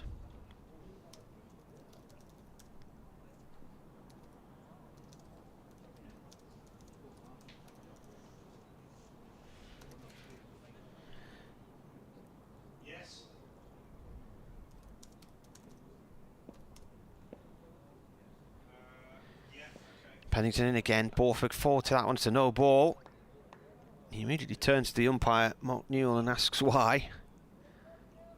Quick with the arm signal there, the umpire, and quick with the reaction, the bowler as well.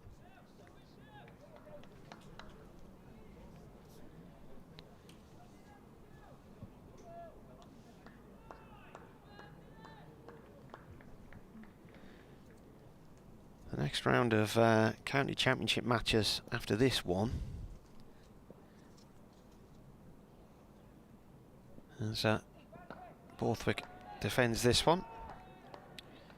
Where are we here then?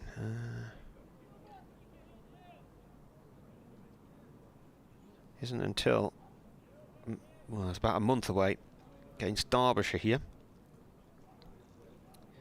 Starts on Sunday the 11th. Following week, Monday the 25th, they play Middlesex in the championship here.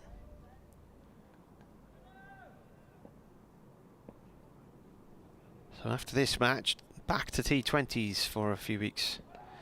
So it's played by Borthwick, wide of the slip corner along the floor down towards the third man boundary. 2 players chasing after it. He runs 2 and he moves on to 45.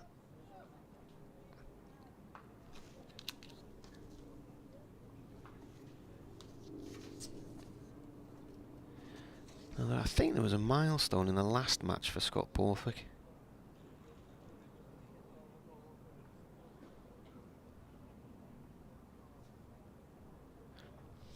He's gone past 10,000 first-class runs this season anyway in recent weeks.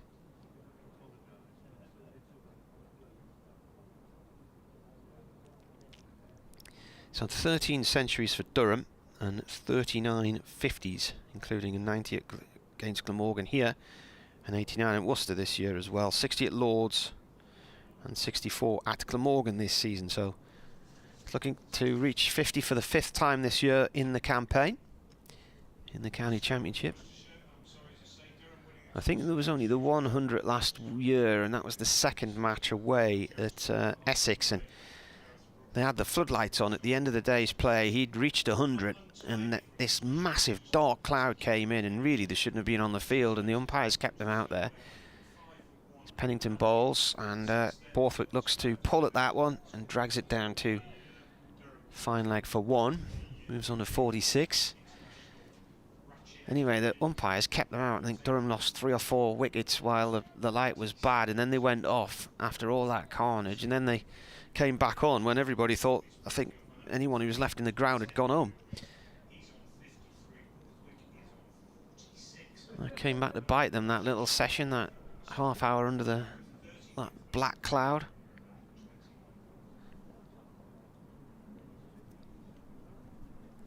Pennington right arm round to Ravindra, turns that through mid-wicket. That's a nice shot. There is a fielder out there, Azhar Ali, but he's not going to get it. It hits the middle of the castle stand, 4 runs. And the partnership reaches 101 from 159 balls, 10 minutes. Yeah, and a feature of it, I think, has been it's even tempo, really.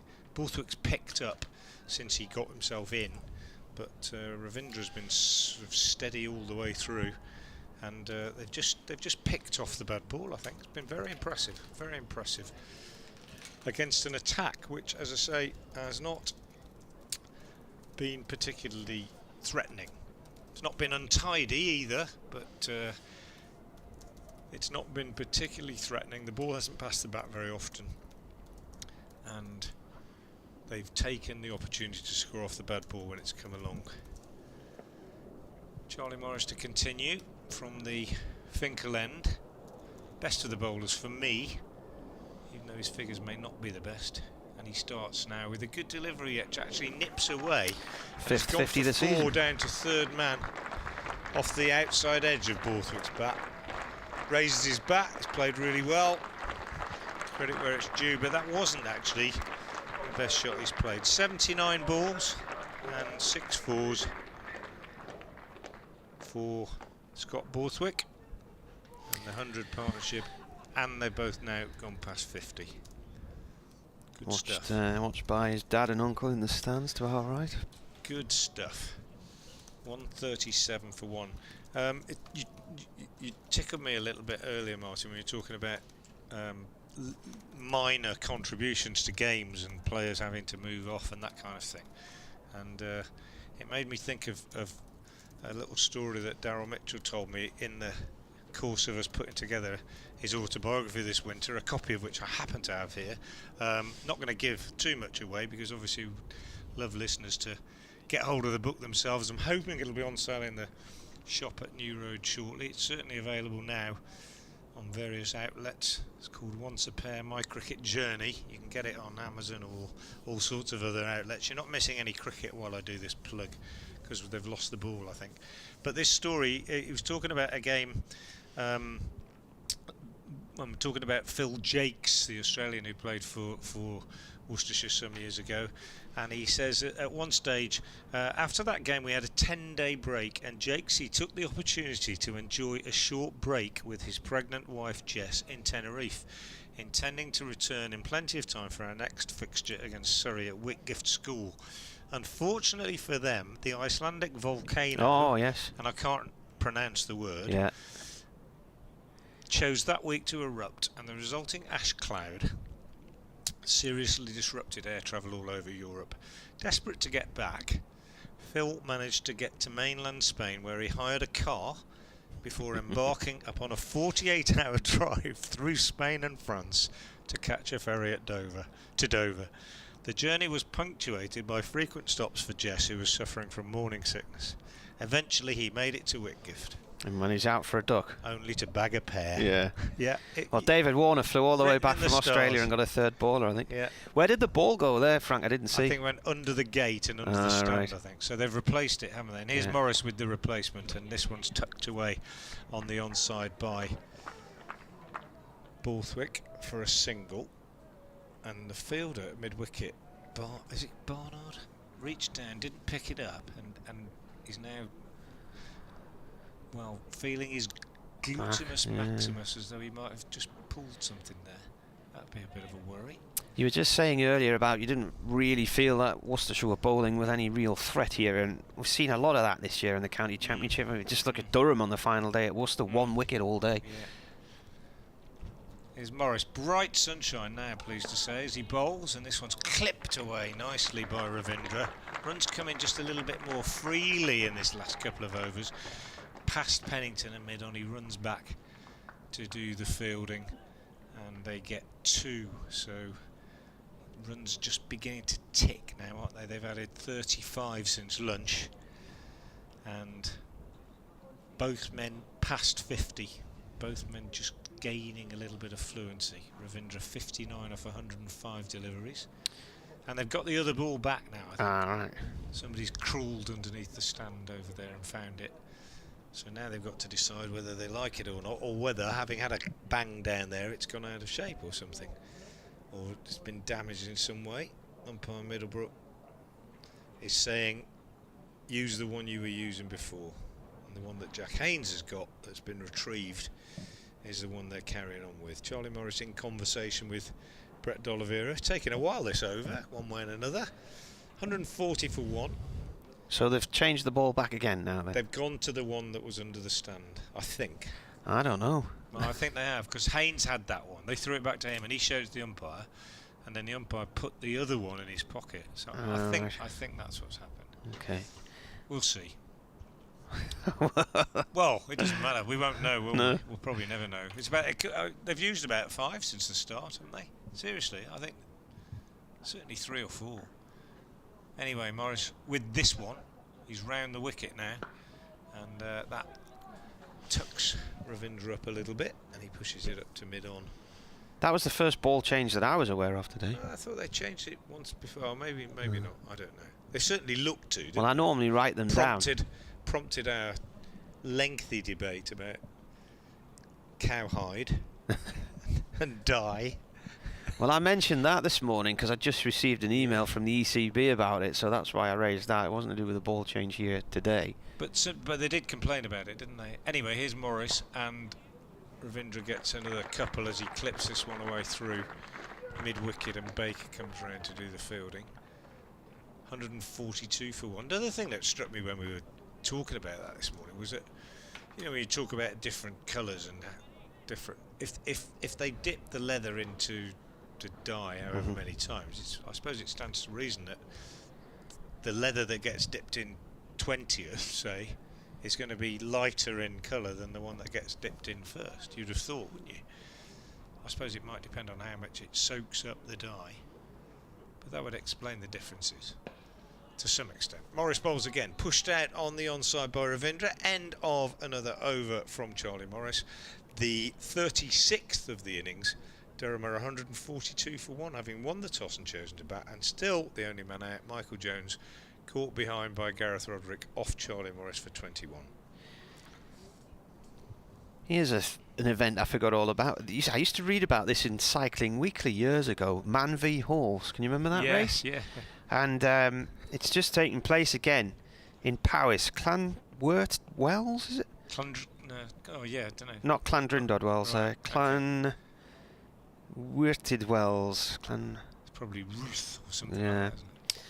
Anyway, it's been won by a runner for only the third time since the competition began in 1980. Runner Ricky Lightfoot received £3,500 after beating the first horse by more than 2 minutes in a 22.5-mile run. Pennington round the wicket here to bowl to Borthwick. Goes for a quick single and a vicious throw at the stumps from D'Oliveira at the keeper's end. Keeper at full stretch to stop it racing away for overthrows. I think Ravindra would have been in there anyway. Yeah. So he's beaten the horse quite comfortably. The reason I'm reading this has come up on my Twitter timeline because it's just been tweeted by the BBC in the northeastern Cumbria because he's a Cumbrian runner. But it looks from the photographs on here that bikes aren't allowed anymore. It's just runners and horses.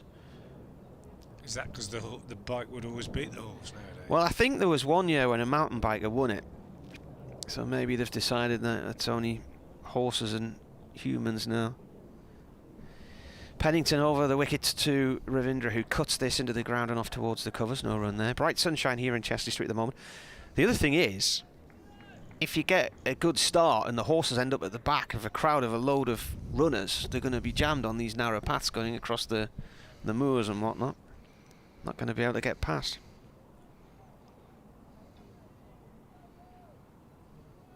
Both batsmen want new gloves, I think. Unless one was signalling for the other. Pennington again to Ravindra, who cuts that hard out through the covers. Nice shot. Could go for 4. It's being chased towards the rope. It gets there. Just in front of the main TV scoreboard. Way off on our left-hand side. Nicely timed there. Bernard says, I'm not fussed that we have a 4-day game while the T20 is happening. With sensible scheduling, Friday, Saturday and Sunday you can host T20 games with 4-day cricket fitted in Monday to Thursday. Unfortunately, some of those who have run cricket at the ECB have been doing their best to damage 4-day cricket for a long time now, says Bernard. He says, I think only one of them remains in place and he'll be gone soon, is Bernard's take on that. This is a cut shot out towards the cover area for Ravindra for 1.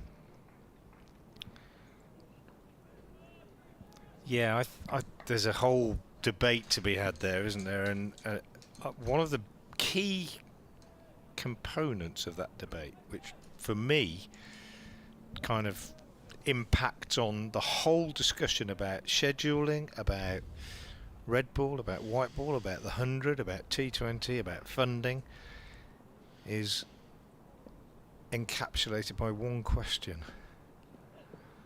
This is a leave past the off stump. And it's the question that, and people ask it, and I don't know if there's one answer, and B, I don't know if there should even be an answer, and that is, what is the purpose of county cricket? Now, some people say the purpose of county cricket is to produce the best England side. Other people say I don't think that's not the case at all. That's not the purpose of county cricket at all. And that question, I think, is at the heart of all these debates. Bowler comes in, driven by Borthwick nicely out through the covers. And he'll get 3 here. Oh, it's gone for 4. I didn't think it had the legs, but I can't really see the rope at the far end of the ground. It just merges in with the grass. Good shot, wasn't it? Yeah, nicely played. 150 runs up for Durham after 37 overs. 150 for 1, having chosen to bat this morning. And just going back to that my latest view on this is that why does it have to be a purpose? I don't really think you can define a purpose. It means different things to different people. Therefore, its purpose, presumably, is interpreted in different ways. We're all getting a bit deep and semantical now, but does everything have to have a purpose to be of any value? I don't believe it does. Therefore, I think it's a game, isn't it? And it's played. We shouldn't forget that, albeit they do it professionally. But But if you start saying what is the purpose of something, then you're in danger of categorically stating whether or not it is meeting that purpose. And then you can, if you start doing that, then you start talking about failure and success and all that kind of thing. And it's far, far too broad a game to fall into that category. That's my feeling on it anyway. Josh Baker's coming into the attack. He's bowling left arm over the wicket, and his purpose, I suppose, having said you can't have one, is to try and get a wicket. And he's going to be bowling to Ravindra. He bowled quite tidily this morning, Baker. 3 overs, 2 maidens, no wicket for 5, but it was in that little pre-lunch spell, and therefore the batsmen were a little bit watchful. Could be a bit different now. He's over the wicket to Ravindra, and he drives his first ball out through extra cover for 4. It was a half volley, and it got what it deserved. And he's just beginning to open his shoulders a little bit now, Ravindra, albeit in quite measured fashion. What he's also doing is he's reaping the rewards for his circumspection this morning. He's building the building on the foundations that he laid. He's on 70. Baker is in again. He bowls a little bit quicker this time. Good bowling, and it beats Ravindra. Just hurried onto him a little bit, taken by Roderick outside the off stump. Changing the field, D'Oliveira has decided if Baker's consistent with this line outside off stump, he can have an extra fielder on the offside, so he's come into the offside ring himself. So we've got a slip and a short extra and 4 other fielders on the offside as Baker bowls again. Ravindra goes in behind this and pushes back to the bowler. You can always tell when Baker fancies the delivery after he's let it go, because he kind of starts to go down onto his haunches in expectation. He bowls that one, you see he did it again there, and just touches the ground, gets a bit of dirt on his fingers. And if he bowls one and he doesn't like it and it gets hit over the top or something, he tends to stay upright. And when he senses something might happen, he goes into that sort of semi-crouch and bowls, and he did it again there. He's quite like that, isn't he? That was well wide of off stump, yeah, that one, though. It was, but he was happy with the length, I think. He knew it wasn't going to get driven. Anyway, whizzes through his overs, doesn't he? 5 gone already in this one. He's in again now. Bowls, and driven again by Ravindra for 4. And you see, he didn't do it. He stood up straight because he knew he'd over-pitched. So second boundary of the over from Ravindra. First ball and the last ball dispatched through extra cover. He's moved on to 74. He's going to be starting to dream in a minute of a debut 100 here at Chester Street. Borthwick is 56. The pair have now added 128 for this second wicket. Durham are 160 for 1. Peter Miller, the cricket writer, Nicholas Pooran, who had bowled 12 balls across 3 innings in his 303 match professional career before today, has taken 4 for 48 in an ODI against Pakistan. There you are. There you go, brilliant. That's got 2 strands, hasn't it? It's got a sort of the strand of the sort of stories we were talking before about not making much of a contribution, and a strand of a sort of career best. Worcestershire need a wicket here. What are they doing here? They're Ed changing Barnard's the ball. coming on, I think. Something's on the pitch. Somebody's dropped. Oh, they're having another look at it. They're not happy, are they? I reckon the umpires up and down the country must be fed up to the back teeth with this, you know. Ball's not going through the hoop. Yeah, and just the number of times that they get asked to check it. It happened 5 times between Sheffield and Leeds yesterday when I was driving up in the test match. And they're off again. They're calling for the box. Right, I'm scratching the last ball change out because it came back on a ball later, didn't it? But this is definitely a ball proper change one, now. isn't it? Yeah. It's I mean, it you know, it doesn't affect the game in a sense. I mean, we just get another ball and we carry on. But it can often lead to wickets. Yeah, it can do, but it's just annoying, isn't it? It's just annoying. It's annoying for everybody. Fielding team, you can't work on a ball. You can't get one side shiny and the other side not. And I think you might get a bit of reverse going or anything like that. You just can't. You just don't know what you're working with. I think it's a complete pain for everybody. So you're not missing anything. The umpires are having a look through the box of balls now that's been brought out. And they're going to select another one. And the two batsmen are in the middle saying, come on, we're in with a chance of something really big here. 160 for one. And little groups of Worcestershire fielders, Barnard, Azhar Ali and the captain Brett D'Oliveira up at the Lumley end in discussion, and they'll be thinking, as they must, stick at it, do the right thing, put the ball in the right area, don't get ragged. Run rate's 4.2. So you wouldn't say that's ragged from the fielding side, but you wouldn't say it was tight either.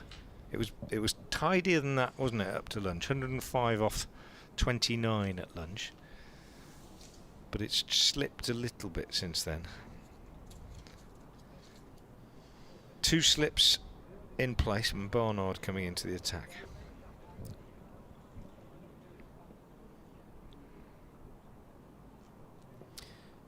Balls, Borthwick defends, ball rolls back towards the bowler. Who's he replaced? Was it Pennington? Yep. Just looking to see if my cricket ball story's on the BBC website. Yeah, I can't see it anymore.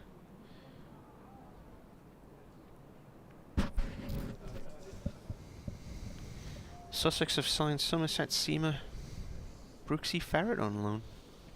Good signing.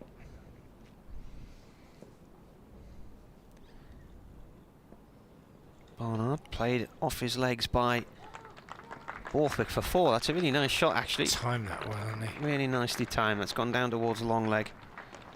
It's roughly in front of where his dad's sitting in the stand along there. Timed that really well. Little clip. It's lovely when you do that when you're batting. You put a bat on the ball and you don't think anything of it, and then a minute later, well, 10 seconds later, you got 4 runs. I think, where did they come from? Just turned it. Perfect.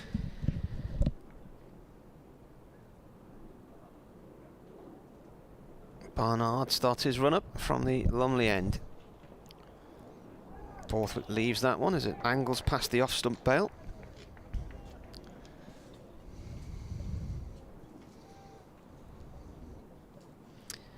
Well, the sun's out now, and there's quite a few people who were in coats a few minutes ago are now in t-shirts on the Northwest Terrace just in front of the Health Club. Bit of a sun trap there. A few coats have been shelved in the County Durham stand on our right as well as Barnard bowls. That's gone off towards point, no run there. I think we've just had the 2-year anniversary of Dominic Cummins' drive to Barnard Castle. His non-apology afterwards.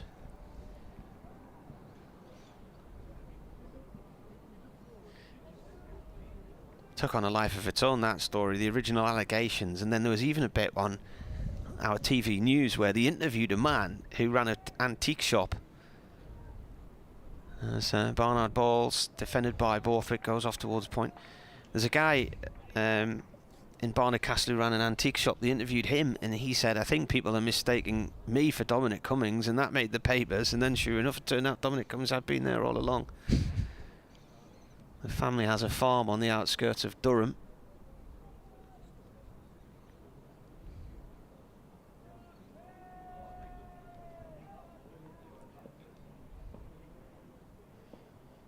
Some people refer to it famously as Castle Barnard instead of Barnard Castle, as this one's cut past point for 2 by Borthwick, coming back to the keeper's end. Throw coming in from Ben Gibbon, just in front of the pavilion, end of the over then, 166 for 1. I wonder if some of the reporters were getting confused because Dominic Cummins' wife's family owned Chillingham Castle in Northumberland, so they were mixing their castles up perhaps. I'm just surprised more people hadn't already heard of Barnard Castle because of the rugby connection, because Rob Andrew went to school at Barnard Castle, didn't he? And well, the Queen Mother was from quite there famous for quite a while in the rugby world. The Bowes Museum is just the other side of Barnard Castle. That was where the Queen Mother grew up. Gonna have to leave you for a minute, Mark. Okay.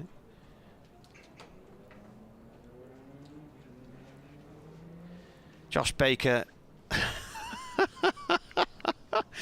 just looked around, expected to see Frank walking to his machine at the other end of the room. He's crawling on his hands and knees because he's behind the bowler's arm.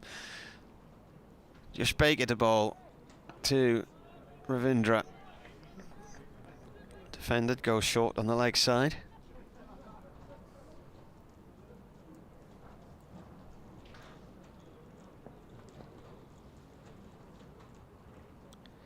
Comes in again. This is turned away by Ravindra to long leg for 2.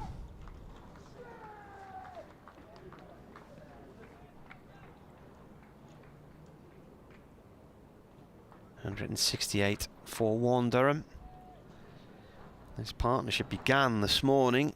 32 for 1 Durham were, so they've now put on 134 runs in 185 balls. 136 runs in 185 balls with that too. And Ravindra again goes for a single down to long leg. In fact, he's going to get 2 because there's been a misfield there.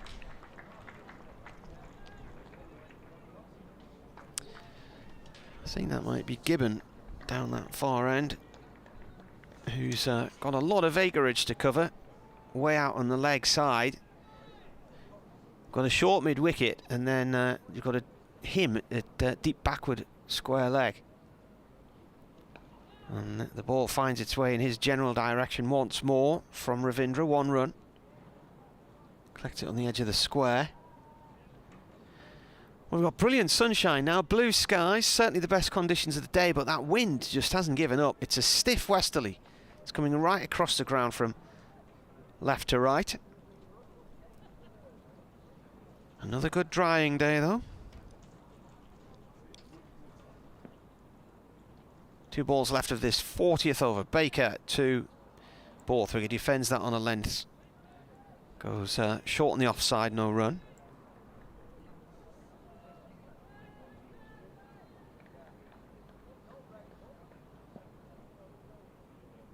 Last ball of the over. A little flick through the leg side by Borthwick. Just the 1 run. That ends the over, so Borthwick will keep strike. He's on... Scoreboard needs to change over here, doesn't it?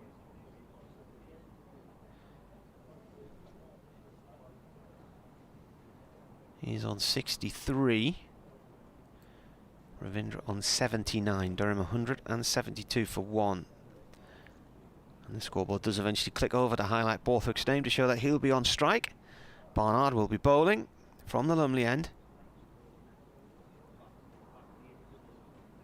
Partnership of 140 now from these two.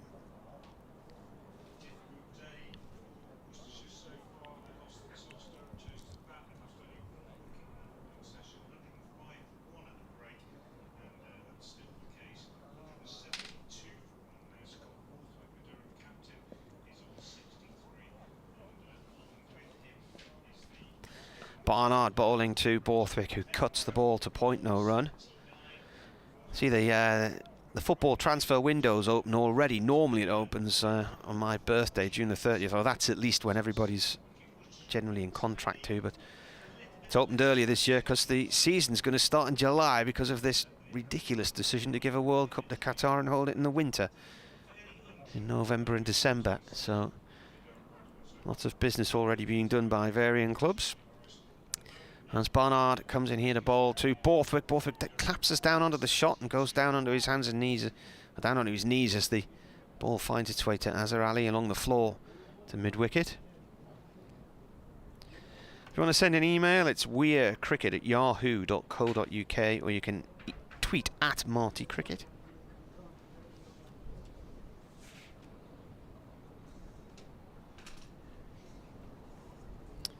Professor Mark Weatherall. Ah, we share the same birthday, indeed. Barnard in. And gusty winds again picking up now as Borthwick plays that down to 3rd man for 1. Last year was my my 50th birthday and 20th wedding anniversary, and we weren't sort of fully out of lockdown regulations by that point, I don't think, so we ended up having it on the drive.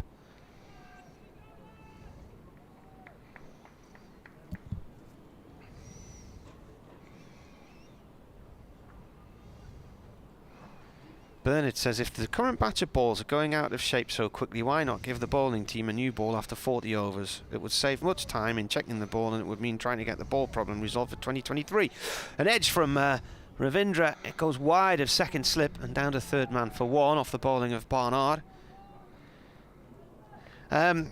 The owner of the company, Dilip Jadodia, told me they could make a ball which lasts 80 overs, but it would be like a rock, and nobody wants that. He also pointed out the fact that the bats now are far bigger than they used to be, much heavier, and the balls, particularly this year on these dry tracks, batsman-friendly tracks, harder surfaces, the bats are causing all kinds of damage to the ball as well.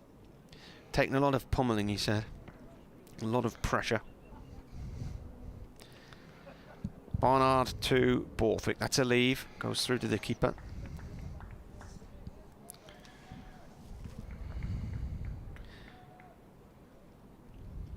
Is one of your suggestions the same cricket ball all around the world, did you say? Definitely. Definitely. Just cannot understand how can you have a world test match competition where you use different balls in different parts of the world? Doesn't make any sense at all. In comes the bowler, and a look to cut there from Borthwick. He's gone down on his knees again as he plays and misses at that one. End of the over. He's on 64, Ravindra on 80. And the score's 174 for 1 here on BBC Radio Newcastle, BBC Hereford and Worcester. They don't use the same football all around the world, do they? In fact, they do in the tournament, don't they? So if it's the World Cup, they always use the same ball. If it's Champions League, they always use the same ball. If it's the Premier League, they always use the same ball. You got a World Test Championship, and yet if you play a Test match in Australia, you use a Kookaburra. If you play a Test match at Headingley, you use a Duke. Just doesn't make any sense. And there's two sorts of Duke. The one they use in the West Indies is different from our Duke, and then they use Kookaburras, and then they use a different ball in India and Pakistan. It's just bonkers. Baker bowls. This one's whipped away off his pads by Ravindra. He might get 3 here. It's gone to the long part of the boundary. Dolivere in pursuit, comes back for 3. Just tucked away. Just timed it really well. And he goes to 83. He'll be be more than happy that his agent took that call when he was sitting in Dublin or wherever he was. If he gets 100, he has deserved it. He certainly deserved his 83 anyway. Edged a couple past slip. Baker bowls to Borthwick, who pushes this back up the pitch. 177 for 1. Borthwick has 64. He's also played well. Perhaps given the bowlers just a little bit more encouragement from time to time. Borthwick sweeps at this one, taken on the pad. Ball runs down. What was he taking on the pad? I think he might have missed it. Broderick was taken on the pad and it ran down behind him. But anyway, no addition. Baker in his 6th over, no wicket for 22 so far. Bowls, and Borthwick whips this one away on the leg side. He's going to get 2. Pennington is running round. He may well even get 3. No, settles for 2 as Pennington does the sliding stop, and good throw back. But it's all pretty straightforward at the moment out there, run scoring, as you observe it. Just picking off the bowling at the moment, these two. Baker again to Borthwick, who drives on the offside this time, and that's a really good piece of fielding by Gibbon at extra cover. Diving to his left. Saved boundary there. Borthwick goes, Borthwick is on 67. Ravindra, who drove that. Did they go through for a single? Yeah, they did. But it looked like 4 at one stage. Baker to Ravindra. Pushes out on the onside end of the over. 180 for 1. Partnership building now. Just 2 short of 150. And looks like it's going to be a long whole day for the Worcester boys out there, having lost the toss. Bright sunshine now. Breezy as well. And, just looking as though they're lacking ideas a little bit at the moment. 180 for 1. And I don't mean that disrespectfully, but you scratch your head, don't you, when you're in the field, and the other teams putting together a partnership like this. Oliveira goes for a chat with Barnard. Azarali's getting involved. I'm sure they're all trying to come up with ideas.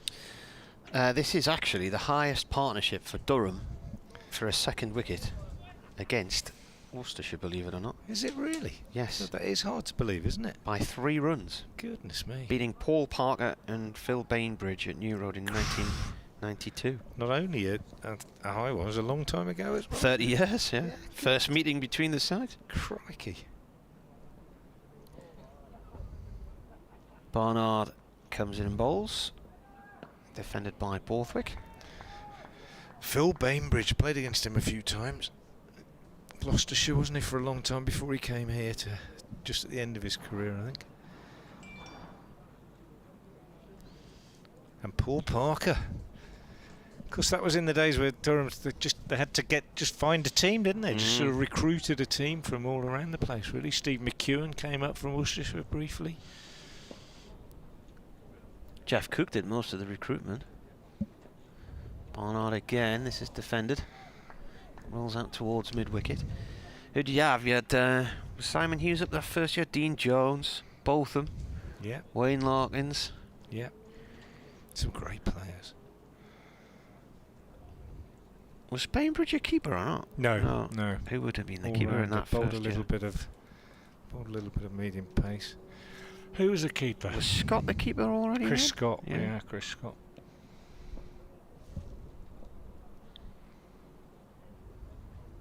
Comes in and bowls. Oh, it's left alone. Let's have a look at the scorecard then. Who was in the Durham team then? Wayne Larkins got 40. Paul Parker 1. Phil Bainbridge 20. This was in the first innings. Bryers, who was Bryers? Mark Bryers. Mark Bryers, he played for Worcestershire as well. Stuart Hutton. Ian Smith. Chris Scott was the keeper. David Graveney was the skipper. John Wood, local lad. Simon Brown as well. Cut there by Borthwick out through the covers for 1. I played up against Simon Brown plenty of times at school and whatnot, and in club cricket. Mark Bryers was a leg spinner who played a bit for Worcestershire, came originally from Leicester, came up here, and since retiring is, and I think still at Cheltenham College as the cricket professional. Saw him a couple of years ago when we were down there, 3 years ago, down there for the Cheltenham Festival. So when you've been down there, he's been around somewhere. Barnard to Ravindra. A back foot cut out into the covers, no road there.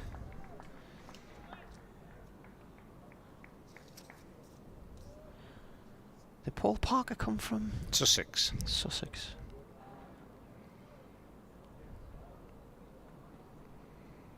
Simon Hughes wrote the book From Major to Minor, didn't he? Or From Minor to Major, about the first year of Durham in first-class cricket. Wrote a couple of other great cricket books, didn't he? That's a leave by Ravindra, and that is the end of over number 43 here. Still not even halfway through the day, Frank. 53 overs to go. What on earth? Yeah, Simon Hughes wrote one I think could be my favourite cricket book of all in terms of, you know, those sort of comedy cricket books, and that's the one called A Lot of Hard Yakka. A fantastic book, I'd recommend it to anybody. And then he followed it up with Yakking Around the World. A Lot of Hard Yakka is where his early days with Middlesex as a youngster. Very, very amusing. And Yakking Around the World is also interesting, mainly about his early seasons as a young player when he used to go abroad to New Zealand and South Africa and so on. And obviously he's gone on to become the analyst.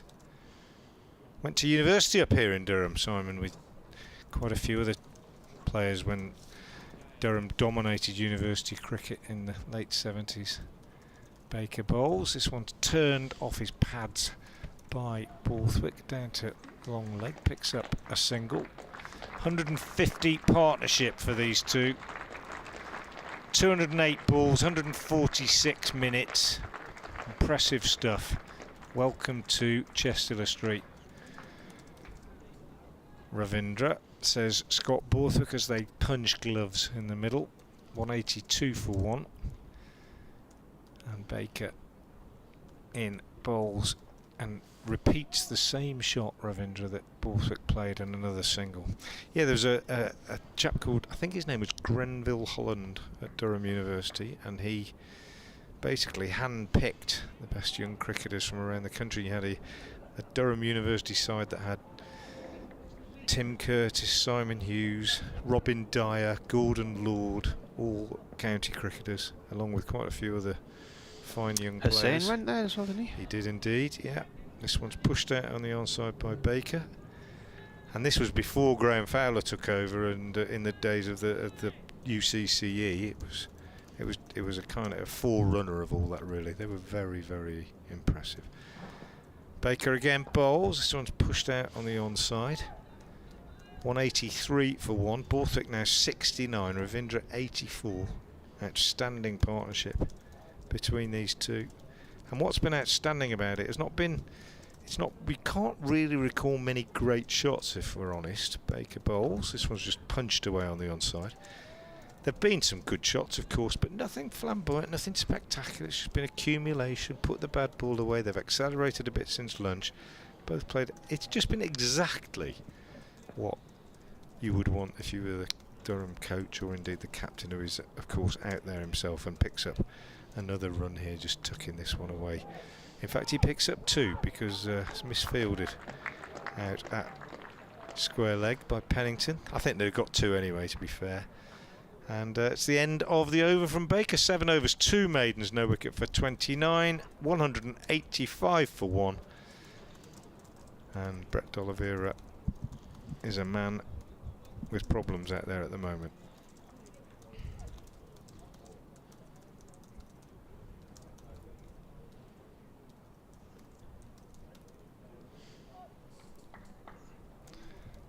Just chatting it through with his bowler Ed Barnard, who's going to carry on from the Lumley end. Probably looked about as likely as anybody, I think, Barnard. Here he comes. Right arm over. Borthwick is at the non-striker's end, bouncing down the track as Ravindra looks to cut this hard, and then it goes out only into the extra cover area, and Borthwick turns and heads back to his crease.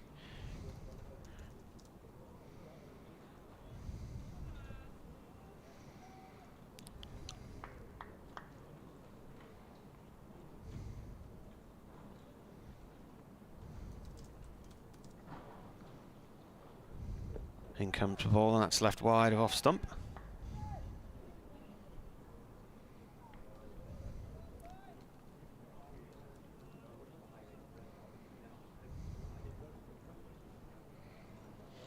So it was August 1992. Paul Parker and Phil Bainbridge put on 145 at New Road.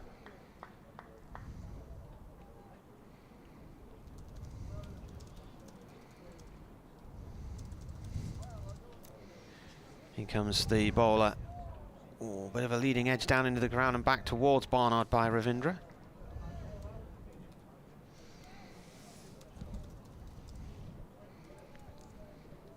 Glorious afternoon now, sun-wise, still breezy, but best sunshine we've had.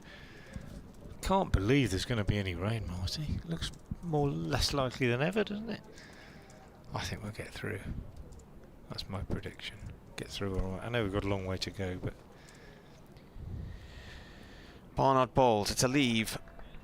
Well watched into the keeper's gloves from Ravindra there. So where are we? He's on 84.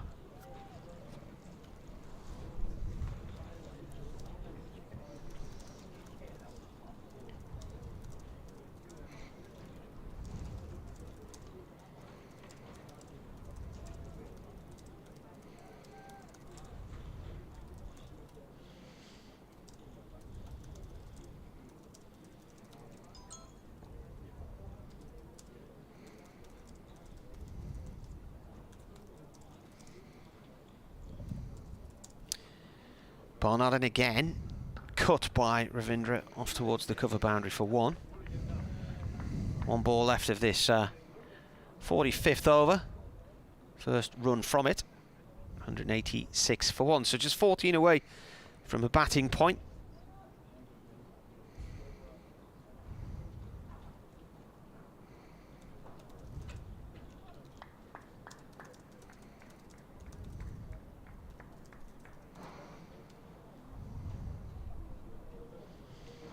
So Durham in their 30th anniversary year of first class cricket, and we've seen a record broken the day that began in that first year, was created in that first year.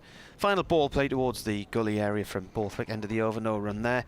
186 for 1 on the BBC. Yeah, top partnership from these two, and Worcestershire not, in all honesty, looking like breaking it. But there's quite a few runs being scored around the country from what I gather. I'll just tell you the scores in the other games. Not just the Test match, where England are 272 for 2. But also, I mean, Yorkshire 115 for 2. Gloucestershire 157 for 3. Somerset the exception, they're 103 for 8. This is all in Division 1. Warwickshire 133 for 4. But in Division 2, well, Middlesex are struggling a bit at Chesterfield, but it always does a bit there. 131 for 5. You've got Durham here 185, 186 for 1. Leicestershire 178 for 2 against Notts. Sussex 138 for 3 against Glamorgan. So it's you have days, don't you, in the season that belong to the batsmen and days that belong to the bowlers. I reckon it's a batter's day today. Dry weather, hard the tracks. The heavy roller can be used maybe 4 times in a match now, can't it? Yeah. Just seems to be one of those days. Changing the bowling here. Josh Baker's been withdrawn. One left armour for another. This time, though, it's a seamer. Ben Gibbon coming back into the attack. 8 overs, 1 maiden, no wicket for 38 this morning. He's quite expensive in his second spell. Bowled reasonably tidily in his first. But not ever really looking like he was going to take a wicket.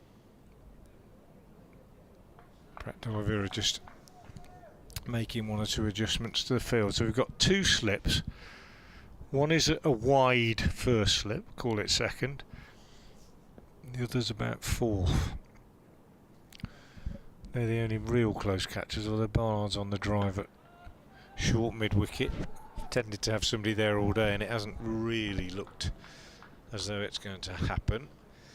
First ball is pushed back up the pitch by Ravindra, who's on 85, eyeing up a debut 100, and he's only faced 133 balls. It's been pretty good strike rate, 63.9, Borthwick 64, so they've matched each other really.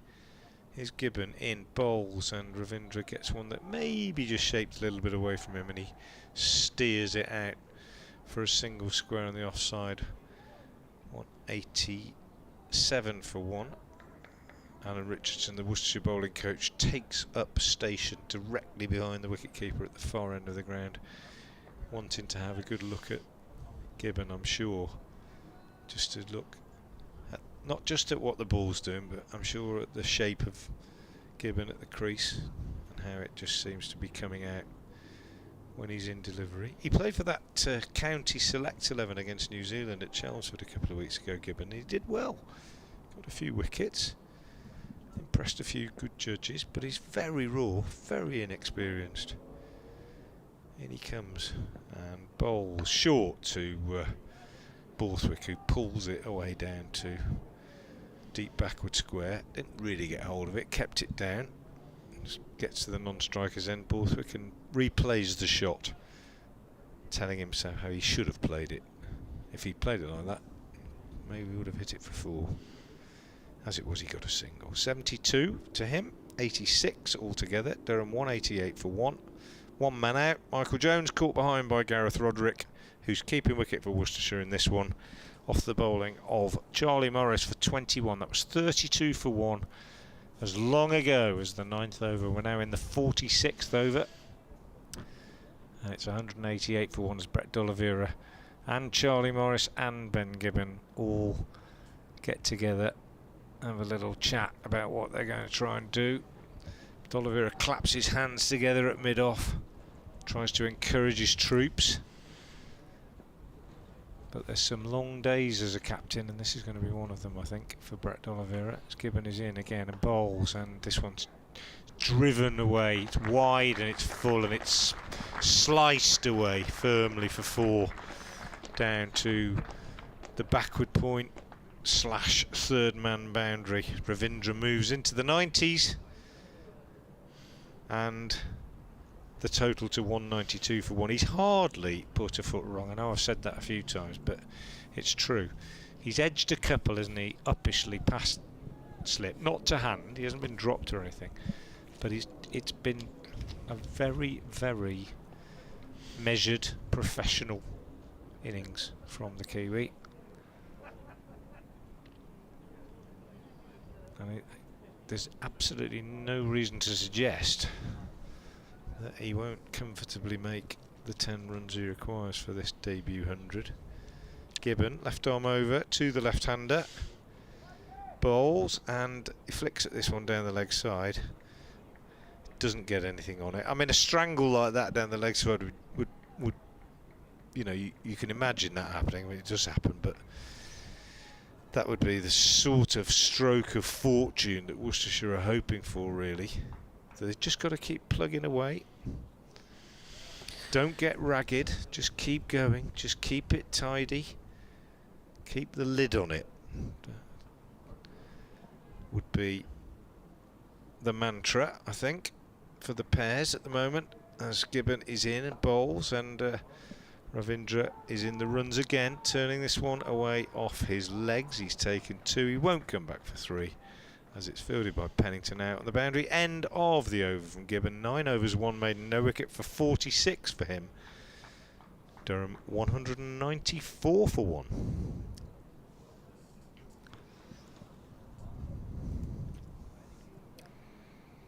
Partnership now 162.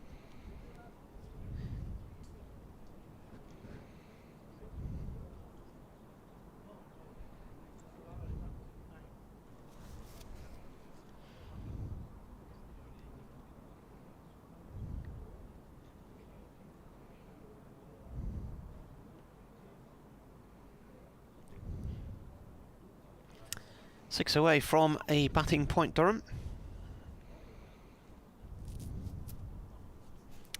The sun is shining here in Chesley Street.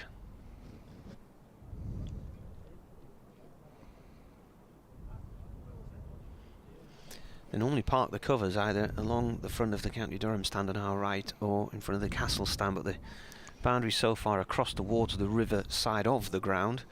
The covers are parked in front of the pavilion in the northwest terrace today. So Barnard comes in to start his 11th over from the Lumley end. Bat and pad defensive shot there from Borthwick off towards short mid wicket.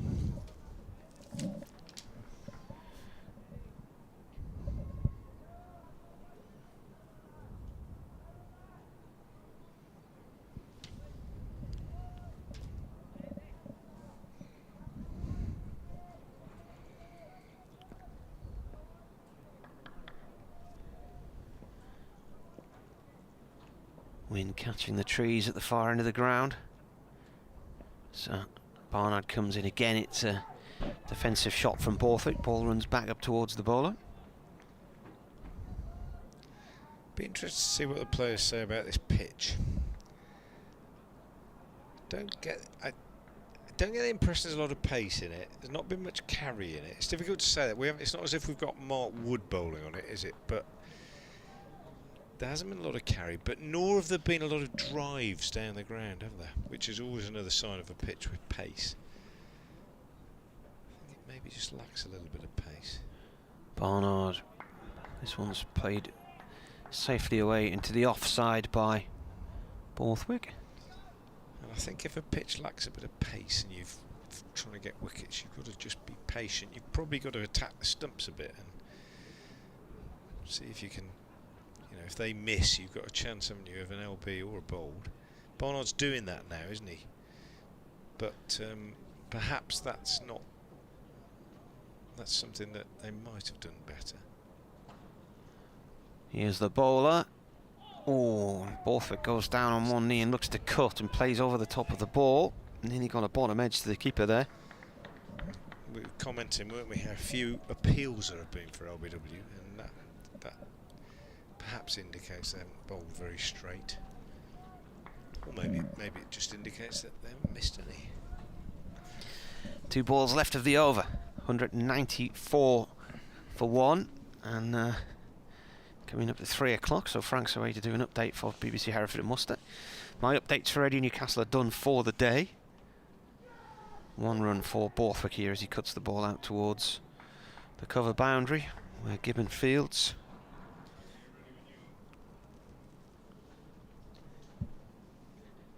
The clock strikes 3. 195 for 1, Durham.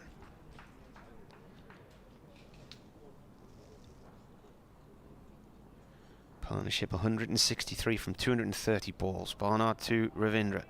Plays it to wide mid-on. D'Oliveira has a go side on at the stumps at the bowler's end. Misses the target. Ball races out across the other side towards the pavilion and is picked up by Gibbon, backing up. And that is the end of the over, so Ravindra keeps strike.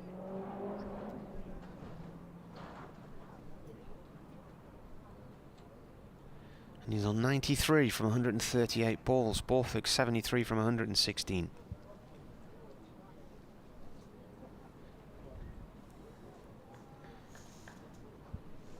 Gibbon to continue bowling here from the Finkel end. He's bowled 9 overs so far, none for 45, just the 1 maiden.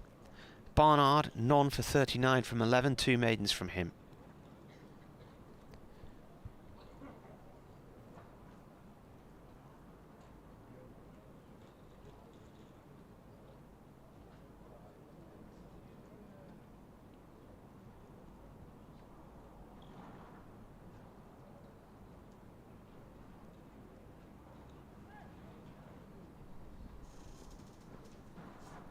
Bowler coming in. Left arm over. Pulled by Ravindra out through deep mid-wicket. He will get 4 for that one up to the pavilion. He moves on to 97. And he's eyeing his 4th century in first-class cricket. His highest score, 144 not out for New Zealand A against the West Indies in A in 2020. He's got 101 for Wellington against Auckland in 2020 and 138 for against the Northern Districts in 2021. He's also just brought up the 200. So a batting point, and that comes after 47.1 overs. So he moves on to 97.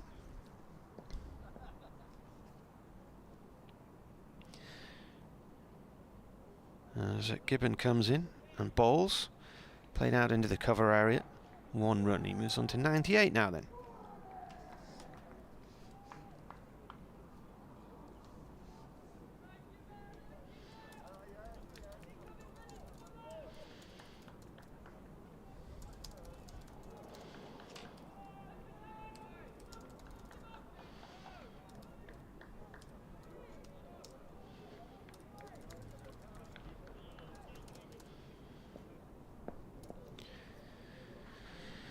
Gibbon in again to Borthwick.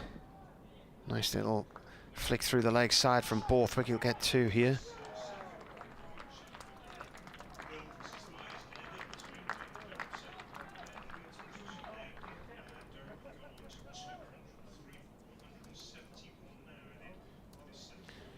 Partnership 169.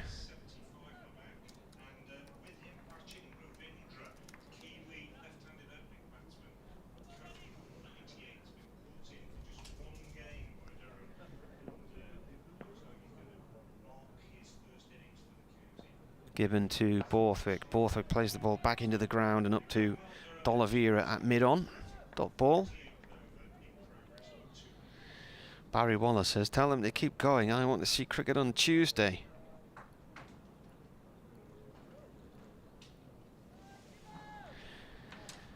Now then. 10 batsmen or 11 have made hundreds for Durham on debut.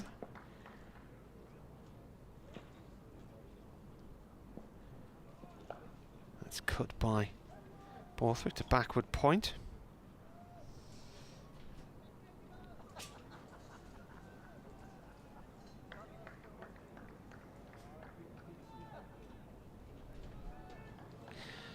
101st match for Durham. How many times has that happened then? 1, 2, 3, 4, 5, 6, 7, 8, 9, 10. 10. Last person to do it, Tom Latham against Leicestershire in 2017, put on a massive stand with Cameron Steele. Steele in that match became the first American-born player to score a double 100 in first-class cricket. This is whipped away by Borthwick to long leg for 1.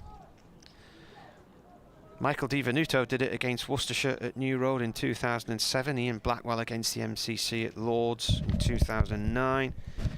Ben Harmison against Oxford Uni 2006. Mike Hussey 253 against Leicestershire at Grace Road in 2005. There's a few against Oxford University: Paul Parker, John Glendennan, John Lewis.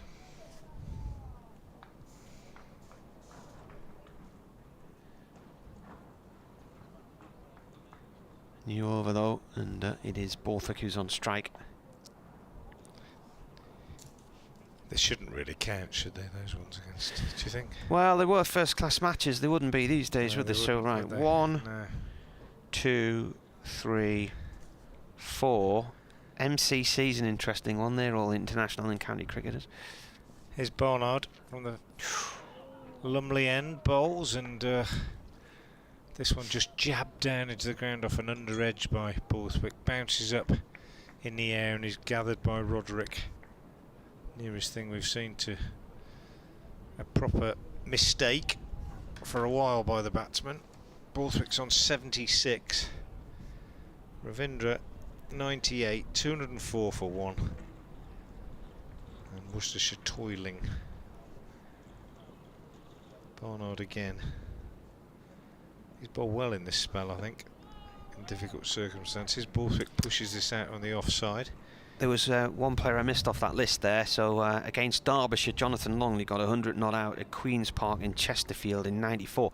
From memory, I reckon that was a match where the first 2 days were washed out. I could be wrong. I reckon if they were, that's a good effort. No, it usually does a bit at Chesterfield, doesn't it? Might have been there was a match Chesterfield where there was only half a day possible on the final day. It wasn't that one though, I don't think.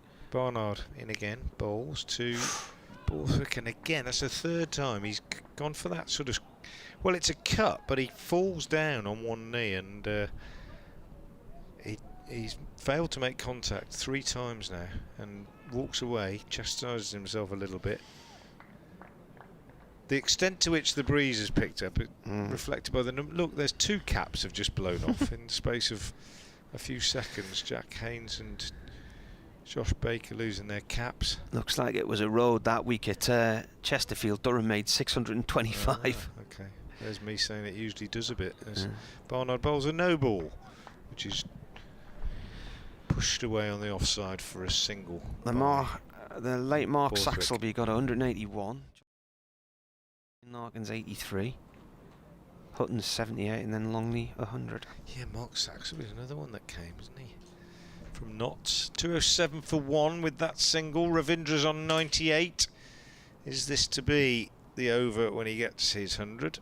Better let you describe it, Marty, just in case he smashes this for 4. He's got his back to us as well. Bowler coming in. He watches the first ball go through to the keeper. Got my new phone. It's got this sort of target dot on the lens, telling you where the best shot is. Some kind of spy phone. Too clever for me, that.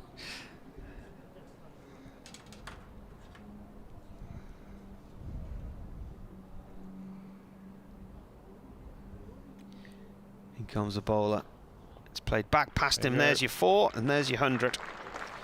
Well done, Rachin Ravindra. He watches the ball cross the boundary, and a handshake from Scott Borthwick, and a raising of the bat.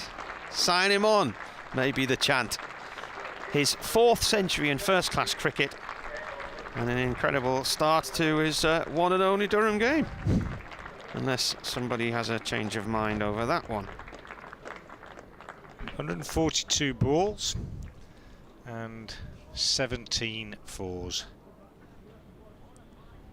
And hardly a full shot. Pretty impressive.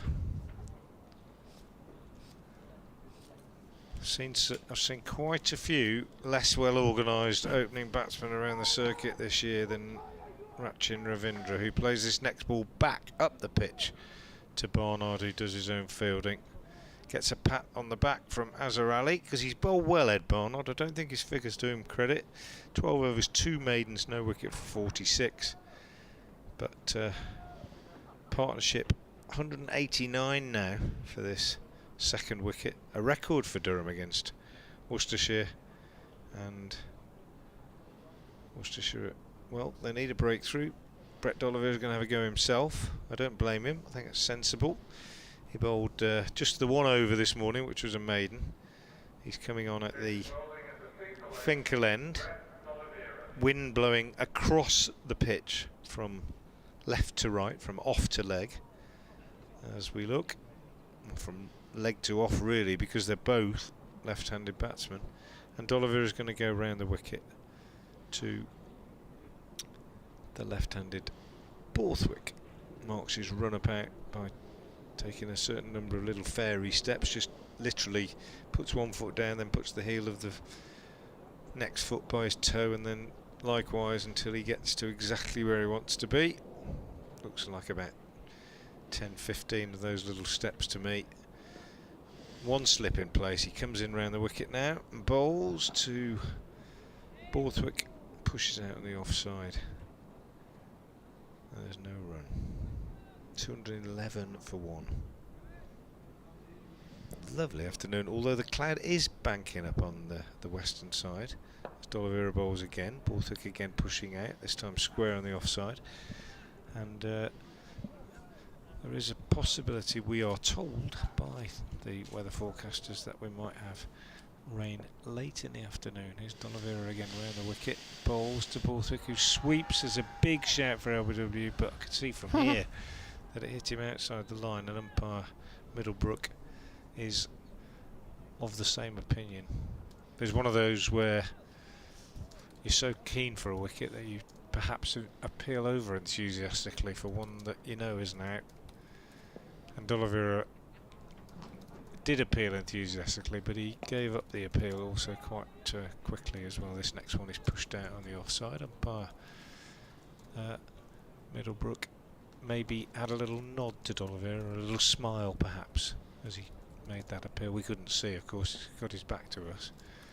Here's D'Oliveira again, bowls. That one's a little bit shorter, driven off the back foot, straight into the ground, bounces up then into the hands of Baker at extra cover. And there's no run. Tough old day for the Worcester bowlers today so far. D'Oliveira again bowls and worked away on the onside. Straight to the fielder at short mid-wicket. Jack Haynes, end of the over from D'Oliveira. A maiden, 2 overs, 2 maidens. None for none. His figures and the rest of the bowling figures, just give you them in full. Morris, 10 overs, 2 maidens, 1 for 39, the only wicket taker. Gibbon, 10 overs, 1 maiden, no wicket for 54. Pennington, 9 overs, 1 maiden, no wicket for 38. Barnard, 12 overs, 2 maidens, no wicket for 46. Baker, 7 overs, 2 maidens, no wicket for 29. And D'Oliveira, as I just said, 2 overs, 2 maidens, none for none. Charlie Morris coming back on at the Lumley end.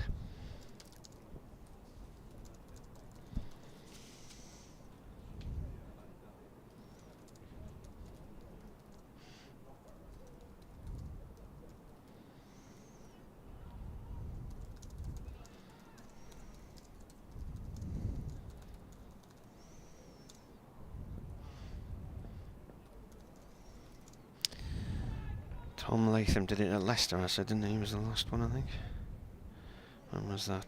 2017. I think that one ended in a draw, and he was due to make his debut weeks earlier for Durham, but then broke his foot or something.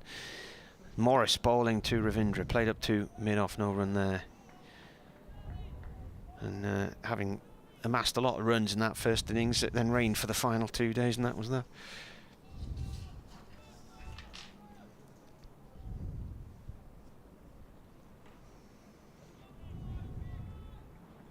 chanceless 100 as well, wasn't it, really?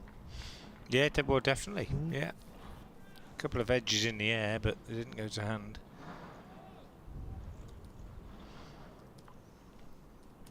Morris in. A cut from Ravindra for 1 run. So his partnership is now worth 180 with Scott Borthwick.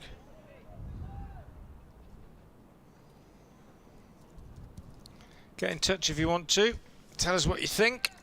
At Frank Watson 58 is my Twitter. At Marty Cricket is Marty's, and you've got an email as well, Marty, haven't you? Yeah, wearecricket@yahoo.co.uk. We're as in the river. Yeah, as in the river. Yeah.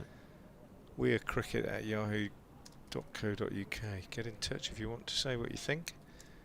I think Worcestershire supporters, well, there isn't much to say, really. In comes the bowler, played off the back foot by Borthwick, out through the covers for 2. Nicely done. When I say there isn't much to say, I mean it's just a case of just stick at it, isn't it? You just got to dig in when it's like this. Just got to dig in, keep going, keep it as tight as you can. Make sure that when a chance does come along, you take it. And they have, to be fair. I don't think it's been ragged.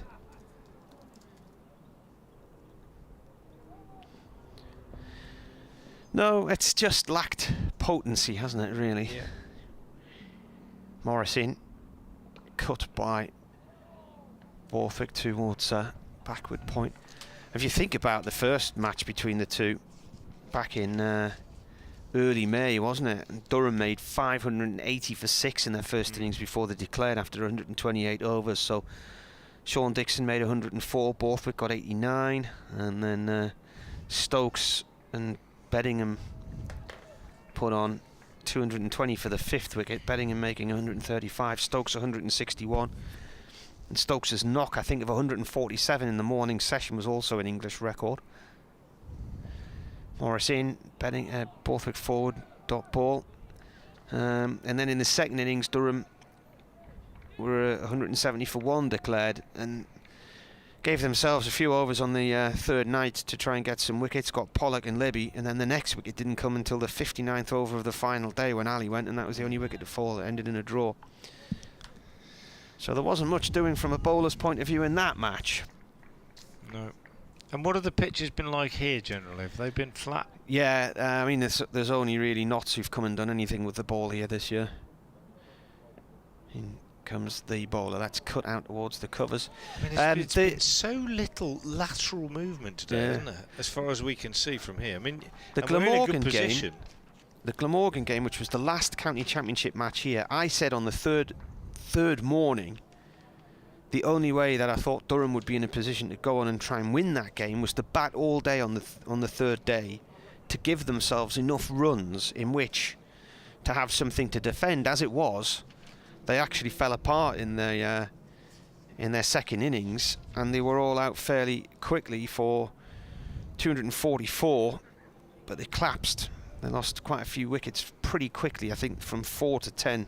They went from 179 to 244. So the target for Glamorgan was only 191 because they had a 54-run lead, and then Durham bowled them out for 137. So you suddenly had a load of wickets falling on day 3 and 4 when the rest of the match had been completely the opposite. It's D'Oliveira around the wicket. This one's a full toss, and it's hit away on the leg side by Ravindra. And I tell you what, he almost threw it away then, because he chipped it up in the air and it only bounced a little bit short of Morris at mid-on. He would have hated to get out like that. But there's often, I mean, you know, you wonder, don't you, why so many people get out between 100 and 110, 115. D'Oliveira again bowls, and Ravindra whips this one away for 2 through mid-wicket, goes to 105. And I think the answer is, obviously, especially in league and club cricket where batsmen aren't used to making hundreds that often, there's such an emotional release that they lose concentration. But even pros often get out in the first few minutes after reaching 100, and it's always a sign of the real top players, isn't it? The ones who go big, as they say. Ravindra drives this one through the covers, going to get 4 here, timed that nicely.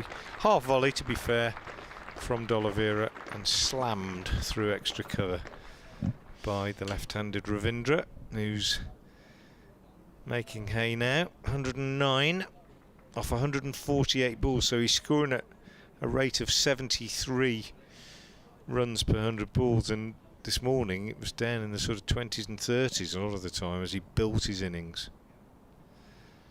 D'Oliveira bowls again to him. This one's pushed out on the offside and there's no run. But I use that phrase, we say it all the time, don't we, build in innings, but it's exactly what these two have done. Both built their innings properly, gone through the gears. D'Oliveira bowls, whipped away on the onside by Oh, that's awful. And misfielded.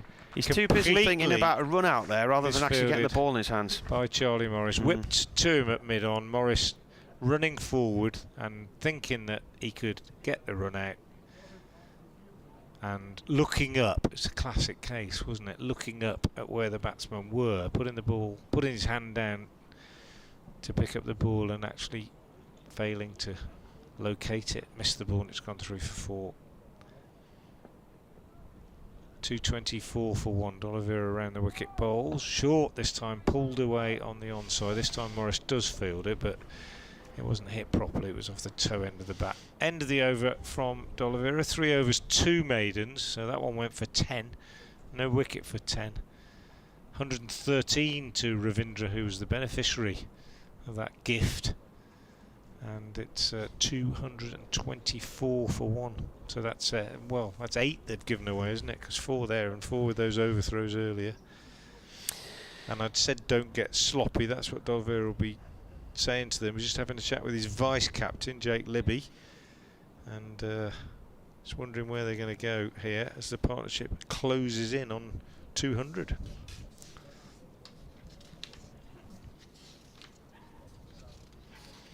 I think in my notes I've got the best partnerships from Durham's point of view. They're still a long way off the second wicket record. Must be in my T20 notes. Well done, Ratchin, says Bernard.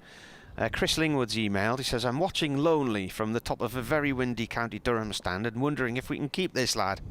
Think he might look decent in our one-day kit as well. Morris bowls, start of a new over. That's left alone.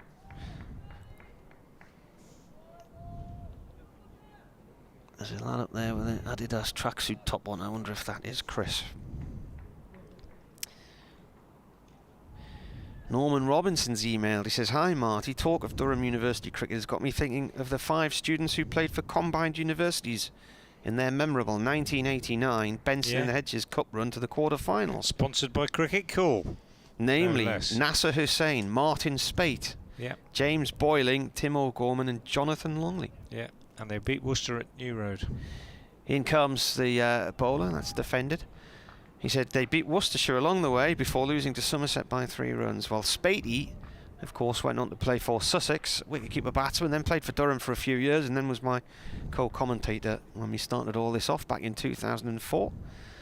First match we did together, it was a T20 at Trent Bridge, and I got halfway down the motorway to Durham to pick him up and remembered I'd left all my broadcast kit in the office and had to turn around and go back.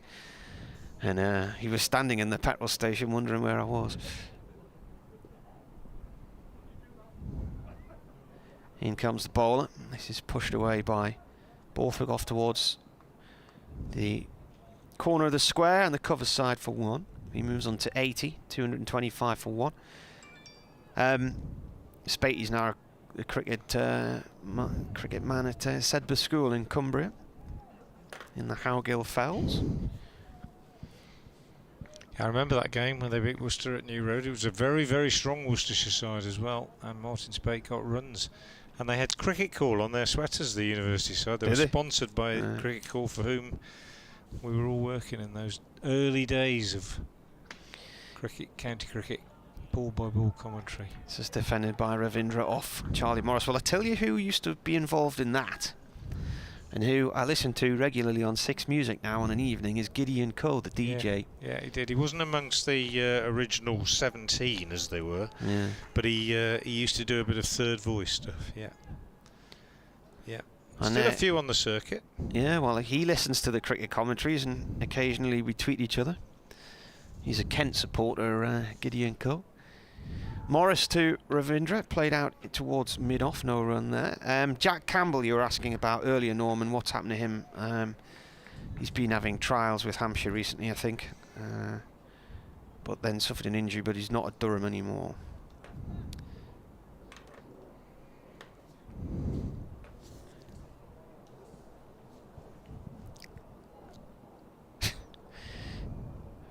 Out of the blue, Kevin Hand, the Middlesex commentator, tweeted to me, "Roland Rat!" exclamation mark. To do with your picture. Yeah. I thought it looked like a shark rather than a dog. Well, somebody else said that. This is a dot ball, bowled and defended by Ravindra. This is the picture I tweeted last night. If you open it up more, could be a shark. Somebody said a shark, or even a pike. But initially I thought it looked like a dog. If you take the top part there to be its eye, Frank. I'll have another look. Yeah. Yeah, I just thought a shark, but yeah, could be. It's I'm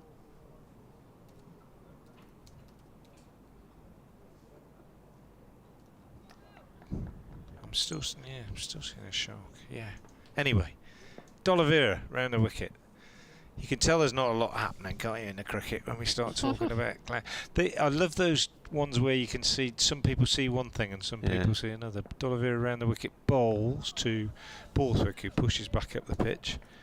There's a company near me that they specialise with having them on the back of their lorries. And as you drive along, it says, "Can you see the Queen?" or "Can you see the Witch?" or something like that. And there's a picture, and different people see different things. D'Oliveira bowls, Borthwick sweeps, single down to long leg. And I always think it's probably not a good thing, really, because the person driving behind should be looking at the road, not at... Can you see the wall you're about to drive into? Can you see the back of my lorry? Oh, you've seen it. Anyway, 1 to Borthwick, 81 to him.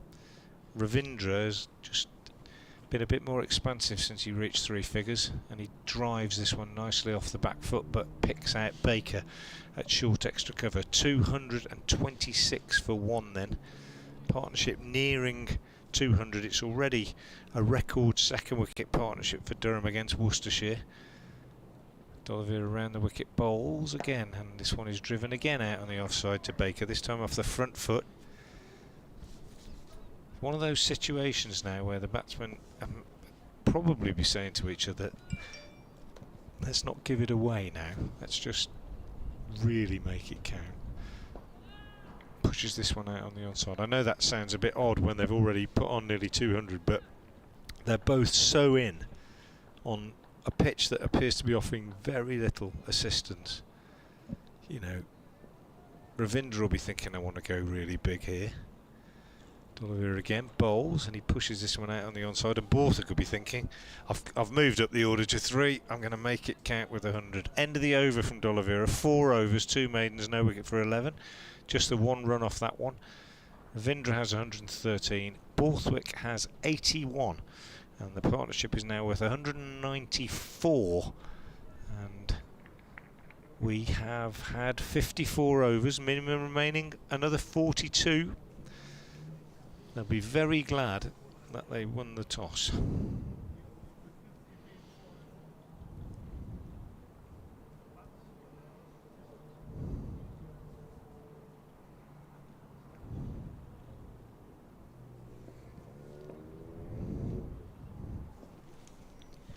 Morris to start his 13th over, 1 for 43 so far, 2 maidens. The sheet at the far end of the ground, which is acting as a side screen across some seats, is billowing away. Morris in, right arm over to Borthwick, he's appealing, and Borthwick's got his back to us, so it's difficult to see where that pitched, but... No, I reckon that's a really good decision. Watching the replay, pitch just outside leg. It might have been hitting, pitch just outside leg, I reckon.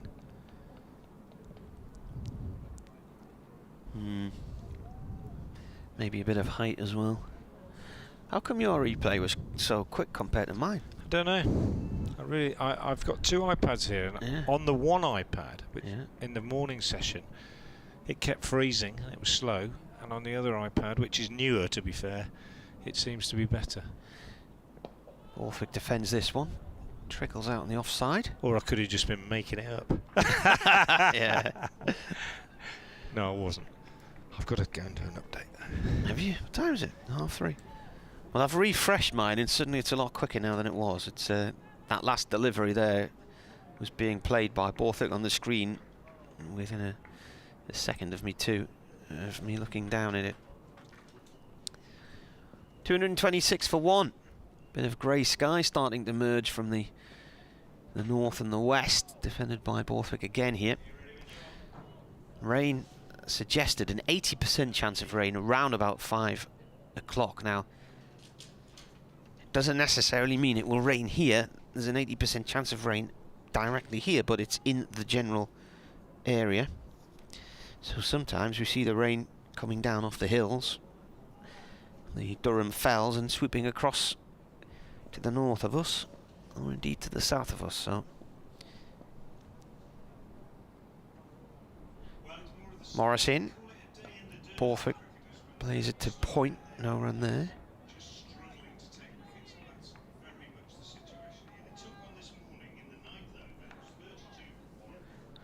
Just listening to Frank's report, it is a long time ago since that last wicket. It was in the 9th over. We're now in the 55th. And this partnership is now worth 194 runs from 278 balls.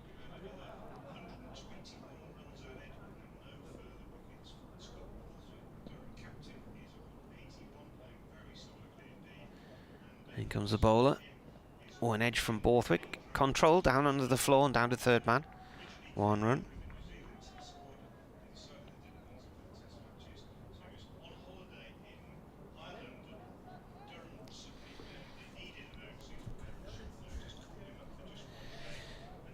Chris has emailed back on. He says that's not him in the Adidas top. He said that's not me, unfortunately, but I am tempted to steal that jacket, though. He looks far warmer than me in my t-shirt and shades. Ah, there you are, right. Waving. Yeah, fancy only coming in a t-shirt. That's village, that is. And this wind. Morris again bowls, driven by Ravindra to mid-off, no run. At the end of the over it is, so just the 1 run from it. Previous delivery before Ravindra faced that was the single from Borthwick, who will now be on strike on 82.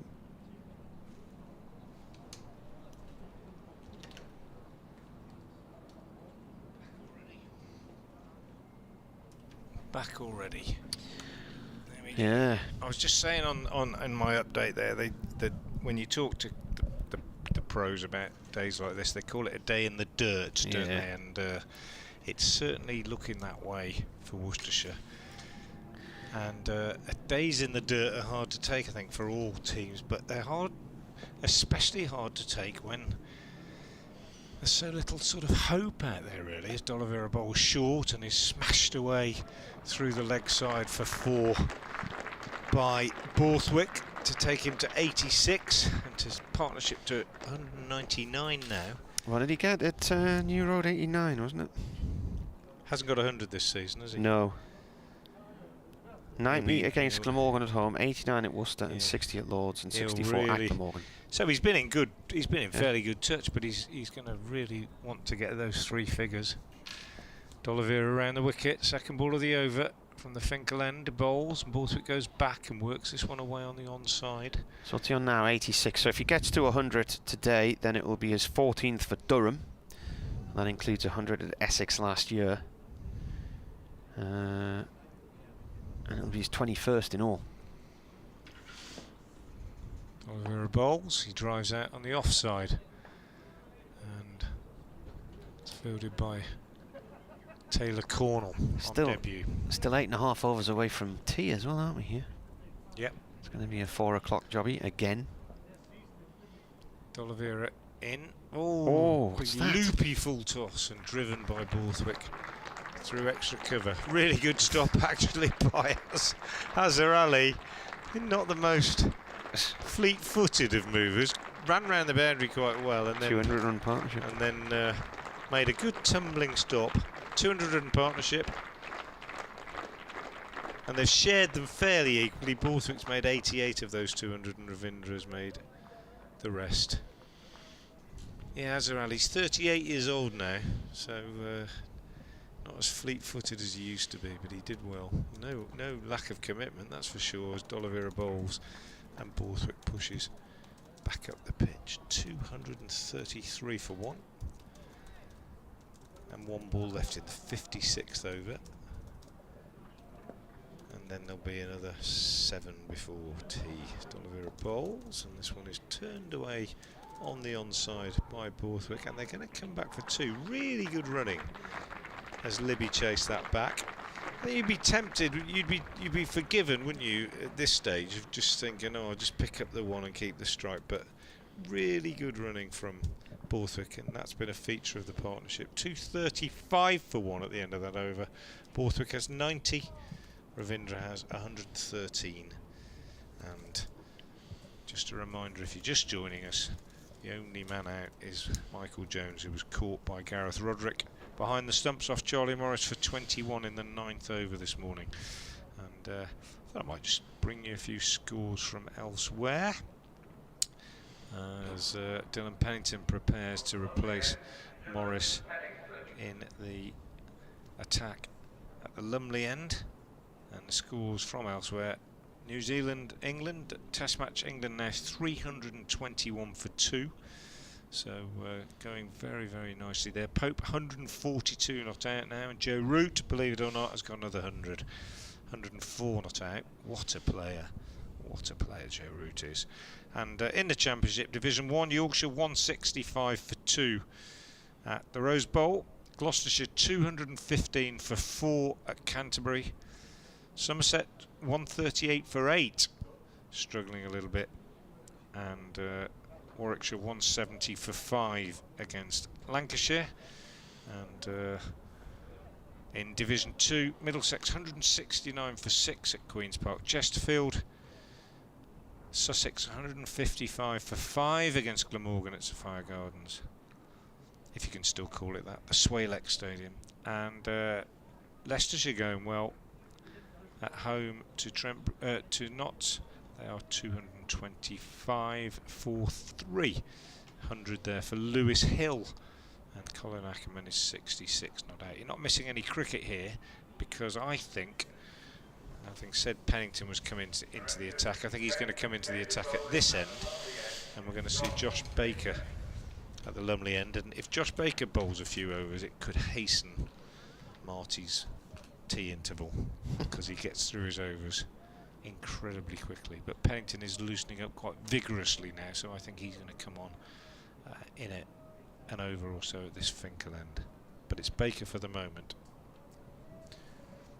Put the stopwatch on him a few times last year, and he was bowling overs in under 2 minutes when they were just blocking it.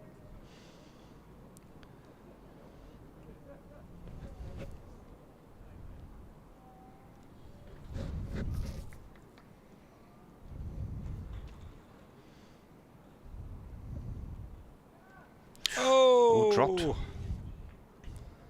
Was that a... He's hit that, hasn't he? Yeah, that was a chance. Who's put that down? Barnard? No. Yeah. Is it Barnard? Yeah. So he gives his first chance, Ravindra, on 113. Off Baker as well. I'd be disappointed, the young man. Could have got a test player out. Full of length, he drove at it. Sharp chance to Barnard's left. Tucks this one away on the onside. No run.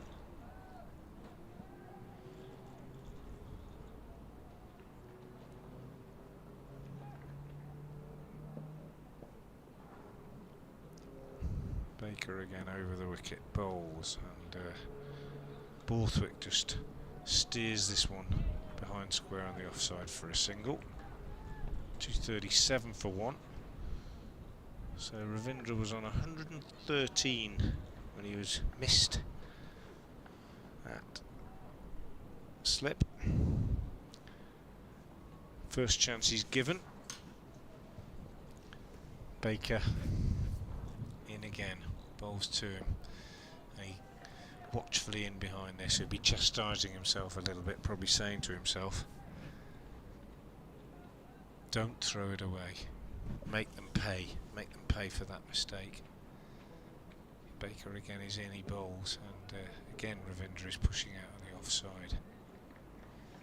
That's the thing, isn't it? You wait so long for a chance, and when it comes along, if you don't take it collectively, there's a real sense of disappointment. It was a sharp one. Baker bowls, Ravindra drives on the offside for a single. Gibbon comes off the cover boundary to do the fielding. End of the over from Baker. Unsuccessful. Might have been so different. 8 overs, 2 maidens, no wicket for 32. Excuse me. And Durham 238 for 1. Borthwick 91 and Ravindra now 115.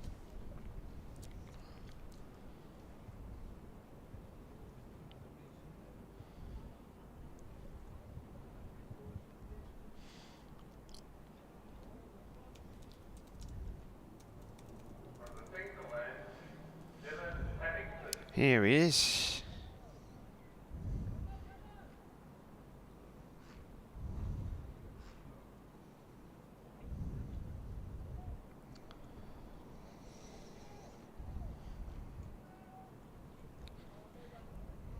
Pennington back into the attack then. 9 overs early and none for 38-1 maiden. Durham 12 away from a second batting point.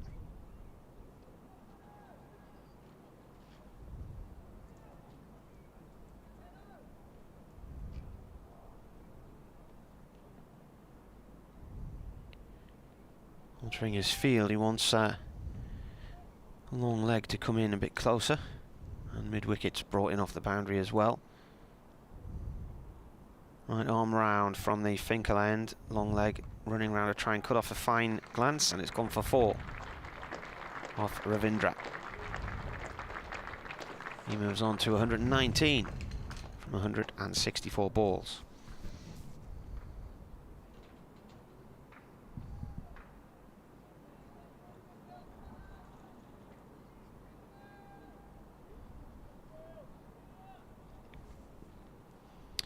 Eight away now from the second batting point.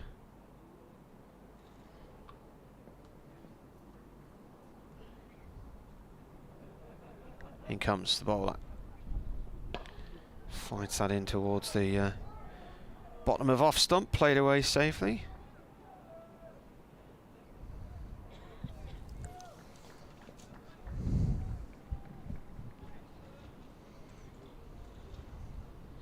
Highest partnership for a second wicket stand for Durham is 274. Mark Storman and Scott Borthwick against Middlesex here in 2014. Pennington with a short one, pulled by Ravindra down towards fine leg. 4 more runs there. Not the best of deliveries really. Sat up nicely for him. So the score moves on to 2-4-6, 4 away from that batting point, and they've put on 214 runs so far, these two. Well, you were saying that Scott Borthwick's got about, I can't remember exactly how many hundreds you said, and you said that number for Durham. The others were for Wellington, presumably, were they, in New Zealand? Well, no, he played for Surrey for 3 years, 3 or 4 years. And he he's played for Wellington for 2 or 3 years as well, did he? He went over there on an exchange program, didn't he? He's got, in all, 20 hundreds right, and 20. 55 50s, Right, 13 hundreds for Durham. Yeah, okay.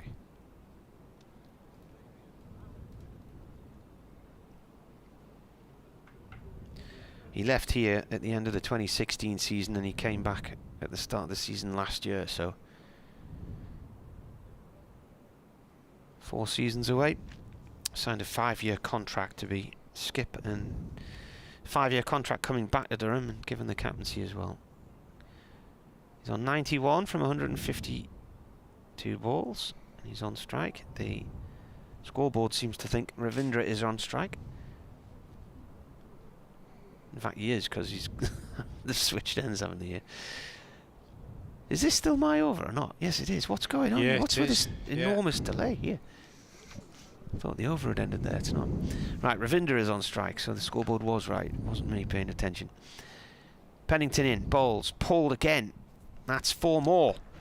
That's 3 balls that he's bowled down that leg side, which Ravindra's pulled each time for 4 towards the long leg area. Poor bowling that. 250 runs then, and there's your second batting point there. 57.4 overs.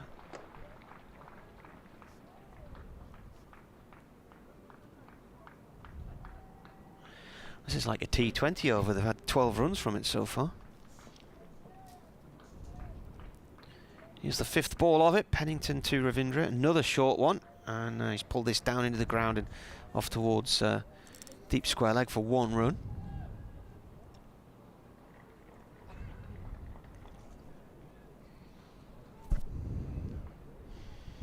It remains a blustery day. There's some friends of ours were on holiday in Florida last week, and they were hoping to get to the airport before this big tropical storm came in, and then I saw on Twitter a little later on some flooding in the Florida area. So the rain we had a day or so ago, and then the winds that we've had since then are the tail end of that storm system. Pennington to Borthwick with a short one. Borthwick pulls that down to long leg for 1, and we'll keep strike. It's the end of the over. 251, 252 now for 1 here on BBC Radio Newcastle. BBC Hereford and Worcester. The partnership continues to climb. 221 now from 299 balls. I'm not hearing much. In fact, I'm not hearing anything, Marty, on Twitter from Worcestershire supporters. I'm at Frank Watson 58. If you did want to get in touch, I'm not surprised though. I'm not really. I think they're all just sitting there thinking, we need a wicket. What more can you say? And when Josh Baker did find the edge of Ravindra's bat, Ed Barnard, who's just going through it again in his mind at first slip now, I can see as he shapes to take an imaginary catch. I wasn't able to hold on. This one's pushed out on the offside by Borthwick. 92. Borthwick will be eyeing up that first 100 of the season. Plays this one out on the onside. It's fielded by Haynes at short mid-wicket. 252 for 1. 1 man out, Jones for 21. Bright sunshine again now as Baker is in and bowls to Borthwick, who's taken on the pad. There's an appeal for everybody. We can see from here that he's outside the line, well outside the line, and playing a shot. But as we said when D'Oliveira appealed earlier, it's the hope, isn't it? Baker again bowls. Borthwick turns this on the onside for a single. Fielded by Libby. Durham skipper goes to 93.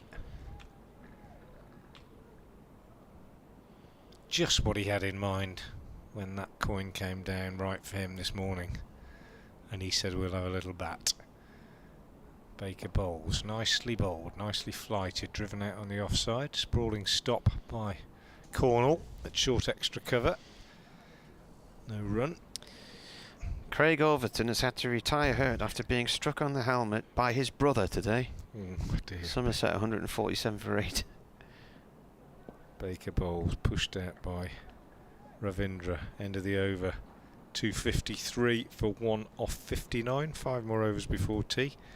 Getting him back for when he hit him in the back garden 27 years ago. Remember What's that? the other Overton? It's remember Craig that. and what's the other one? Jamie. Jamie.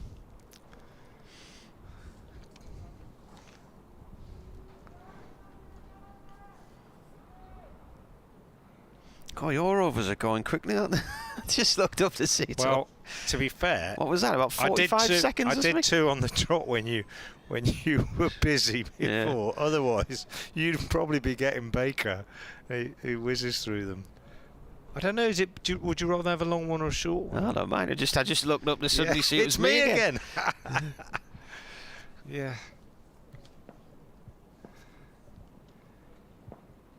Root's got his fastest Test match 100 This is played safely away by Borthwick out into the covers. That's a good pitch, that at Trent Bridge, isn't it? Well, I say, it goes to his 2700 and it's his fastest as well. I say a good pitch. When you say it's a good 116 pitch, balls. I think it was Angus Fraser who used to say, good for what? And I think it's a good batting pitch is what we should say. I think that game's going to be a draw, isn't it? Is it day 4 today? Or? Day 3 today. Day 3, is it? Pennington, short one, helped on its way down towards fine leg by Borthwick for one. There's a man down there. Is it day 3? Yeah. I can't remember. Yeah, it is. I can't remember when it started. I haven't watched any of it.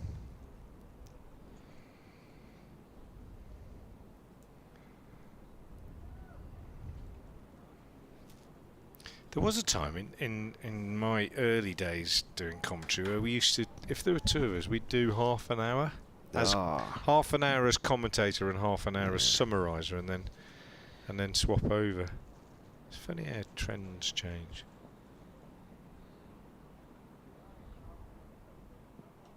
Pulled out through deep mid-wicket by Ravindra for one. Well, I know somebody who did that and kept trying to do that until recently, and it annoyed the other commentators. I'm not saying I want to do it. No, you can have an hour if you want. Now, can have a kip. No, not at all. But it was the accepted practice for a while.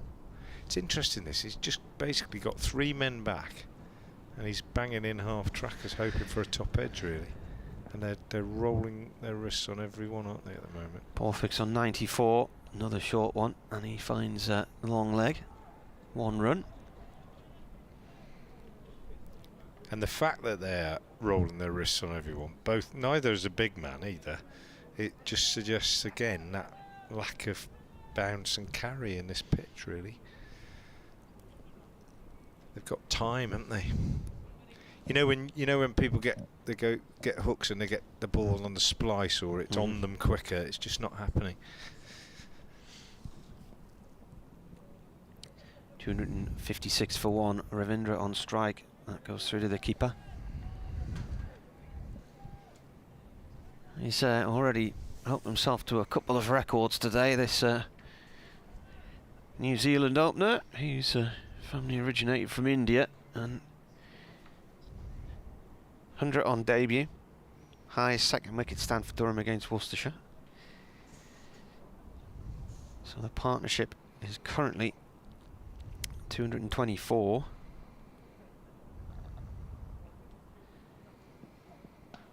And that's flat batted out through deep mid wicket for one. Into the floor with control.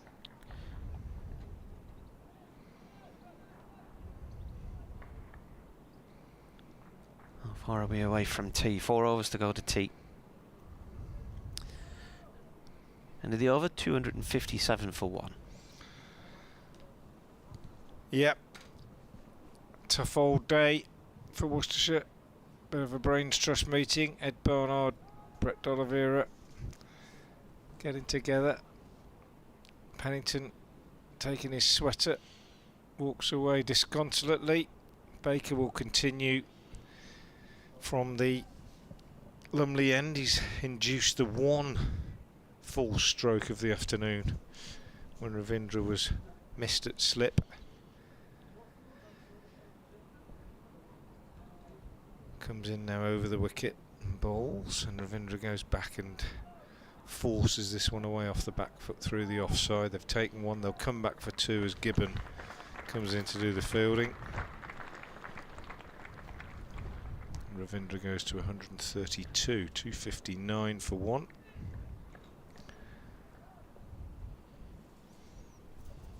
Baker again over the wicket, bowls. Ravindra again working it away for runs this time. Well, just a single out to Azhar Ali, deep backward square leg. 133 now to the Kiwi. Been there for 175 balls since the start of the day. Scott Borthwick joined him in the 9th over, and he's eyeing up a first 100 of the season.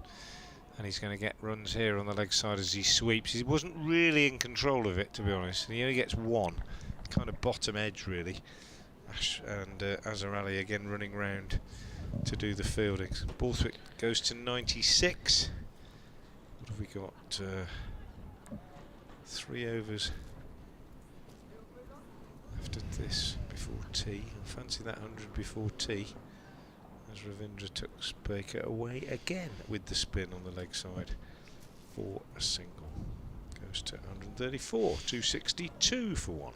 I think Sean Dixon was on 99 at tea at Worcester, wasn't he? It happened 2 innings in a row. Just got to deal with that, I suppose, but it'll be nice for Borthwick if he can do it before tea. He should do. Baker bowls. He pushes this up to mid-off. Well, if he gets to 99, have all the field in, won't you? Try and make him do something special. Hit one over the top, maybe make a mistake. He's played well. Oh, he's been given out LBW, so he's not going to get his first 100. Wasn't a great shot, to be fair. Gone for the sweep. Got a bit tied down. He's really cross with himself. He really is. Absolutely disconsolate, holding his head in his hands as he walks away. It's been a really good innings, but yeah, just in line, I think. Sweeping across it. He was sweeping from off stump really, and hit him just in line, I think. So Baker gets his reward. Borthwick still got his head in his hands as he's walking off. Absolutely he's devastated. Played really, really well. 96 he made. But last ball of the over as well. LBW to Baker.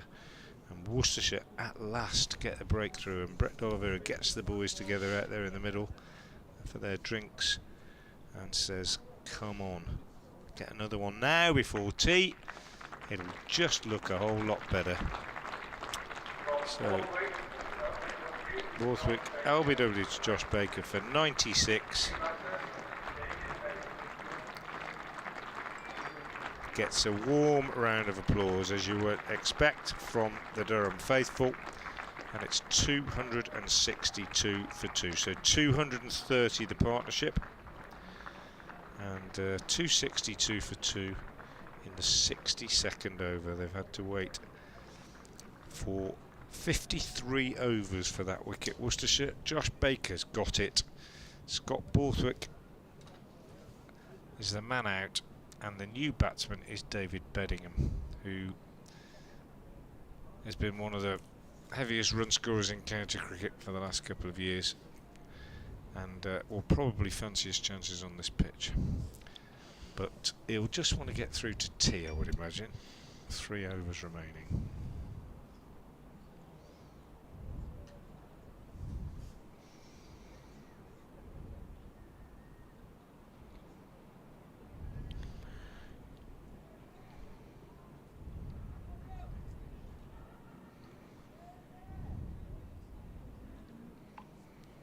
He's got himself out in the 90s twice this season, and unfortunately I caught all of that right on my camera, because as he went to sweep, the appeal went up and I took the photograph just as the umpire's finger of doom was launched.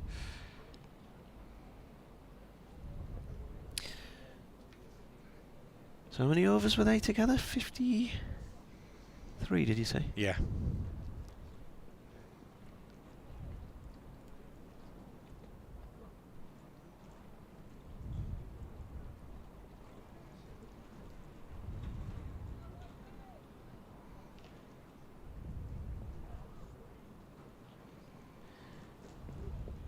Ravindra plays this first ball for the new over from Pennington up to mid-off, no run there.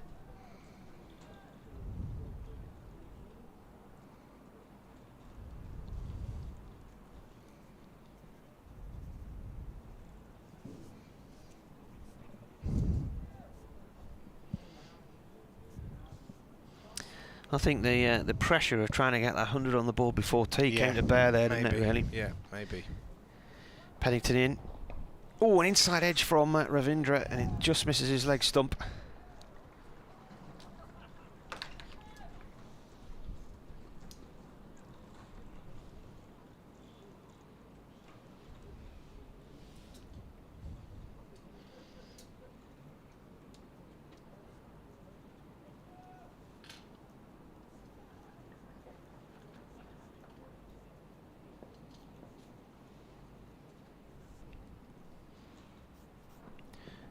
This is played into the covers this time. No run there. Checking the toe of the bat. 134 in his debut.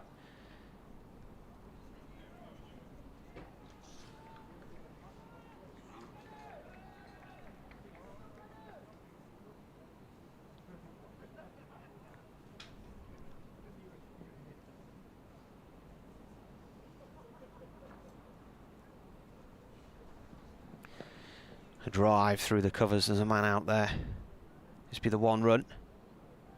As Ali fields it.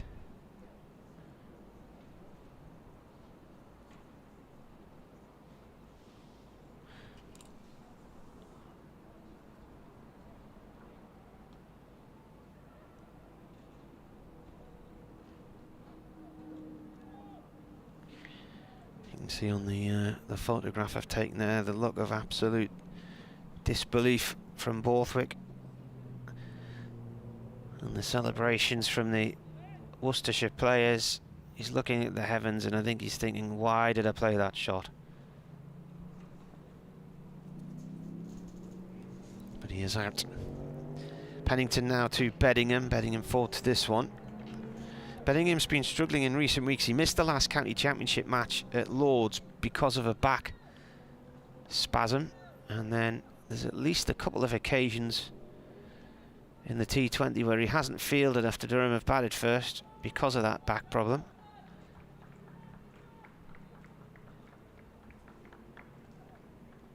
He says he's okay, but as somebody who has suffered back issues myself over the years, they can just go on you. This is played upfield and stopped by Donavira at mid-on. If you're prone to the odd back spasm, those muscles tighten up and they get into a twisted knot at the base of the spine. And then you're being pulled in all directions.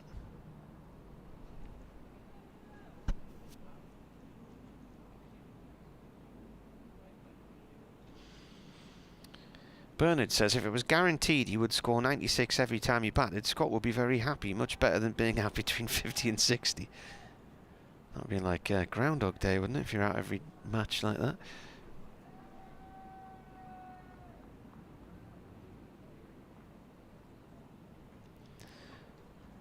Daniel Hay says it's good to see Rachin Ravindra back opening and scoring runs. This one's played by Ravindra to the cover area, no one there, off Baker. He says New Zealand for some reason seemed convinced to turn him into a batting all-rounder who bats at 7. Baker up to the stumps, defended by Ravindra.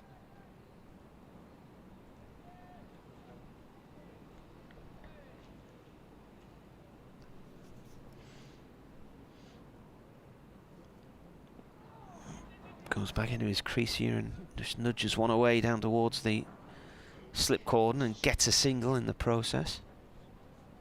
Scott Borthwick, the Durham skipper, nearing his first 100 of the season. He's already been out in the 90s once this season, and he was tracked LBW by George Baker for 96.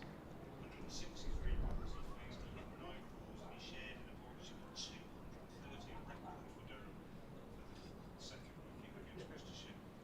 Breaking a record that was set in New Road about 30 years ago, but he's gone out for 96. Baker now to Beddingham. Beddingham plays the ball up to mid-on, no run there.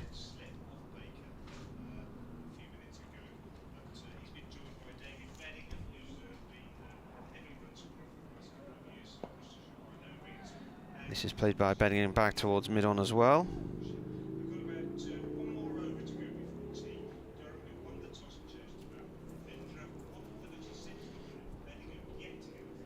Last ball of the over and then one to tee. Beddingham drives at Baker. I think it's bounced out of his hands and it's gone down the far end of the ground for 4. Did he get a hand on that? Yes, he did. It was flying, but that could have been a caught and bowled. And Beddingham is dropped on none and he's gone for 4 there.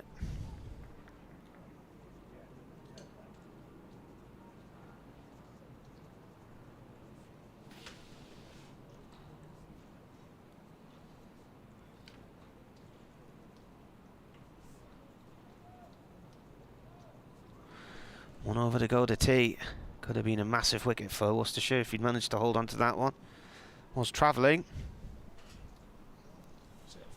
Was it officially a chance? Bashed into his hands, yeah. Yeah, goodness me. We're harsh, aren't we? Well, it was travelling, wasn't it? Yeah, it was. I don't think it was a bump ball. I'm sure it No. was a catching chance.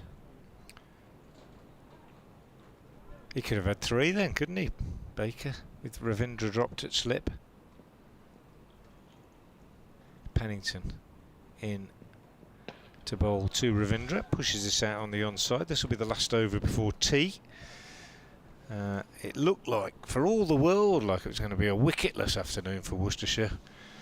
And then Borthwick made that fatal error of judgment, having played so well. I always think a batsman who's been out for 96 or 90 odd, I mean, they're obviously gutted, and it's a landmark missed and so on. Pennington away from us again, bowls wide of the off stump, taken by Roderick, who's kept wicket tidily, must say, Gareth Roderick. You haven't noticed him, have you? That's probably the best thing you can say. And I was going to say, what I always think is, once you get over that initial disappointment, once you actually come to terms with the fact that you've missed 100, you've still played really well, haven't you? If you've got 90 on, so you should still feel fairly good about things. I mean, maybe 99 or something's even worse.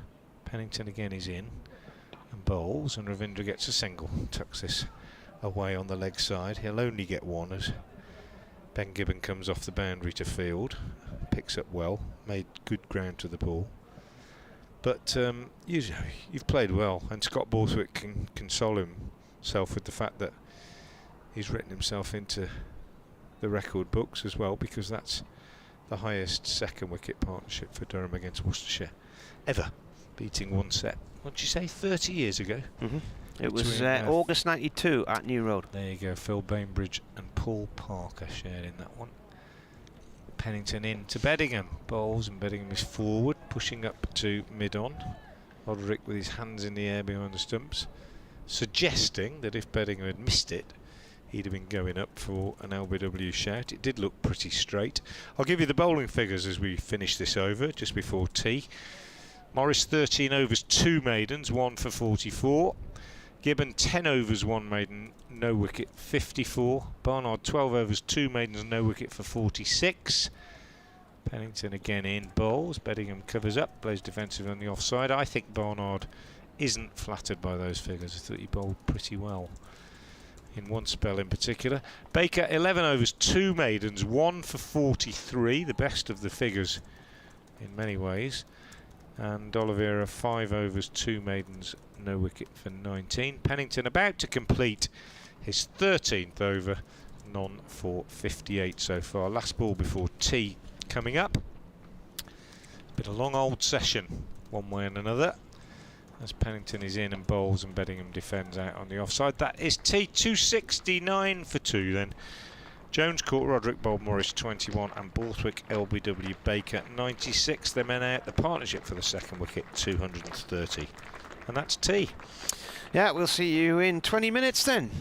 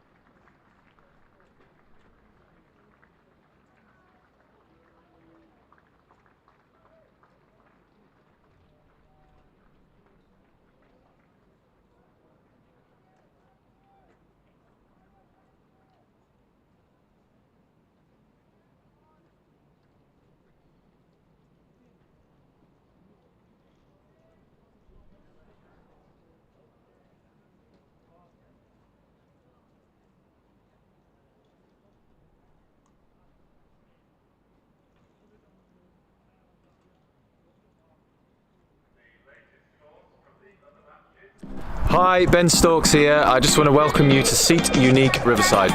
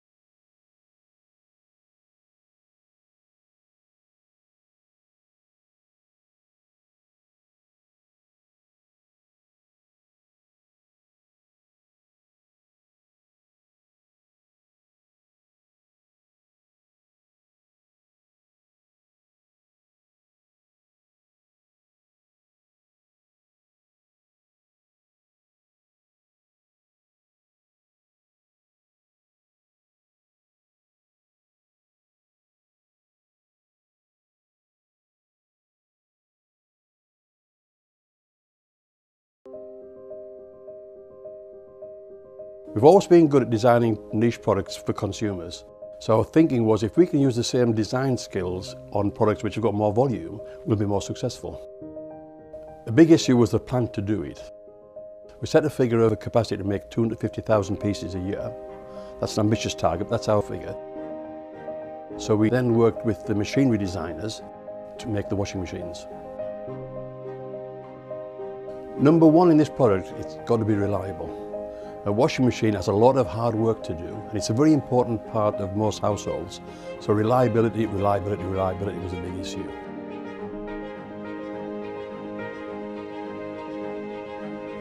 I think any new product, we've got to learn about it, and that's important. We've got to learn about it so we understand it inside out. And that's taken longer than we expected, but we've taken our time to make sure that it's right. There's a big appetite for buying British products, and rightly so, but we can't rely on that. We've got to make a product that competes with all the imports. And of course, remember, we've got our core business here of making domestic dehumidifiers and bottled water coolers and industrial dehumidifiers, so that takes our time, and we don't want to get this wrong.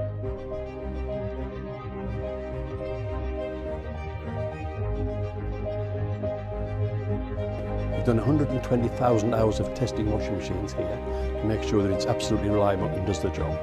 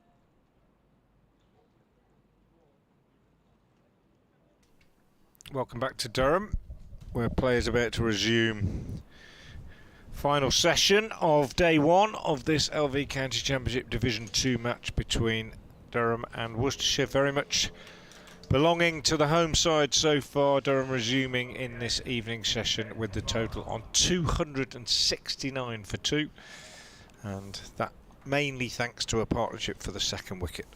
230 between Scott Borthwick, who was out just before the interval, for 96, and Rachin Ravindra, who is not out, on 137 and about to take strike in the first over of the evening session. The bowler is Ed Barnard. For me, I think the pick of the bowlers for Worcestershire so far today, although his figures might not indicate that. 12 overs, 2 maidens, no wicket for 46. His figures so far. He comes in now and bowls to Ravindra, who plays this ball up to mid-off, and there's no run. 270 for 2 then. The other man out, I mentioned Borthwick's dismissal. He was LBW sweeping at Baker, the left-arm spinner, for 96. The other man out, the one man out in the morning session was Michael Jones, caught behind by Gareth Roderick off Charlie Morris for 21. Barnard is in again, slants this one across the left-handed Ravindra, who is happy to leave that alone.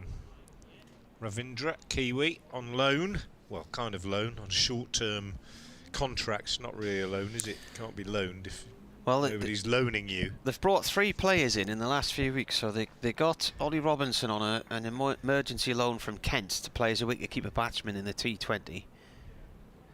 As Barnard again comes in and bowls to Ravindra, who's studiously forward, head right over the ball, pushes up to mid-off. In fact, it's 4. So then they signed Ashton Turner as the skipper in the T20. He dislocated his shoulder a fortnight ago on Friday at Northants. So they then turned and brought in Andrew Tye, another Perth Scorchers player who'd just finished at the IPL and had come home, he'd come over to Middlesbrough to see family.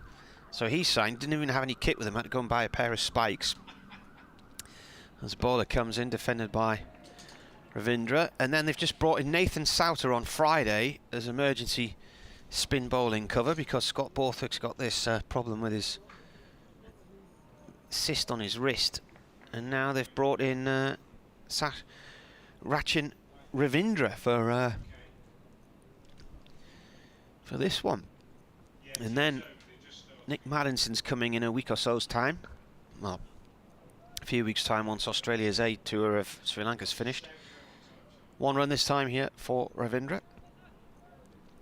So Rachin Ravindra, I was reading an article about him yesterday, and his dad is a massive cricket fan, set up his own cricket team in the Hutt Hawks in New Zealand, I think the Wellington area. and the article I read suggested his name came from a mixture of, I think it was Ravi Shastri and Sachin Tendulkar, Rachin Ravindra. Beddingham is on strike now though. He defends this delivery from Barnard. Had a life Beddingham when he drove a ball from Josh Baker, the spinner, straight back at the bowler just before tee. It smacked out of his hands and raced away for 4. Went like a shell, but certainly it was in his hands for a moment or two, and he could have been caught and bowled on none.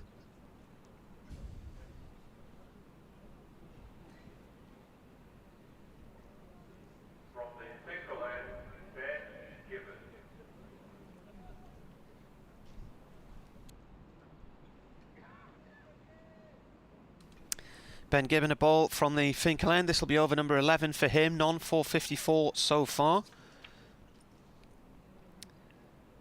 Playing his cricket for Alton Park in the Cheshire Premier League.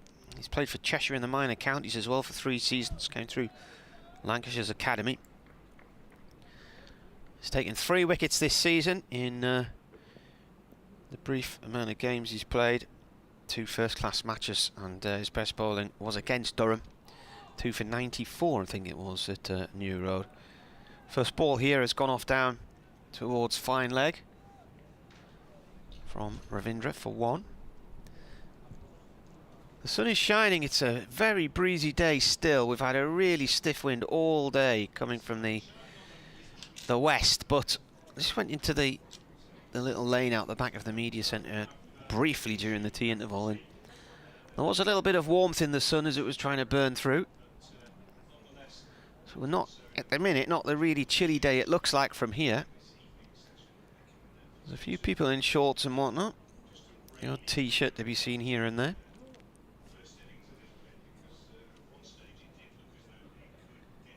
Stiff westerly wind though, so the protection is really going to be in the pavilion at the moment from that wind, or indeed the northwest terrace, which angles round the far left-hand corner.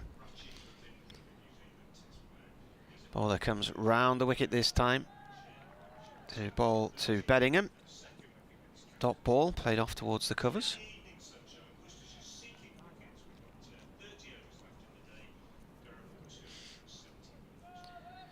England 353 for 4, so they're still 200 behind. Ben Stokes has 8, Joe Root 112, and got his fastest Test century today. So this is an edge, and that's Beddingham gone again rather cheaply. He's not having the best of periods at all. He looks totally out of sorts at the moment. I wonder just how fit he is. Never really got across at all to the delivery, and Roderick takes a simple catch going across to his right. Beddingham, who was dropped on none, the ball went for 4, is now out for 4, and Durham find themselves in a situation here where they're 271 for 3. And I wonder if Beddingham would be playing at the moment if it wasn't for the fact so many players are away on international duty, and there are injuries as well. Well, speaking as an ex-wicketkeeper, Marty, I'm going to claim that that wasn't a simple catch. It was quite a good catch, quite low to his right, and the fact that Gibbon's coming round the wicket, left arm to the right-hander, means that in his stance, in his crouching down there, Roderick's got the ball coming in at him, and then it's gone the other way, and he's had to make quite a bit of ground. It's quite a good low catch, really. But as you say, it wasn't a great shot. He didn't need to play at it, I didn't think. It was wide enough to leave alone. Yeah. But the change of line, I think, from Gibbon, which may well be something that they talked about at tea when they were running through their options. I think the change of line might have been significant there. But perseverance, and you know what they always say, don't they? And we always sort of say, yeah, you always say that, you know, add one or two. If you do add a couple, if they can get another couple in these next 10 overs or so, it just lends an air of respectability to it. Whereas at 262 for 1, which is the score that it was the ball before Borthwick was out, it looked awful, didn't it, from a Worcestershire point of view? Just a little bit better, isn't it, when you see 3 in that wickets column? Not to say that Durham haven't enjoyed the best of the day. Of course they have, and Ravindra in particular. But it just looks a bit better with that wicket. Given in around the wicket and balls. This is played away by Jonathan Bushnell on debut. So a bowling point for Worcestershire. It was a diving catch, but it's the sort of diving catch you'd expect the keeper to take, to be honest with you. Yeah, so it was, but it wasn't. I I wouldn't say it was. It was a decent catch. It was quite low, wasn't it? It was a very poor shot. He just never moved his feet at all. And as you say, he could have left it well alone, and he didn't. But that's what you do when you're out of form, I suppose. Comes in and bowls. Oh, through to the keeper. A very tight line there. Playing a miss from Bushnell. He was, I mean, he got all those runs. He got runs. He got a century to Worcester, 135, I think it was. He got, and then can't remember what he did against Glamorgan here.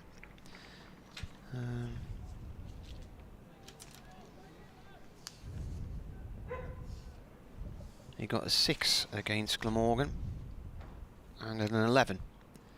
This is left alone, and I don't know when he strained his back. I gather he did it in the gym. And didn't play in the game against Middlesex in the county championship, missed that one, and hasn't really had any big scores in the T20. I think he's had one score in the 30s, and that's been about it. A few in the teens, but he doesn't look right to me at the moment. And it's possibly because of this back problem.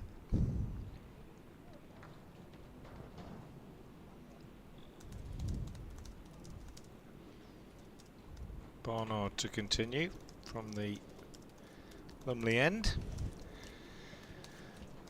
So three wicket takers, Morris, Baker and Gibbon. Barnard in to bowl to the left-handed Ravindra. Good leave from him. He's left it well, pretty much throughout the day. Edged a couple past slip. Off Barnard. In the air, not catchable. Edged one off Baker, 2 slip. Barnard high to his left, wasn't able to hold on. Comes in now and bowls to Ravindra, who cuts but doesn't time it into the ground. Libby Fields in the gully, no run. Brian Halford, the former Birmingham Post cricket reporter who's followed Warwickshire for years and now actually works for the club, he's just treated congratulations to Burgess, who when he reached 40 also reached 3,000 first-class runs. Also many congratulations to Sam Hain, who when he reached 73 reached 5,564 first-class runs. Barnard again over the wicket, and that's wide and driven straight to D'Oliveira at short extra. 271 for 3. He's got a very funny sense of humour, Brian. He has. I follow him on Twitter. I've also read his book, which is about his wife. Yes, yeah. very moving, sad. Very moving indeed. Barnard in again, balls, and that's driven off the back foot by Ravindra. Had a message from John Curtis, says, take your ex-keepers union hat off. You would have been disappointed to drop that. I would, but I'm making a point that if a bowler is bowling left arm around the wicket to a right-hander, the angle that the wicket-keeper is standing when the ball is delivered from the bowler's hand means that a right-hander getting an edge which takes it sharply the other way is a more difficult catch to take than you might imagine if you've never been a wicket-keeper. I think as a professional wicket-keeper, you'd expect them to take that. Yeah, it was a fairly... Absolutely. It was just a run-of-the-mill edge. It was a bad shot, and it was quite an easy height off the ground. It was not a run-of-the-mill catch. Here's Barnard, who bowls. If you're a professional wicket-keeper, diving catches are part of your forte. The run-of-the-mill catch. I'm with John. I'm with John on this one. The first one. Michael Jones. Well said, outside John. edge.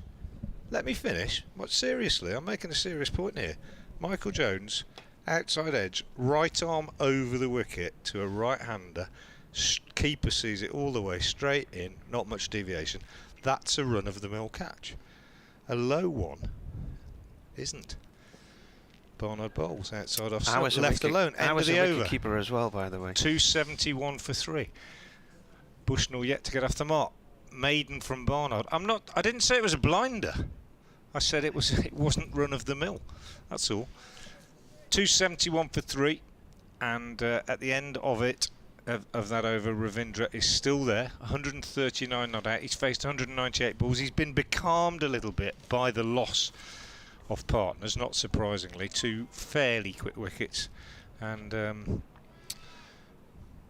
that's not surprisingly, as I say, has forced him to just be a little bit more circumspect. Here's given round the wickets, bowling to Bushnell, who's faced 4 deliveries now for 4 deliveries, but not off the mark yet. He's 21 years old. He's played for Durham in the second division championship and second division T20 competition. He's played for Northumberland in the minor counties competition last year.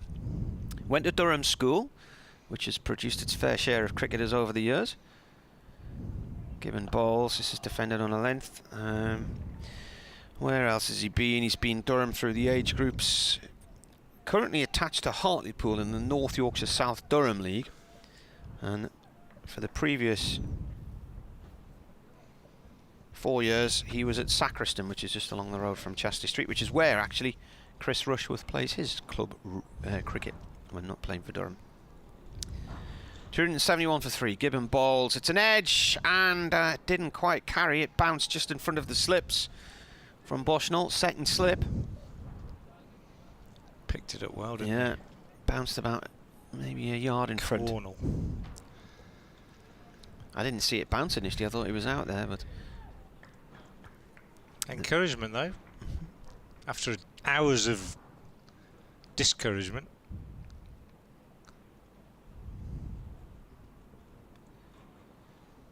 Gibbon round the wicket, left arm round, defended by Bushnell. We're at England now then. 361 for 4. So Root's got 113. Ben Stokes is now batting on 15. Johnny Bairstow caught behind off Bolt on 8. Came out to face the new ball and was gone pretty quickly. Faced 11 balls. Hit 2 fours and then he was out.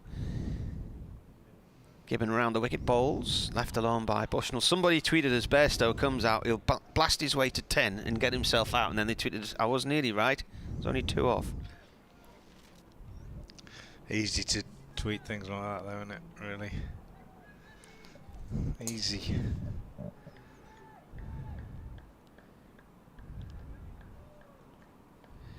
And nobody pays any attention to it if he gets 100. No. You just forget about it. Yeah. Gibbon bowls, defended by Bushnell, short on the offside, end of the over to Maiden. Durham 271 for 3 here on BBC Radio Newcastle, BBC Hereford and Worcester. Somerset all out against Surrey and Taunton for 180. They lasted 67.5 overs. The Yorkies 222 for 3, 71st over against Hampshire in Southampton. The Bears, Warwickshire 209 for 5 against Lancashire and Birmingham. Gloucestershire 265 for 5 against Kent and Canterbury. Middlesex nearly to the 200 mark at Chesterfield. They're 198 for 7 against Derbyshire. Lovely ground that. Sussex 191 for 5 against Glamorgan and Cardiff. There's Barnard from the Lumley end. In, bowl short to Ravindra. And he hammers it away for 4 on the leg side. That's what's been, for me, the most impressive thing about his innings. I've said it several times, but, you know, I just said he's been more circumspect since he's lost partners, and he has. He left the ball alone a fair bit in that previous over. He's gone back into his shell, but at every point throughout the day, when he's received a really bad ball, he's put it away. His judgment of what to play and what not to play has been good as well, and I say that and I nearly get him again, don't I, because he plays how many full shots? Maybe 4 all day, and that was one of them. Angled across him, better length, didn't move his feet really, and just had a little swish at it outside the off stump. Maybe would have got a 1 down to third man if he got a bat on it. Fortunate for him that he missed it. One score I haven't brought you, Leicestershire 271 for 4 against Nottinghamshire in Leicester. Barnard again is in and bowls, and he's forward and just will have enjoyed feeling the ball in the middle of the bat again, just solidly pushing up to mid-off. But going back to an overall assessment of his knock, I think it's been of high quality, and it's been particularly noticeable how few of the loose deliveries that he's faced he has failed to capitalise on. Barnard bowls again, he leaves this alone outside the off stump. Wicket keeper gate rumbles on. It's now 3-1, I'm afraid, Frank. Well, The South Shields Football Club Wallsend branch says that was a big standard wicket keeper's catch. right, well, it's 3-2 because I've got a director of cricket from a Premier League club who was also a wicket keeper who said, I'm with you on this one. I think it's all to do with your assessment of your feet and the line of the ball. Barnard in, bowls, and that's beaten him. Did he play? Just have a look at this. Across him, pulled his hands inside the line eventually, but not till the ball had gone. I reckon he had a little push at that one.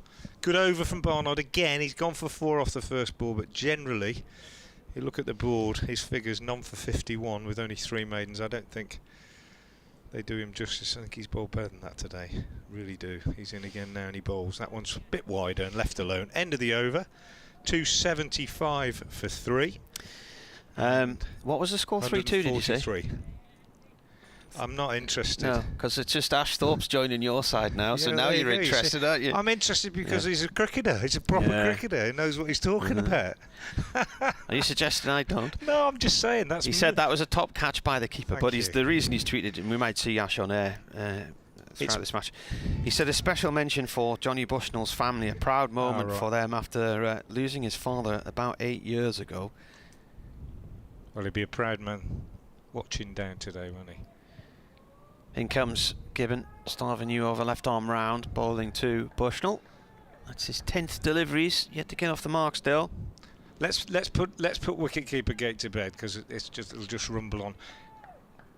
3-3 it sounds like, but I'm just saying it's the line that the ball's delivered from and the sharpness of the deviation and where the keeper's starting position was that made it not a brilliant catch, but not a routine one. He's gone past point and away for 4. I'm not sure if it went through the fielder there or just slightly wide of him. It's a cut, nice shot, and away up towards the TV scoreboard boundary. Good shot, nice way to get off the mark. You feel better. And I presume Ash has coached him a bit then, has he? Maybe. Yeah, 'cause His dad was a deputy head teacher at a school in the northeast. right. Well, proud day for the family. For a local boy to make his debut. Given in.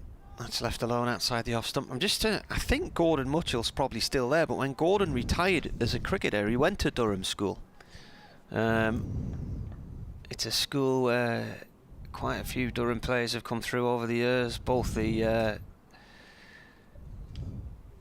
Rosebery brothers, Michael and Andrew, went there. Probably your man as well from up here who played for Worcestershire for a bit. Robin, is it Weston? The Westons? Has that gone down the leg side? Yeah, it might have done. Hand I on know the. a few people who went there. Yeah. At one time, there's a leg by signal there. At one time, there was a guy, I don't know if he still comes over, but he used to come over every year from Perth in Australia called Mike Hirsch, and he used to teach the kids there. He then went to RGS Newcastle, didn't he? Mike Hirsch, he did. I think. Right. Yeah, I met him when that. You know, I told you I took a team to Gosford. Uh-huh. I met him there. So yeah. Hershey brought a couple of players over for Whitburn, so Rob Romeo in 1990. Did he? Maybe, I'm not sure actually. Maybe I might have got that wrong. It might have been somebody who worked with him. Anyway, yeah. He had a big impact, I think. Yeah. Gibbon left arm over, and this is flicked away by Ravindra down towards long leg for 2. He moves on to 145. There was a lad came in to play for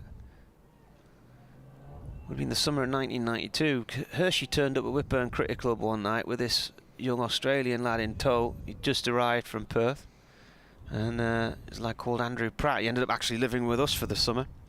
Played for Whitburn. So there's quite a lot of cricketers came to this area as a result of Hershey's involvement in bringing them over. Gibbon bowls, defended by Ravindra on a length around about off stump, end of the over. 26 to go tonight. They came back out, it was about 25 past 4 when they came out, and you think, well, that's going to be at least another 2 hours. The other issue here is the over rate is -3, so they might have to have Josh Baker and Brett D'Oliveira on for a while. But yeah, I think that's a worry, isn't it? The over rate. But there were a few meetings, weren't there? There were a few gatherings in the afternoon as they tried to come up with plans. There was also the ball getting lost and then being found and then being replaced. Whether that's factored in or not, I don't know. 282 for 3 anyway. Barnard is going to carry on from the Lumley end. First time he's bowled at Bushnell. 2 slips wait, he's in, he bowls, and Bushnell is forward, pushing watchfully up to mid-off. They'll fancy another wicket here with it being a debutant. Worcestershire, I think, they'll just feel they've got a little bit of light, really, on a gloomy day, metaphorically. 282 for 3. Barnard is in, bowls, and Bushnell gets runs. Turns that very nicely, timed it beautifully. He got opened up, I thought, a little bit, squared up, but he flicked it away on the leg side. He's timed it really well. He's taken 3, and he's going to cheekily come back for 4, despite that being chased back. That's a massive boundary. Yeah. Josh Baker will think, I should have let it go instead of diving and flicking it back, and they've run for 2 youngsters out there. Having said that, Ravindra's been there all day. He's faced 206 balls. He's run well. I thought he and Borthwick particularly ran well. Lots of 2s. Local conditions, knowing the ground. Big area out on that side of the ground particularly. 286 for 3. Barnard in again to Bushnell. He bowls, and that's left alone outside the off stump, taken by Roderick. Who sang that again? Was it then Jericho? Big area? I don't know. That's not one of my... You must be a bit of a whiz at Popmaster, Marty. No, I don't listen to that. Aren't you? No. Too busy usually, are you? Well, you'd be good at it. I'm a 6 music man. You'd be good at it. Then Jericho, big area. Yeah, probably one of their only hits. I think they might have been one of these Scottish bands who did a little bit in the late 80s. Barnard again is in, bowls, and that's nicely timed by Bushnell off the back foot. It's going to bring him 4, I think. Punched through extra cover. Really good shot. Really good shot. Barnard walks back to his mark disconsolately. That was timed to perfection. So 8 off the over so far for the youngster. He's gone to 12 with 3 4s, one of them all run. But he's looking very much at home out there at the moment. 290 for 3. Second slip is dispatched into the covers. Taylor Cornell. And we've just got Haynes the solitary slip now as Barnard comes in again and bowls, and Bushnell leaves one alone outside off stump. Barnard has a word about something, and there's 1 ball left in the over. Man is dispatched to deep square leg. Baker, is it a bluff? Is he going to bang it in? Are they going to give him 1? In comes Barnard now. Last ball of the over, he bowls. Oh, and that nipped back, and I fancy there was a big shout coming if he'd have missed that. As it was, just got a little inside half of the bat on it, steered it out square on the leg side. Baker had gone back from that position, so they took that single. He keeps the strike, and at the end of the over, with 25 left in the day, Durham are 291 for 3. There's a dog barking somewhere in the ground. I hope the hedgehog's alright. It did head off back to the hedge this morning when I was driving along the car park, having spotted it wandering around.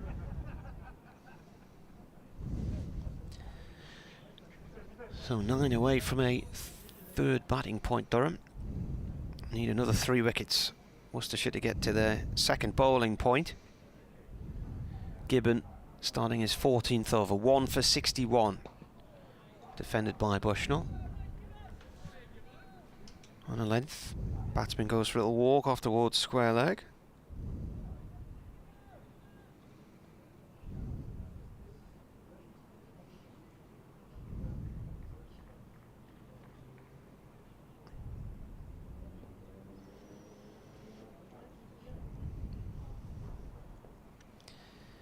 Given left arm round, comes in and bowls, defended. He snatches at it as it comes back along the floor. He's starting his run up here on the left, on the right hand shoulder really, looks like he's going to come left arm over. So he starts his run and he's running down the right hand channel of the umpire, if you like, and then gradually runs in behind the umpire and then comes out the other side and is bowling quite wide. Left round. That one's left alone on the floor. Goes through to the keeper. Was it? Who was the West Indian player who used to run in behind the umpire and you'd only see him at the last second? Was that? There was. Yeah. Was that who was the whispering? Michael Holding. Michael Holding. Yeah, but he didn't do that though. He didn't hide. I think if anybody actually did it on purpose. This is left alone. I remember Jeremy Coney talking about playing for New Zealand in the West Indies, and he said the bowler, he came out to bat and there was a patch of blood where he was taking his card. That was when Mike Gatting got hit at Sabina Park. Well, Coney wasn't playing in that one. Oh no, okay. No. Somebody else. This was New Zealand. I think Lance Cairns had been hit in the head or something like that. Anyway, Coney had come out to bat and he looks down and sees this patch of blood in the crease as Gibbon comes around the wicket here. That's well wide of off stump and is left alone. Anyway, he looks around and he's thinking, where is everybody? And the slip cordon's miles away behind him. So he goes up to the batsman at the other end. He said, have you seen how far back they are? And he said, look, there's loads of singles to be had here. I'll just push little ones and we'll go for singles. And he said, you'll not be getting any singles and I'll not be coming down to that, that end. And he said the bowler who was coming in was running behind the umpire and you only saw him at the very last second as he leapt out the ball.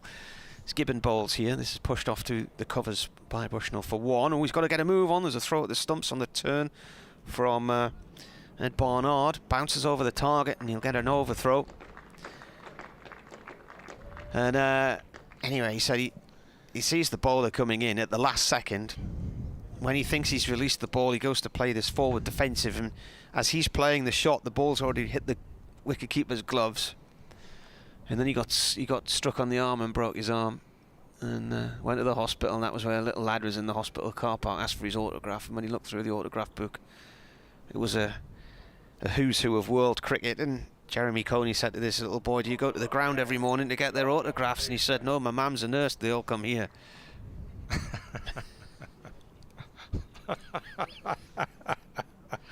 Oh, excellent. I was just thinking back. I can't think of anybody that deliberately remember. I think Malcolm Marshall used to go around the wicket sometimes and appear quite suddenly, but he was special, wasn't he? The one I was thinking of was when they abandoned that test at Sabina Park when Mike Gatting got hit in the nose. And they threw the ball back to Marshall, and he said, "I can't bowl with this. It's got bits of Gatting's nose on it." Yeah. I've got to go and do an update in a minute. I'll just a couple of balls from Baker, pushed out on the offside by Ravindra. As you say, Marty Baker coming into the attack is going to speed up the over rate a little bit. And he comes over the wicket, bowls again. Ravindra edges this one, well, steers. Edges is a bit unfair. Steers it down behind square on the offside. And they take a 1. I think I'm alright for a minute or so. He's going to come round the wicket to the right-handed Bushnell, who has looked fairly comfortable so far for his 15. Played and missed a couple of times, but you're entitled to do that on your debut. Slip goes in. Man on the drive on the extra cover as Baker bowls and Bushnell pushes out on the offside.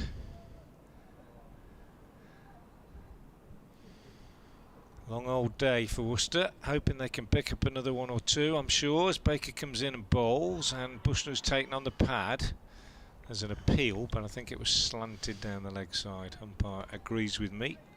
It's turned out, goes out for a leg bye. 294 for 3.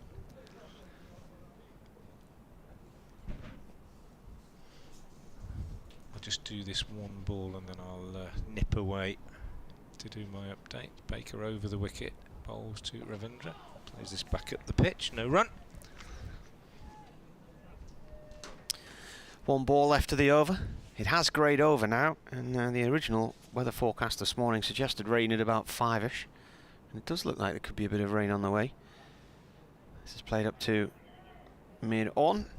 Dot ball from Ravindra there, and that is the end of the over. It just suddenly looks, the sky has just suddenly changed in its appearance in the last few minutes. Just to the right of us, to the east, blue sky, and then to the left, it looks like the front of a rain system coming in. And it did say an 80% chance of rain between 5 and 6. As Frank suggested earlier in the day, the lateness of that rain could cause a few issues as to how much play we do get in the final session. Durham haven't lost a single over in the T20 to the weather.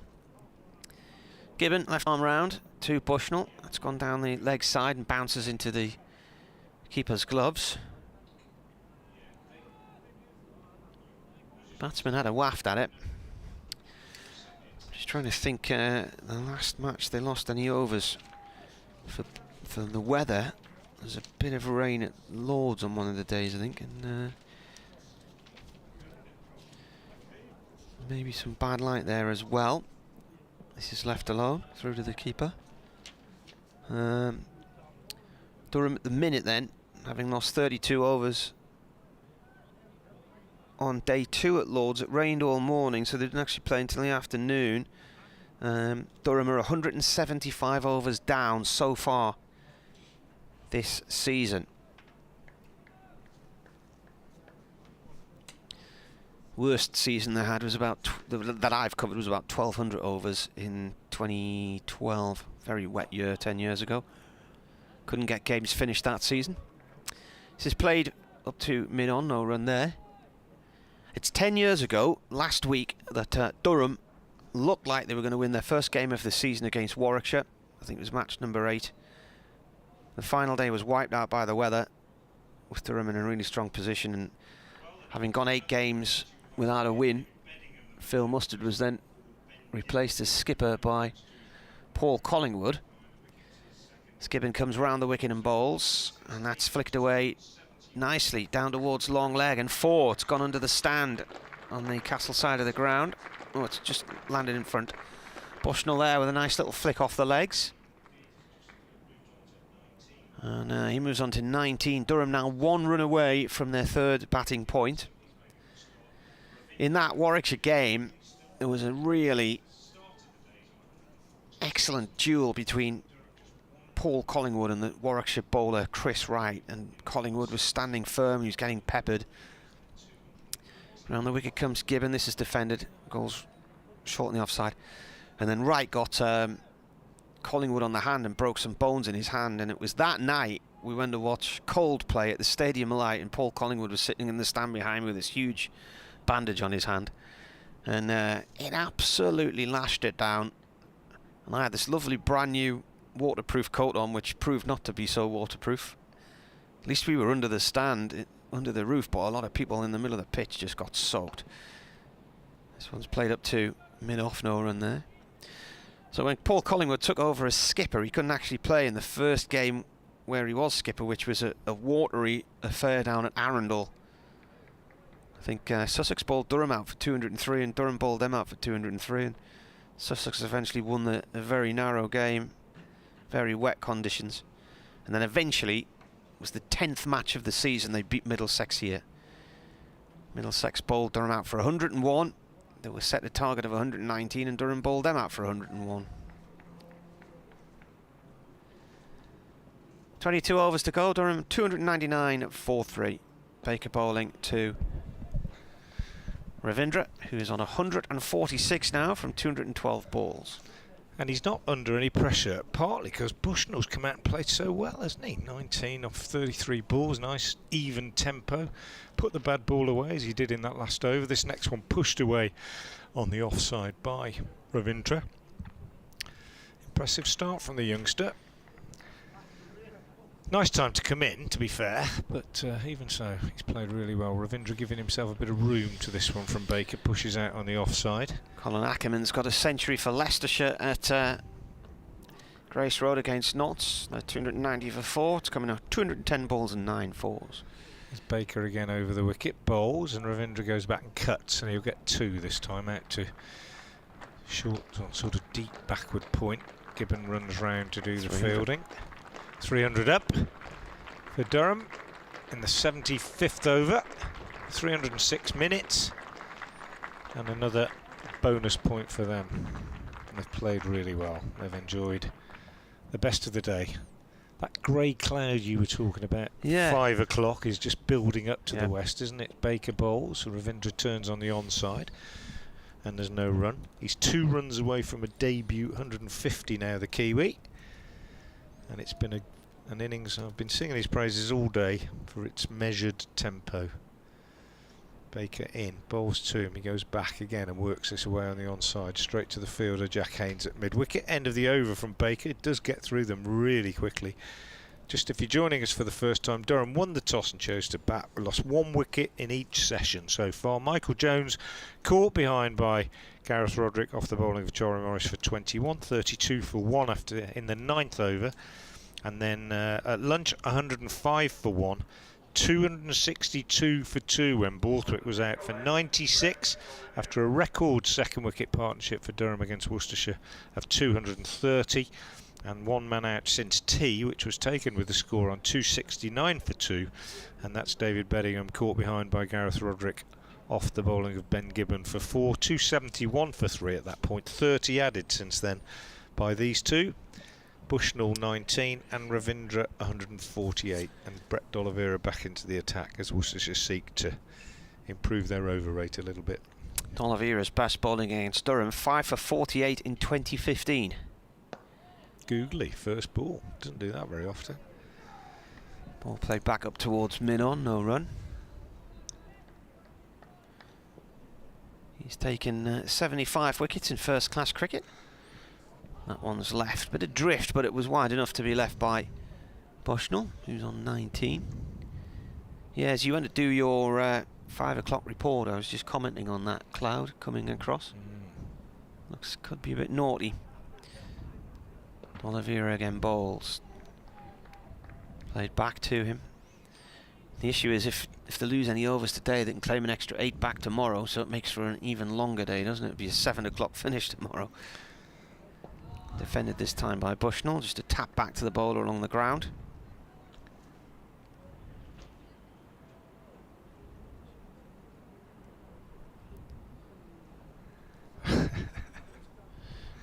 D'Oliveira bowls. It's an attempted Yorker dug out by the batsman.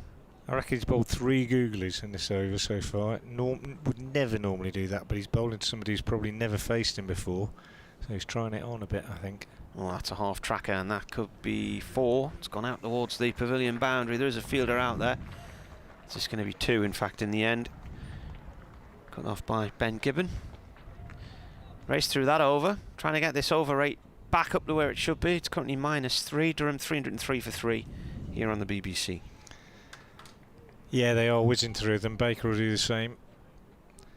Just the 1 off it. That last ball dragged down, as you say. He was lucky, wasn't he? 2 off it. He was lucky that it didn't go for 4.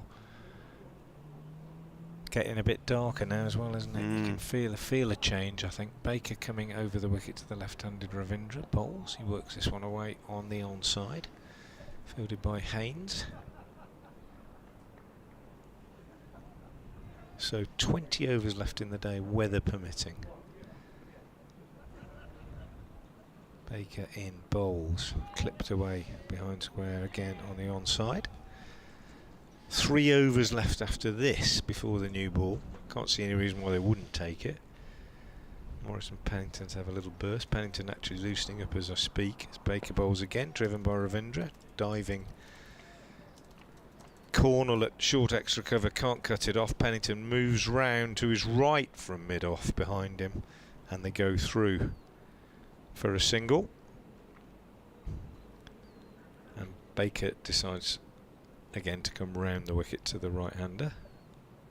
Does so, and Bushnell is forward, pushing back to the bowler.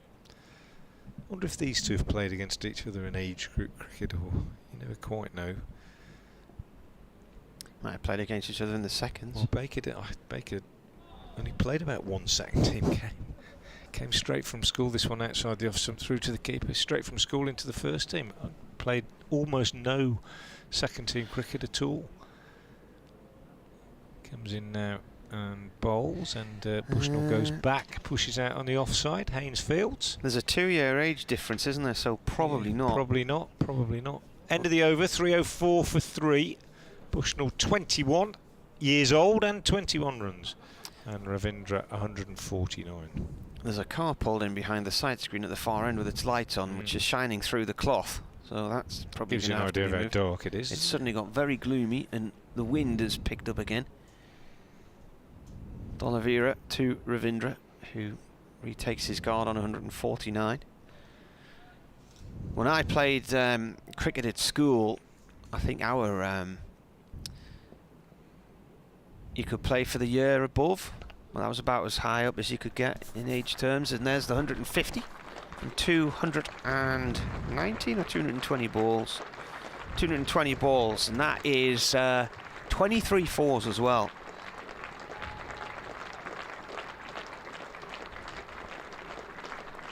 Batted all day. I wonder if Durham are going to try and sign him on now. They've agreed to bring Nick Maddinson over, the Aussie. D'Oliveira bowls to Bushnell. Top ball.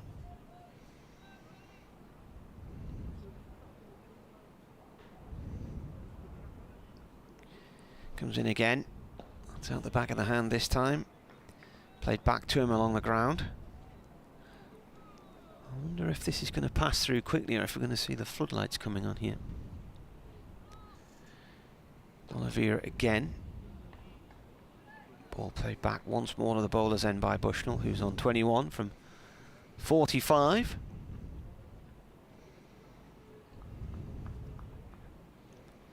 Bowler comes in. Played out towards mid-wicket on this occasion.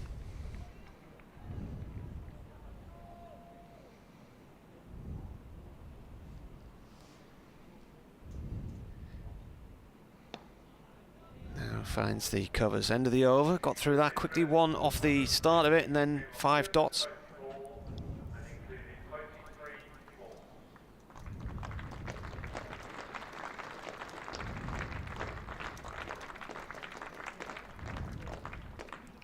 Announcement of the stats for that excellent 150 by Rachin Ravindra.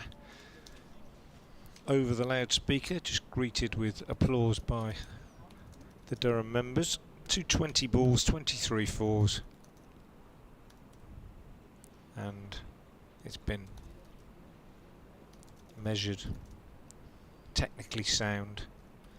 Baker bowls to him, short, pulls this one, or tries to, but on him a bit quicker than he thought, and he just kind of drags it up to Libby at long on.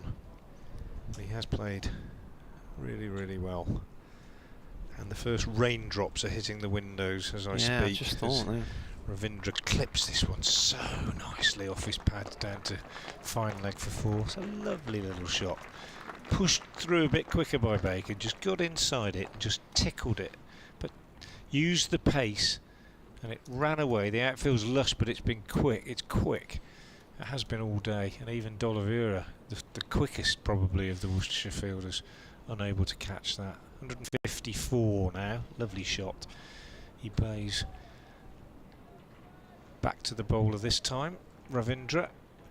It's brighter now over to the west, so maybe we're going to get away with it.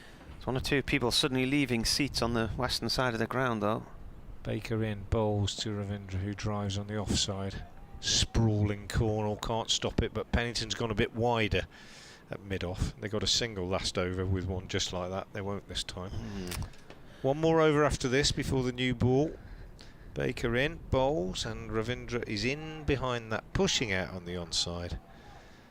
Baker does that characteristic little wipe of his left hand in the dirt of the crease as he walks back to his mark so that he can get good purchase on the ball. He's in, he pushes this one through, and Ravindra tucks it away on the onside. Hainesfield's at mid-wicket, end of the over. Ravindra 154, Bushnell 21. 309 for 3, Durham off 79 overs.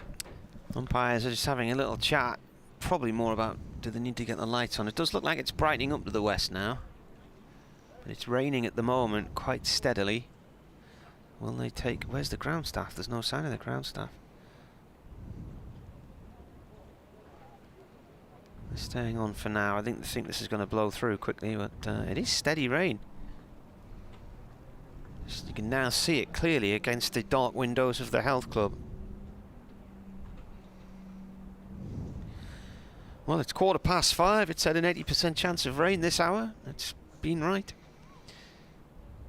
Oliveira bowling from the Finkel end. It's very, yeah, there's blue sky again over there now, where the weather's coming from. This won't be much, I reckon, honestly. Can't get the covers on if you haven't got ground stuff anyway, can you? Bushnell back into his crease, defends this one. It runs up to mid-on. There's nobody on the tractor. The covers are parked on the far side of the ground in front of the pavilion. There's no one there. Somebody is wandering around the outfield though in a ground staff kit. Bushnell forward to defend. He's bowling little sliders here, D'Oliveira. Seems to be just slanting it in. Well, he's helped with this.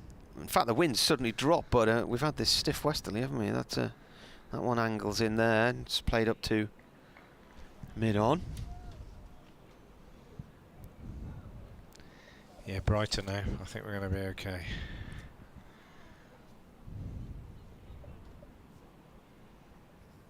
Oliveira bowls out the back of the hand. Played back to him.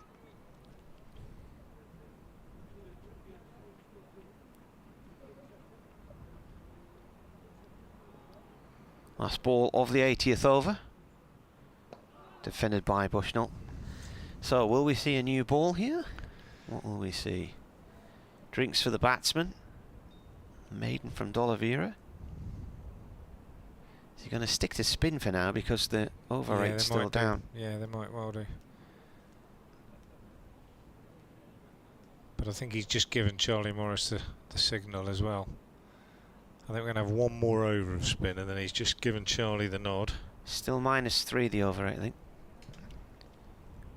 It's a tiny little number in the centre of the scoreboard, right at the bottom, underneath the clock. It says -3, and it's been -3 for a while. Yeah. But the last 5 or 6 overs have been delivered in no time, so I don't understand how it hasn't changed. Well, it takes a while to get it up, doesn't it? It has to be so many overs over a particular period of time. It's not something I particularly I think it's taking over the session, isn't it? I don't know. Honestly, I don't know. Anyway, Baker is continuing with the old ball. He bowls, and Ravindra drives him square on the offside. That was one of his less controlled shots, wasn't it? Sort of uppish and kind of squirted away. Just watching a replay. Yeah. Well, I suppose it was fair enough. There's no fielder there. Just flashed his hands through it a bit. 155 to him. Bushnell on strike. Baker bowls to him. Pushes back up the pitch. 54 deliveries now for Bushnell for his 21. He's hit 4 fours. So I suppose the rest of the time he's been pretty watchful. Baker bowls to him again, and he turns this on the onside. Straight to Cornell at short mid-wicket. Been interesting introduction to Championship cricket for Taylor Cornell, hasn't it? Day in the dirt. As this one is driven nicely. Times it well, doesn't he? Even when he's pushing it, Bushnell. Out to Haynes. I mean, I know he's played at some first-class cricket before for university, but day of championship cricket, he's going to have a bet. Baker bowls, and that's swept by Bushnell. He's going to get 4. He's got a bat on it. Hands on heads all round. If he'd have missed that, they would have been up for a very, very confident LBW appeal. Right off middle, but he got bat on it. Didn't get right down with his back knee, just kind of half down. But got the bat on it, that's the main thing. Goes to 25. Ben Stokes has just been caught out on 46, trying to slog sweep Bracewell. He was caught in front of the Fox Road stand for 46 by Bolt. Baker again bowls to Bushnell. He pushes back up the pitch and he's through that over again very, very quickly. 3-1-4 for 3 at the end of the over. And Pennington peels off his sweater, so I think we'll probably see the new ball now, and Morris will probably come on to replace Baker at the far end. Sun's out again now. New ball signal from the umpire.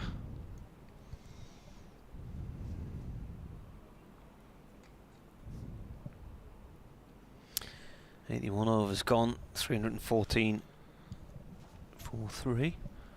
Where do you normally do post-match interviews, Martin? Do you just go down on the grass in front of the pavilion? Yeah.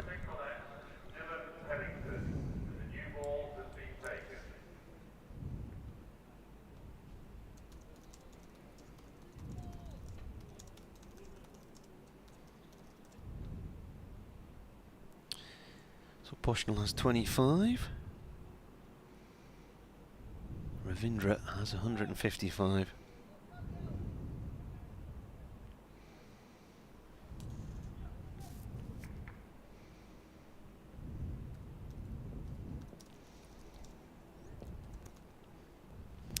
Pennington run over, gone down the leg side, taken by the keeper.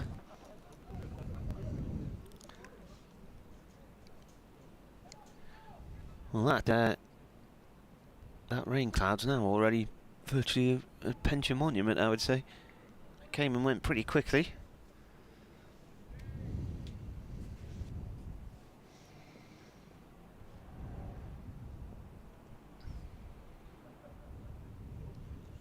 Bowler comes in, Finkel end.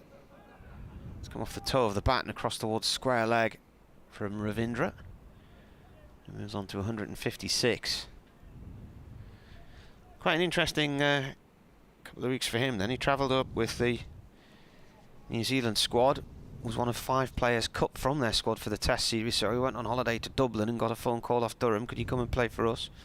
I think Durham must have a pretty well used direct debit at the visa office at the minute, the amount of players they've brought in recently.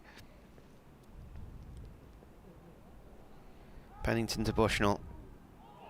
It's left alone and it goes past the stumps and angles quite a way across after it's passed off stump, and it ends up down the leg side, bounces into the keeper's gloves.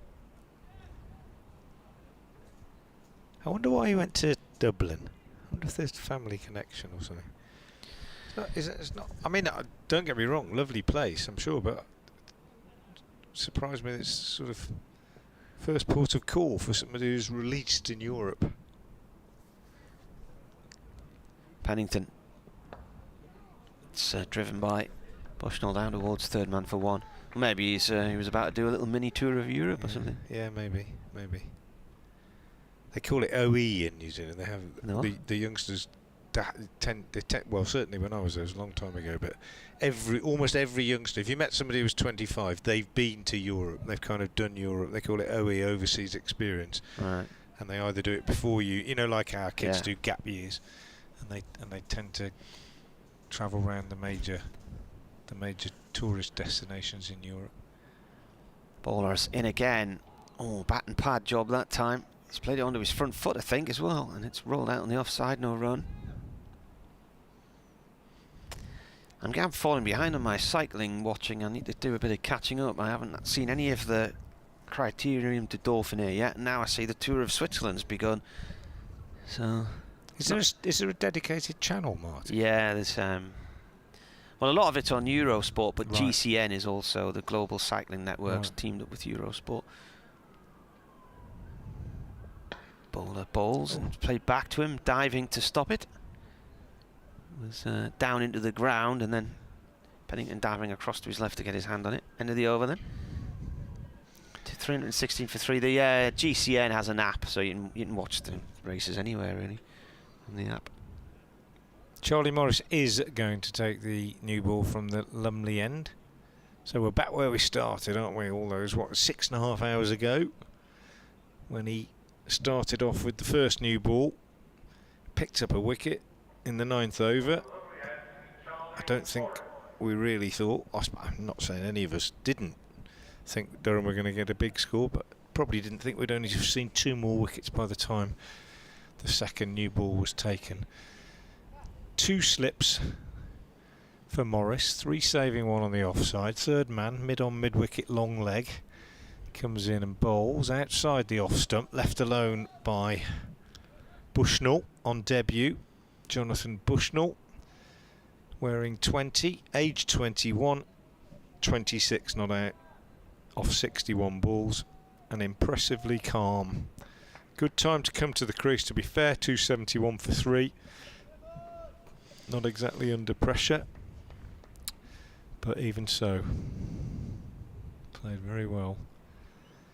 Morris in again, bowls to him, and he's on the back foot, punching this again through the covers.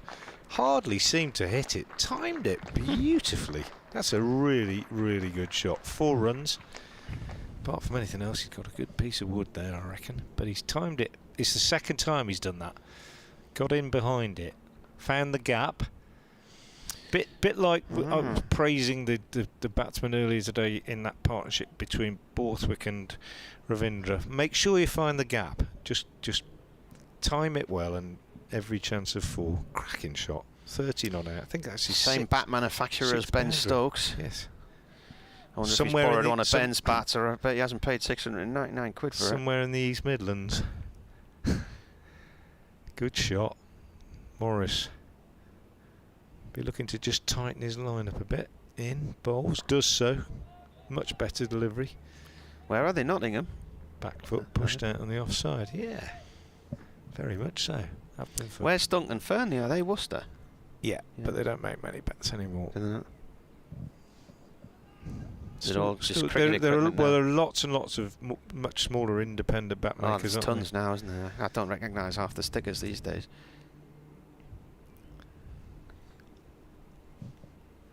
Morris in again. Bowls tucked away by Bushnell. Off his pads, timed it beautifully again. In the gap between mid-on and mid-wicket. And despite a slight misfield from D'Oliveira, they only take 1. If they'd have run the first one hard and done the usual turn and look, and then seen the misfield, they'd have come back for 2. But to be fair, 50 partnership, I think Ravindra's entitled to perhaps just ease off a bit on the run in between the wickets, having been there for 6.5 hours, did I say? Barring the breaks. He's on 155. He's faced 231 balls, and he's checking his guard. Love that. Love that. He's not going to give it away, this chap. Just check my guard ump. Start all over again. Only been here for 5.5 hours. There's Morris into him. Bowls, and he's steering this one down on the offside. Fielded at gully by Ed Barnard.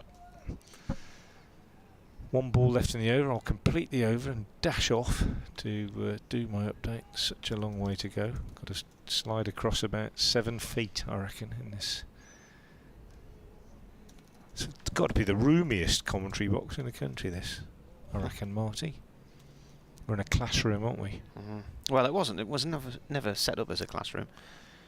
Morris bowls, and that's beautifully driven down the ground by Ravindra. Lovely, lovely shot for 4. He goes to 159, and it's 325 for 3 at the end of the over.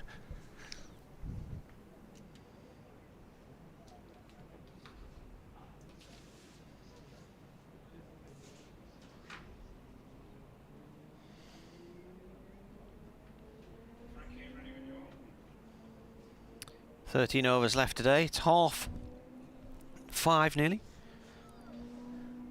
So, one of the umpires is on his walkie-talkie here. They're both on their walkie-talkies. Either there's something they're not happy about on the scoreboard, or do they want the floodlights on? There's a big swathe of dark cloud heading our way now from the west. Just drifting in. I think they probably want the floodlights on. It's gone down the leg side from Pennington. That doesn't look like good weather at all, drifting in. That might bring a bit more rain.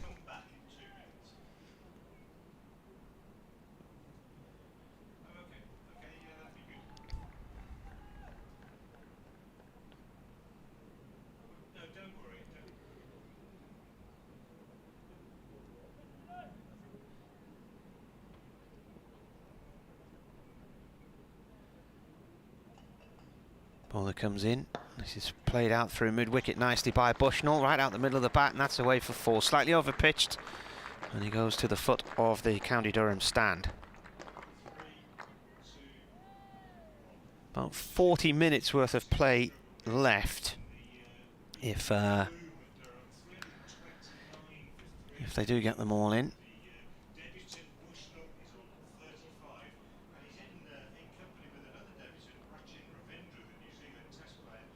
It's not raining at the minute, but it could be again in a few minutes' time. 329 for 3. Bushnell on 35. Turns this beautifully away past mid-wicket, off the legs, down towards the Castle Stand boundary for 2. Well, they're going to go 1 for the throw as well. That's 3. Ravindra running to the wicket-keeper's end, has to duck as the throw comes back in from the boundary. From Morris. Bushnell on 238.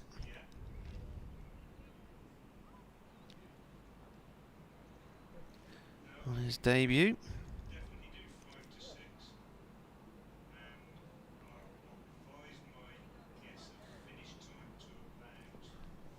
332 for 3. Ravindra on strike. Watches the ball go through to the keeper. Bounces just wide of off stump.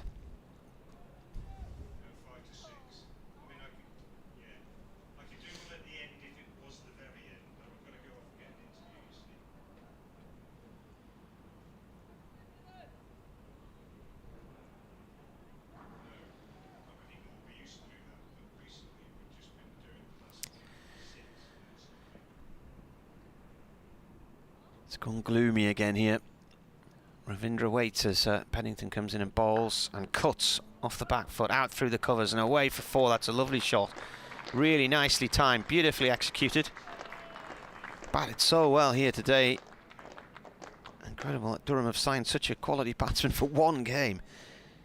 That's his 26th 4, and he's now on 235 deliveries for his 163. And there's the floodlights coming on, so that was what the umpires were on the walkie-talkie about. When they want the lights on, somebody has to walk round to the car park at the back of the pavilion and go into the little substation hut and flick a switch. Pennington bowls, defended by Ravindra. And that is the end of the... You're all right there. It's the end of the over. Bushnell on 38 will be on strike next, and Ravindra is on 163. One more update to do, 5 to 6 they want, so I'll have to try and remember that, as it's not really the time we usually do it. No, that might clash with songs of praise, you know. Can throw you, can't it? Something like that. So it wasn't originally set up as a classroom, so it was originally a commentary box, was it? Is that was the intention? Well, this room we're in, we're talking about. I mean, originally I couldn't understand why I was in such a big room on my own, but actually they had the written press in here with me, and then after about a year they moved them upstairs. Okay. And because people might wonder why we're talking about classroom. It's kind of set up as a classroom. It is now, yeah. Here's Morris again from the Lumley end, bowls to Bushnell. It's an easy pace, this pitch, isn't it? I mean, it's a new ball. I know Morris isn't the quickest, but he's just had all the time in the world to get in behind that and just push it out on the offside. The Parkview Academy of Sport is based here now, so they have a football academy in here, and they've set up a cricket academy, which Ash Thorpe now works as a coach there. Yeah. So as well as the cricket practice and the football practice, they do classrooms and classes in some of the rooms. Yeah.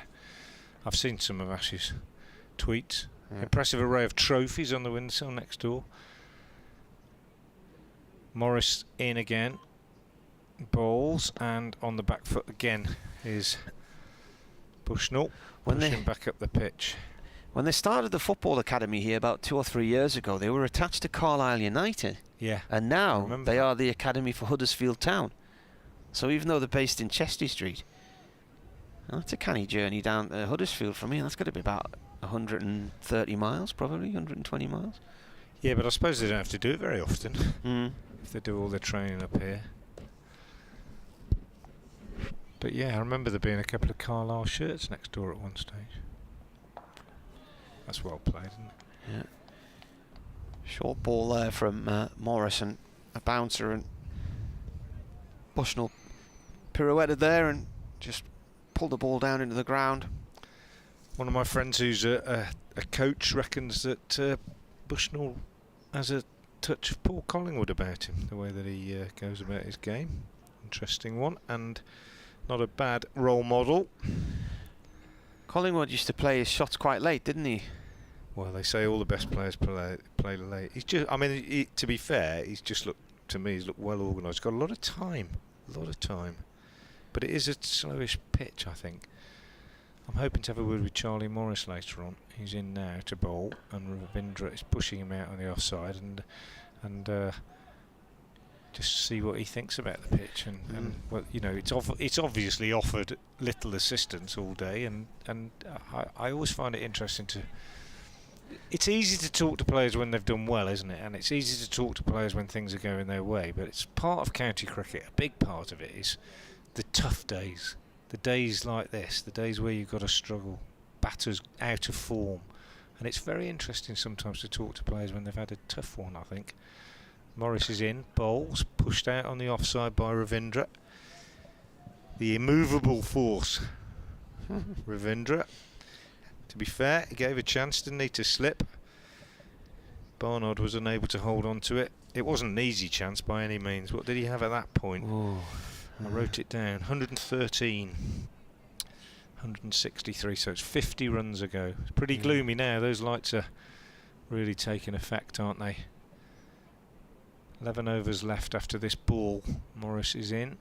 Bowls, and Ravindra is on the back foot driving up to mid-off. End of the over from Morris. 337 for 3. 11 overs to go then, so around about, when was it, 32 overs ago, I reckon there was about 40 minutes left of play. Yeah, I just guessed at 6:15, 6:20. I mean, if you slip Baker on for a couple of overs, you could change that, couldn't you? But if they keep Over going 8. with the seamers. Over 8 is Lovell. Yeah, Lovell. It's got There back you to go. Lovell. So it must have to be done over a certain period of time. Yeah. Pennington, starting in 16th over, none for 70 so far, comes in and bowls. Just played out through mid-wicket. Time. So much time. Bushnell moves on to 40. It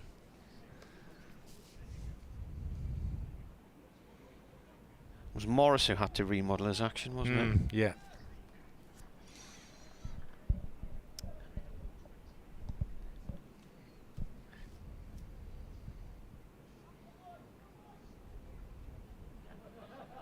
There's heavy clouds sitting over us, the wind's dropped. Probably the blocking job the cloud is doing. As Pennington bowls, driven by Ravindra out into the covers to Jake Libby for 1.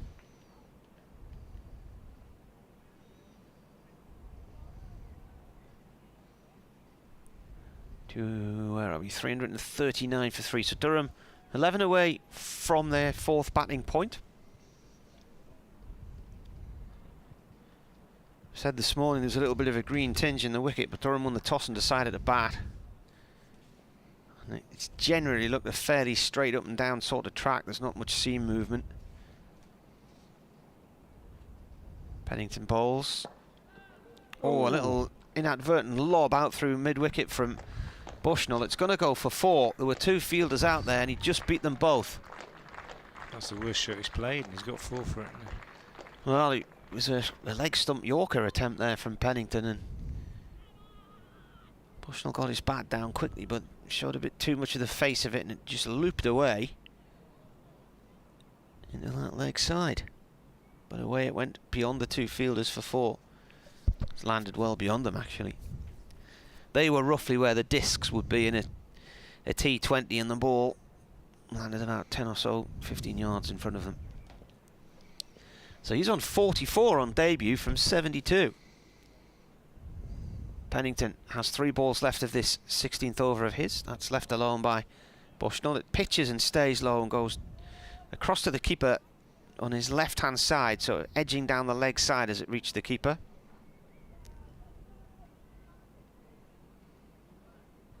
Presume you came up last night, did you? Yeah, well, sort of yesterday afternoon. Yeah, got here about 8.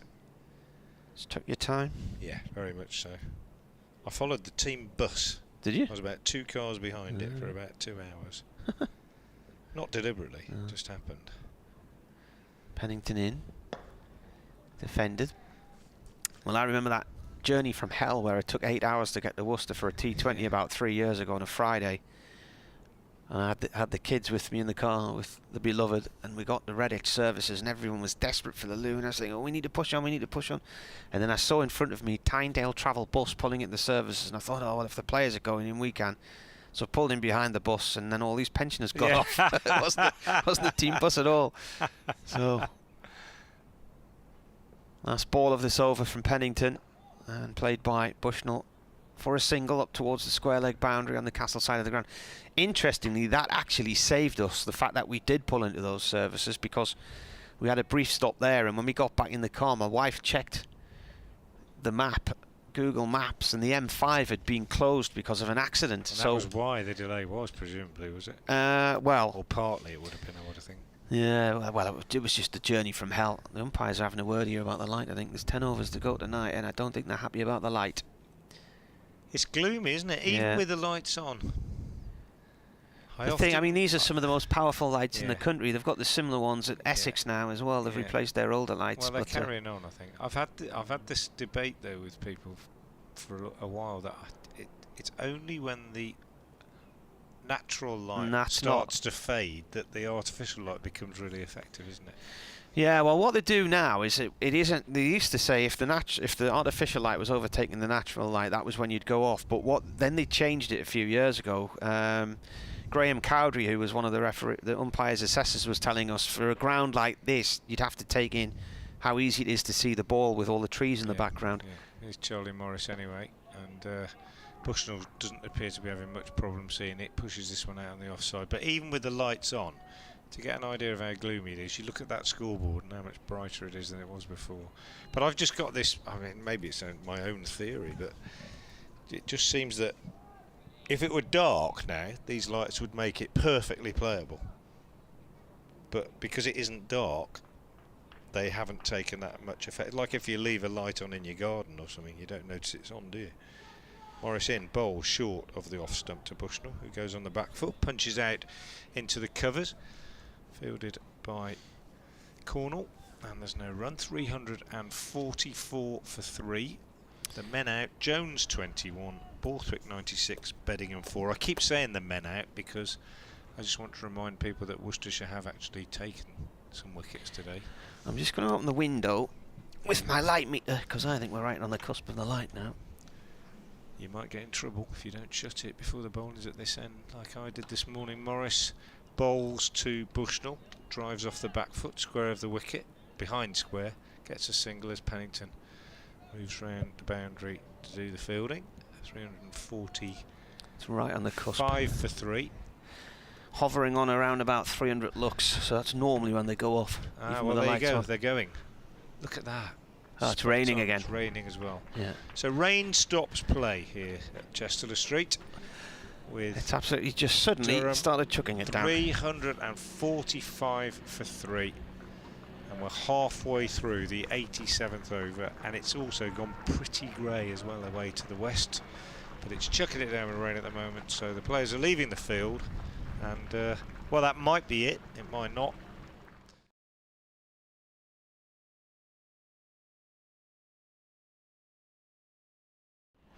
Yeah, what time is it? 5:45, isn't it? So We'll write that in as well. Yeah, we'll keep you posted as to what's happening. But suddenly it's chucking it down now, and they're off.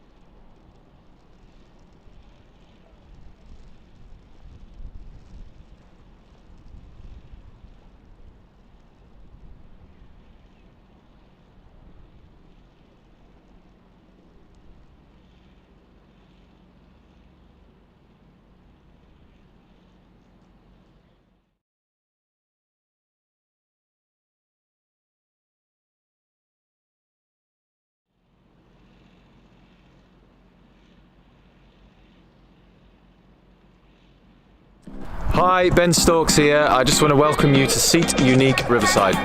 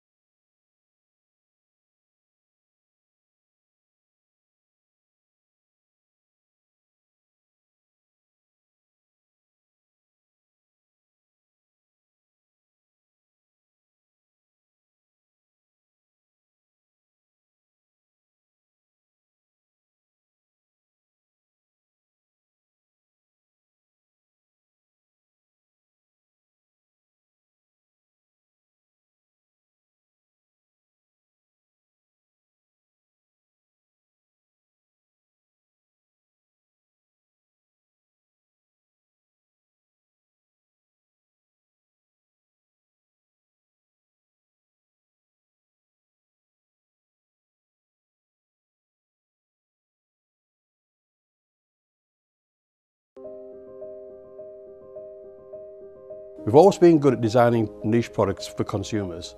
So our thinking was if we can use the same design skills on products which have got more volume, we'll be more successful. The big issue was the plan to do it. We set a figure of a capacity to make 250,000 pieces a year. That's an ambitious target, that's our figure. So we then worked with the machinery designers to make the washing machines. Number one in this product, it's got to be reliable.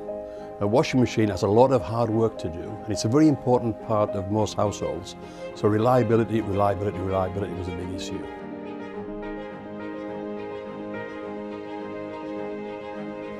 I think any new product, we've got to learn about it, and that's important. We've got to learn about it so we understand it inside out. And that's taken longer than we expected, but we've taken our time to make sure that it's right. There's a big appetite for buying British products, and rightly so, but we can't rely on that. We've got to make a product that competes with all the imports. And of course, remember, we've got our core business here of making domestic dehumidifiers and bottled water coolers and industrial dehumidifiers, so that takes our time, and we don't want to get this wrong.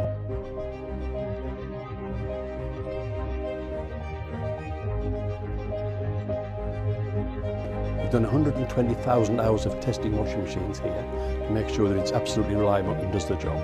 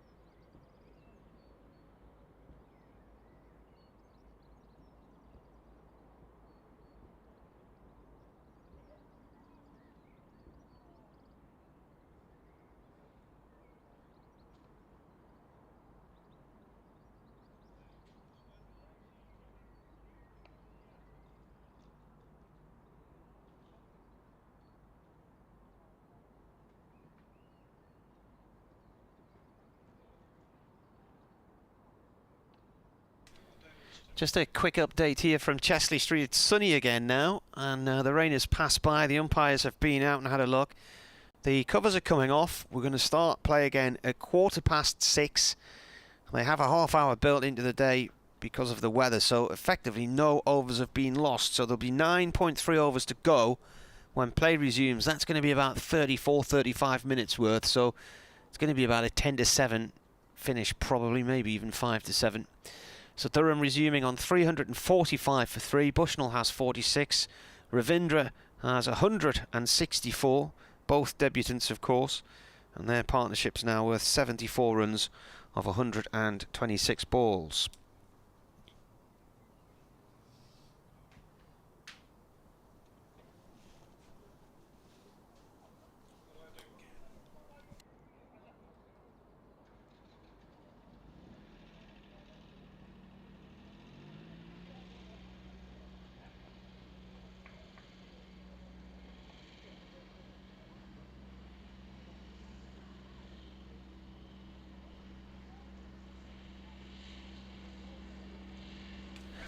Well, the players are already making their way to the middle here. The umpires are out there. So the ground staff are pushing the covers off. The tractor hasn't even got round to towing them away yet, and they've decided to push them instead. Old school. Old school. 9.3 overs remaining. We're going to get them all. Might actually get the sun in our eyes in a minute as well, because they can't be far around from reaching the front of the building that we're in. Charlie Morris in the middle of an over. Time did they go off? 5:45. Yeah, so they've been off half an hour then. So they've got a half hour built into the day for stoppages, so no overs lost. It means a late one.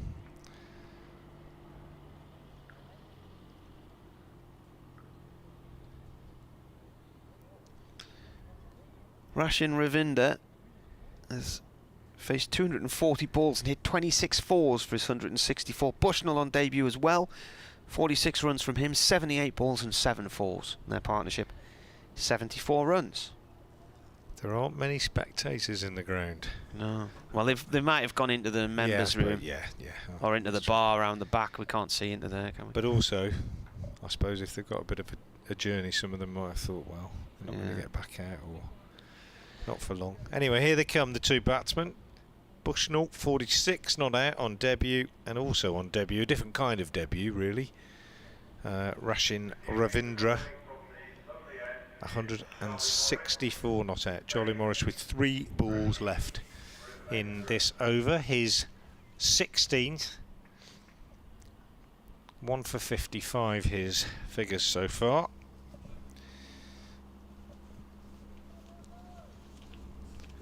Just one slip in place, and Ravindra checking his guard. Wonder how many times he's done that today. Certainly more times than we've had restarts. He's very, very keen to know exactly where he's standing. He's on off stump, but he checks his guard very, very carefully, regularly, and he leaves this one alone from Morris as it's slanted across him. Well, the news of the resumption of play has been greeted with joy by Bernard, who says, "Oh, good." So he can't get much more joyful than that. He didn't abandon his radio then, or his computer, or his phone. No. There's one thing I haven't ever been told by people, whether they watch us on the stream, they watch on the computer, YouTube, or whether they listen on the phone. Morris in, bowls, and Ravindra gets a single. Oh, he doesn't. He could have had. Pushed it out on the offside. Barnard ran alongside the ball for a long time, and Ravindra thought, oh, he can pick that up whenever he wants. But in fact, by the time he'd picked it up, he was about 30 yards away, so they could have had a single. Chris Lingwood was sitting up on the top tier earlier today listening to us on his phone. Yeah. Because I saw him. He had these little earbud things in. And there's Wi-Fi around the ground now for all the punters as well. So. But is there a delay or not? Well, there wasn't much of a one. He was waving pretty quickly after being mentioned. So. Right. Here's Morris in, bowled, angled across again. Taken by Gareth Roderick, end of the over from Morris, 16 overs, 2 maidens, 1 for 55, his figures, 345 for 3.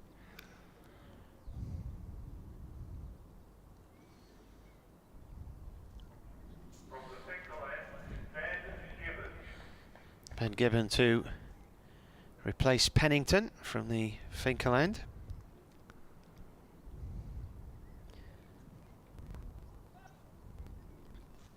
It's 9 overs to go now, so about 34 minutes.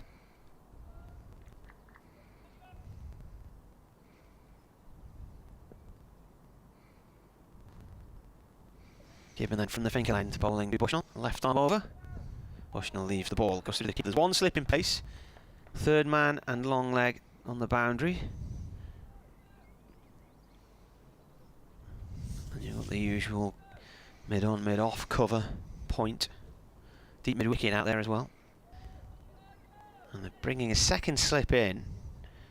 So Azhar Ali's moved from short mid-wicket to cover, and cover's gone into second slip.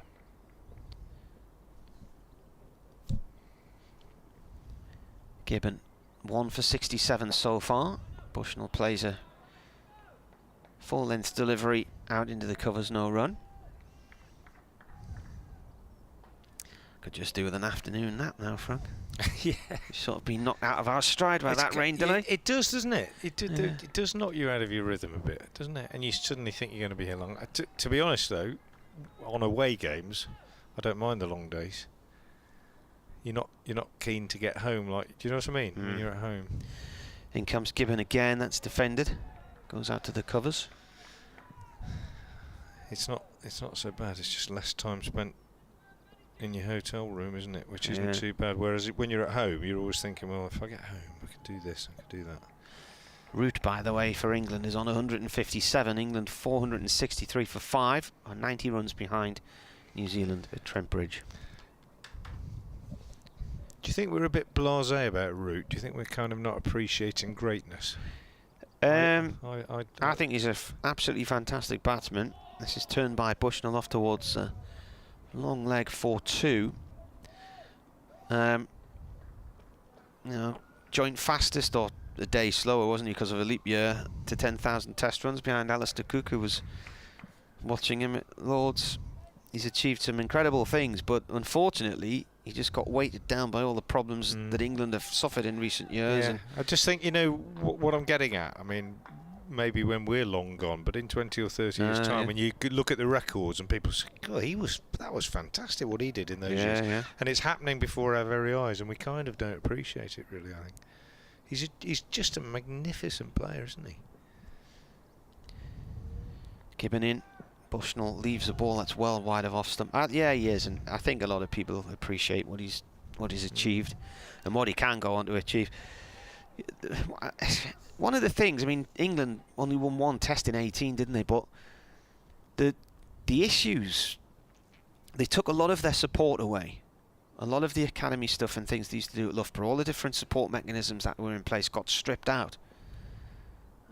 So Peter Moores on the BBC County Cricket podcast a few weeks ago, former England coach who's now at Notts, this is played up to Dolavira, no run there, end of the over, he said you've got to look in the background of all the things that used to be in place, all the support systems and everything that were there for the English players that have been withdrawn as part of the cost cutting by the ECB, and he said that's as much a factor as anything else. But equally, England continued battling on right the way through COVID and lockdown and all those bubbles of test match bubbles, one-day international bubbles, whereas other countries around that period of time during our summer weren't playing cricket. Most of them weren't. Well, there was a good, interesting stat yesterday about Jimmy Anderson and Stuart Broad and their wickets. Just Morris coming in to bowl to Ravindra is beaten. Not for the first time, but there haven't been many all through the day. And he was saying that Southey and Bolt between them have taken almost exactly the same number of wickets as Anderson. So it's taken two bowlers to get the same number of wickets as Anderson has taken in the same sort of period. And they've played so many fewer test matches. It's quite interesting. think I've got that right. Here's Morris again, bowls. Ravindra covers up, plays back to the bowler. But going back to Root, what I was getting at, I think, is that I mean, if you know, great is a word that we use all the time in the game, isn't it? And what makes a great player? I mean, someone like Lara comes along and gets 300 and 400 in a Test match and 500, and it's obvious this is one of the greats of all time. Graham Hick at Worcestershire, in Worcestershire history, the greatest probably of all time. Morris again bowls, and Ravindra is forcing this off the back foot. He'll get one into the covers. Barnard Fields goes to 165, 348 for 3. But sometimes when greatness is happening and you're witnessing it, you're not perhaps always aware.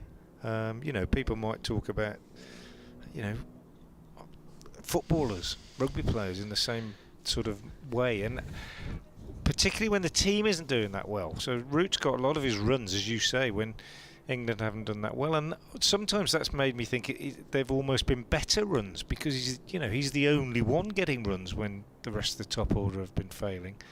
And I just think, I don't know why, maybe because he's been captain, he hasn't been that successful recently, that we don't perhaps appreciate him as much as we should. That's a lovely, lovely shot from Bushnell. Bushnell's Brings 50. up his 50.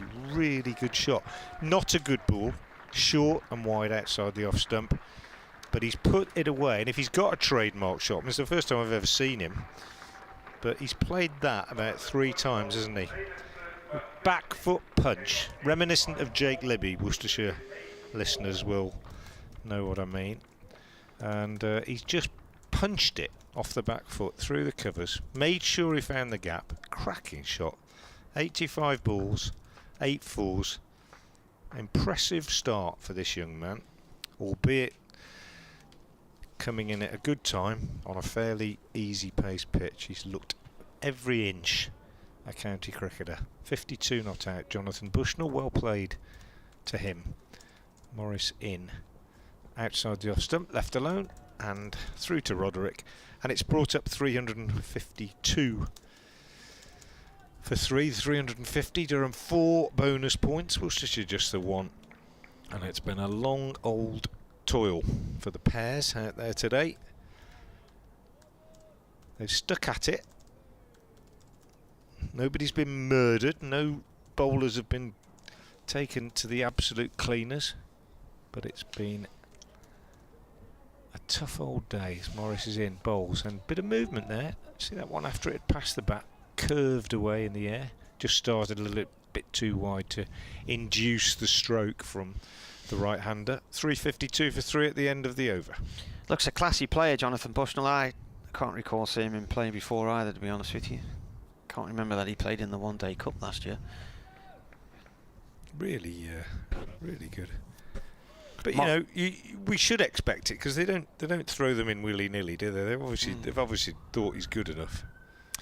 Mark Pugach on Joe Root says, if you are from my generation, you've watched every great player and every great England batsman since David Gower. At the very least, Joe Root is the equal of any of them. You can decide if he's better than all of them, he says on Twitter. Fair enough. Gibbon bowling to Ravindra, who drops the ball down towards deep backward point for 1. Throw's not the best. It's gone way over the wicket keeper and is stopped by Azhar Ali on the other side of the square. That's good from Mark Pugach, and in a way, you know, that's what I'm getting at, is that we talk of Gooch and Gower and Gatting and Graveney and Cowdrey and Barrington in revered terms, and lots of others, of course, and perhaps we don't speak about current players with that kind of reverence until they've retired. Maybe that's what it is. Gibbon to Bushnell. Bushnell plays that beautifully off the back foot, and it's a late cut and away for 4, right out the middle of the meat there, straight past point. Beautiful shot. What's this partnership worth now? 86 runs, is it? Yeah. Yeah. And it's happened almost without you noticing, isn't it? And he's got 56 of them. Quality. I bet he's loving it. He really is. He must be thinking, God, I'm made for this. Easy lark, this cricket thing. He'll have some bad days, but what a start. Well, just what Durham needed when they've got 4 players away on international duty. Sean Dixon's injured. Wasn't the biggest of squads to begin with, really. Gibbon in. Bushnell leaves that one. It angles across him. Through to the keeper. The ball goes.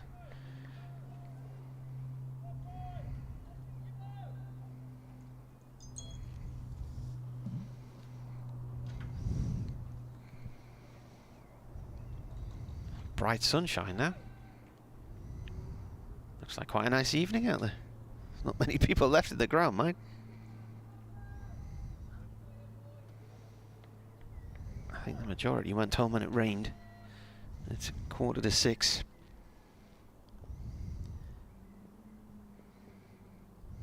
Three balls left of the over.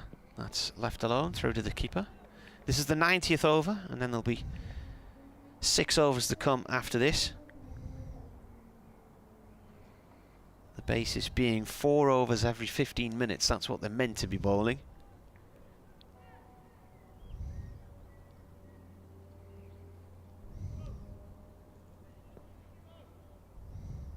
So 22 overs, 22 minutes worth of action left, roughly. In comes the bowler, played by Bushnell, one handed out through mid-wicket along the ground for 1. Ooh, motorbikers. Reminder there, out and about on a Sunday in the summer. Had a whole lot of them staying in the hotel I was in last night. A club that were on some sort of long they journey. meet. But they were all older than me. Yeah. Honestly. Well, what happens is there's varying. They go off into the Yorkshire Dales for the day, or the North York Moors, or even part of Northumberland. Then a lot of them meet at the Wildfowl and Wetlands Trust in Washington. There's a burger van there, so there's hundreds of them end up in the car park for cups of coffee and bits to eat and whatever. Gibbon in. This is played by Ravindra out through towards backward square leg. It's come off his thigh pad though. I think it's going to be signalled as a leg by on the event. What's happening here? Where's the ball gone? Just wait until it went dead before he gave the signal. The keeper's gone all the way across to collect the ball. A good 40 yards or so from where he'd been standing. Well, it's a lovely evening now, isn't it? Yeah. Don't need the lights on anymore, that's for sure. 90 overs are up now. Why do they leave the lights on? Well, we can't see don't around need the them corner, anymore, can we? There's the start of the next cloud, maybe. Just the Changing the bowling. Ed Barnard is coming on to bowl at the Lumley end. Morris's figures then 17 overs, 2 maidens, no wicket for 60. 1 wicket for 60, I should say. He's gone for 3.8 and over. Barnard so far 16 overs, 3 maidens, no wicket for 60. He's gone for almost the same, 3.75. Comes in now and bowls, and Ravindra is pushing up to extra cover, and there's no run. So what have we got? 5 left after this. 25 it's going to be close to 7 o'clock, isn't it, by the time we finish? Lovely evening, absolutely gorgeous. Blue sky predominantly as we look out from the Finkel end. Barnard moving in towards us, bowls, and that was a tired shot, wasn't it? I think from Ravindra. Just looking at the best he would have got was a single down to third man. Didn't move his feet very much, just tried to guide it, and he's annoyed with himself. He goes for a little walk. Clearly a player who already knows how to play big innings, how to concentrate. That's half of it, playing these big innings. It's the ability to concentrate for a long period of time. Barnard in again. Bowls, and he's punching this one up to short extra cover. Azhar Ali, the fielder, has already demonstrated his ability to concentrate for long periods of time. Azhar Ali, double 100 the other week. They've finished the day at Leicestershire 340 for 8. But 2 wickets falling at the end of the session. Colin Ackerman gone for 116 and Callum Parkinson. Barnard in again, bowls, and single for Ravindra here, just squeezing it off the bottom edge, really out on the leg side. Hurrying through as Barnard does the fielding off his own bowling. Well, my day started filming Rachin Ravindra in the nets, and it could, well, I would imagine it'll end interviewing him. Yeah. Well, it's a dream debut, isn't it? You ask him why he was in Dublin, couldn't you? Why was that the first place? Guinness, mate. He might have done all of the United Kingdom by that point, and No, he didn't have that long, did he? No. I suppose, what, 10 days or so? Maybe a couple of weeks, I suppose, since well, when did they trim their decided on squad the down? first test, yeah. Was it after they played that? Did they play at Played Chelmsford? that National Yeah. Counties 11 at Chelmsford, didn't they? Ben Gibbon played in that, as I said. It might have been after. I think they played about 15 players in that, so he might well have been involved in that. But he's a good player, isn't he? When you think he's behind Will Young in the pecking order, Young, who obviously made that 100 here against Worcestershire last year, they've got a few more options than England by the look of it. 360 for 3 as Barnard comes in and bowls, and he's beaten outside the off stump, and it looked for all the world as though he'd nicked that, didn't it? Because after it had gone past him, it just curved away a little bit, and Barnard started to celebrate and then realised that there was no touch.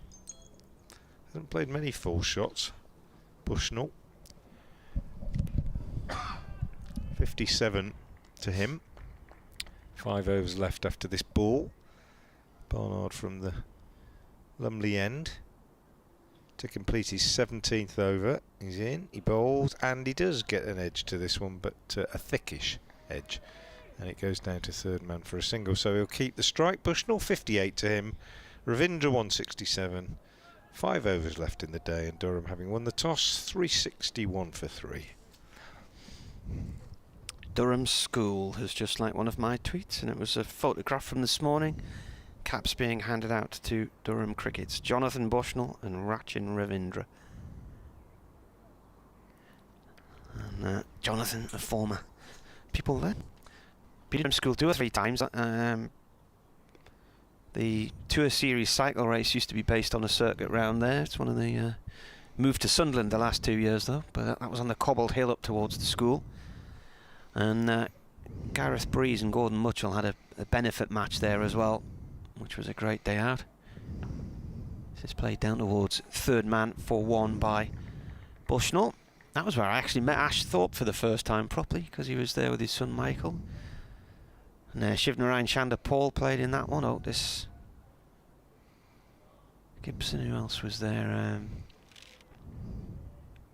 Kuma Sangakkara came up for it. I think Phil Mustard got the wicket of Shivnarayan Chanda Paul. Spin bowling. Farce. Well, I saw Mustard. He handed the gloves to Michael Richardson at Sussex a few years ago, and he got Luke Wright LBW. Couldn't stop laughing. This is pushed up towards mid-on. Luke, well, he got him LBW. That was a dot ball, and he ran off celebrating like he'd scored the cup final. Scored in the cup final at Wembley. And Luke Wright wandered off the pitch and tweeted later that for those who didn't know, the Colonel bowls a good flipper. And I saw the Colonel yesterday because he was umpiring at Whitburn. So still, he's been doing some minor counties games and North East Premier League matches. So he's doing his work. This is driven by Ravindra off Gibbon. Dot ball out into the covers. So could be in the next year or two we're seeing him in first class matches in the county championship system.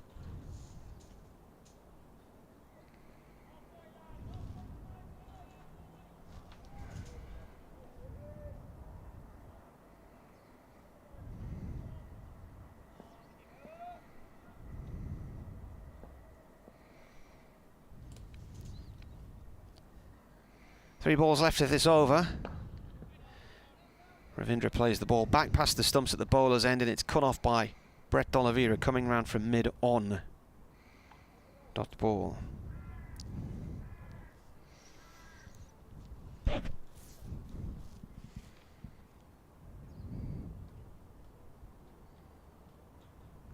Root on 163.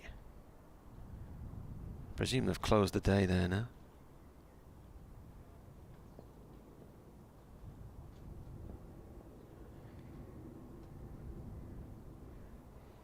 Gibbon bowls. Oh, a thick edge, but well wide of the slip corner, and it bounces down towards third man off the shoulder of Ravindra's bat. Just the signs of a little bit of fatigue, I think. Yeah, they've just finished. Root's 163 not out, and Pope's 145 not out, I think. Or no, he's out, isn't he? Who? Pope was out, wasn't he? So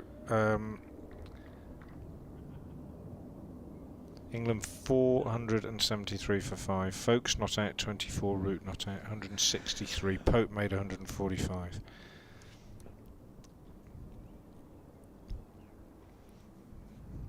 Gibbon in.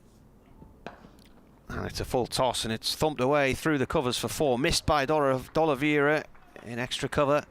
Couldn't get down quick enough. I think Gibbon was looking for a Yorker length ball there, but he overcooked it. And Ravindra moves on to 173. Of the 11 Durham players to have scored a century and their first class debut for the county, he's the 6th to have done it in a county championship game. Of all of the 11, 10 did it in their first innings. Ian Botham, the only one who did it in his second innings, I think against Derbyshire.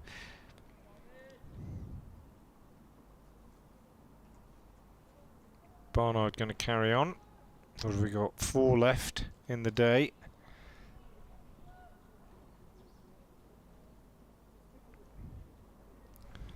In he comes, bowls, and this one is hedged down to third man by Bushnell. So a sign, I mean, 11 overs gone with this second ball, and I'm just, I wasn't paying attention this morning, but I'm just getting the feeling that in the last few minutes it's done more than it has most of the day.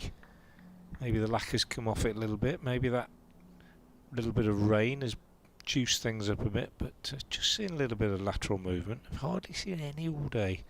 Barnard is in and bowls, and on the back foot Ravindra, who's playing for the close now. If he's, well, I'm sure he is. 3 overs left after this, he's going to think, I want to just bat all day.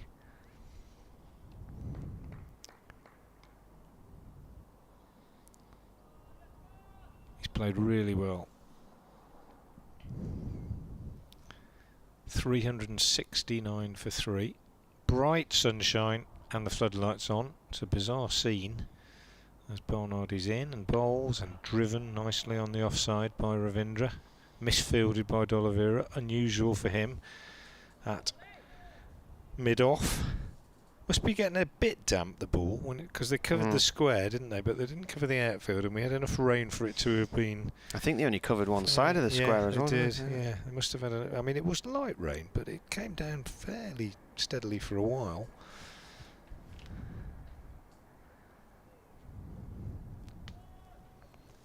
.369 for 3. Barnard again. 1 slip. He's in, he bowls, and Ravindra is in behind it, pushing it through mid-wicket. He looks a little bit tired now. I think maybe I'm imagining it. It just looks, his running just looks a little bit more laboured than it has been earlier. And well, it might be. I mean, absolutely. 100 partnership.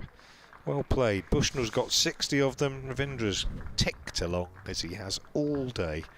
He's got 36, come off 163 balls. The innings has been very even in tempo throughout the whole day, really. There was a quiet patch when Ravindra and Borthwick were establishing themselves, but generally speaking, they've ticked along. Barnard bowls, that's short and swivelling away. Ravindra pulls it away to deep backward square leg, where there's a good bit of team fielding by the sliding Libby, who then pops the ball up in the air. And the fielding is completed by Pennington. And the run rate, I was just going to say it's been about 4. That's what it is, isn't it? 4. 373 for 3. 92.5 overs. Almost exactly 4 runs and over throughout the day. Steve Waugh's golden figure, wasn't it, for Australia? It is. Bottom corner of the run rate, 4 exactly. Yeah. Is Barnard in. Bowls to Ravindra again. Lets that go outside the off stump. End of the over. 3 left in the day. 177 to Ravindra, 60 to Bushnell. Top day for Durham, 373 for 3. What a lovely evening now. It's best weather of the whole day, I think, Marty. Maybe since 10 o'clock this morning anyway. Beautiful. Going to see a change. Baker's coming on. Thought he might. They've all had enough. They've said we're not working past 7. Baker's going to come on and whiz through a couple of overs. So far from him. 16 overs, 2 maidens, 1 for 56.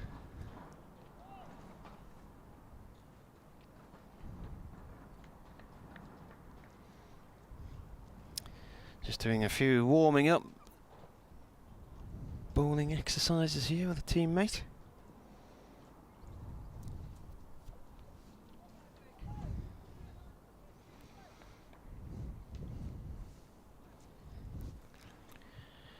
Around the wicket he comes. First ball is bowled, and Bushnell plays it back to him. He's on 60 on his debut.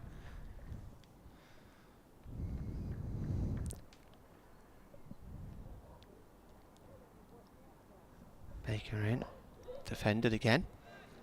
He's got a 19-year-old bowling to a 21-year-old here. Wonder how many times these two will play each other over the years. Brilliant sunshine now in Chesley Street. Baker in, pushed away off towards the cover area this time by Bushnell.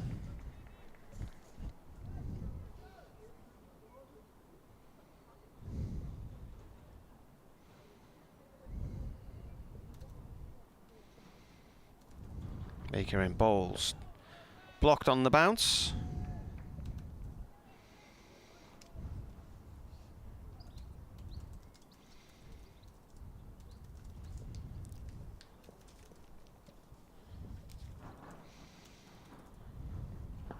Defended again.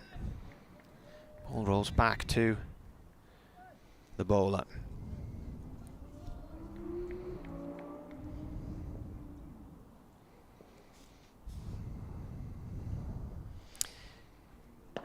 Played back up towards the bowler's end to mid-on this time. That is, he's got through that really quickly. I put the stopwatch on it. Yeah. 1 minute 29 seconds. Yeah. Wow. 1 minute 29, and if he's bowling when players are defending, he often was getting those sorts of times last year. Just a very straight approach, no nonsense, knows exactly what he's trying to do, and it's repeatable, isn't it? Which is what it's all about for a spinner to some extent. Not saying you can't, you mustn't have a bit of variety, but if you're comfortable with it, tend to just get through and over like that when they're not having a go at you. Barnard in, over the wicket, bowls and beats him with a really good one. Ravindra's played more, well, he's played more full shots, shall we say, in the last 10-15 minutes than he has all day, and I think it's down to fatigue, and also maybe, as I said, the ball just seems to have just done a little bit more. Be interesting to see what Charlie Morris has to say after, if I have a chat with him. That's my intention. 373 for 3 as Barnard comes in again and bowls, and Ravindra is forward, pushing out on the offside, and Josh Baker is the fielder. Tough old day for the Worcester boys, this.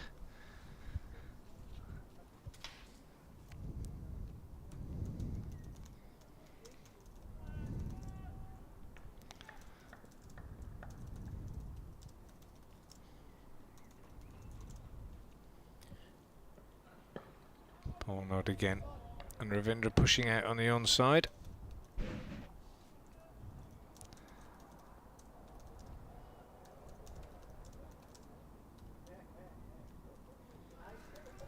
Lovely, bright sunshine, ground staff just picking up a few bits and pieces at the side, brooms and that kind of thing, just getting ready to come on. Be one more over after this, which Baker will whiz through, and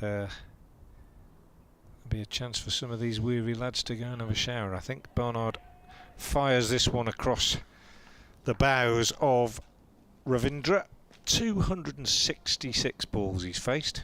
That's more than some people face in a career. 177 not out. Solid as a rock. Given one chance. That was when he was on 113.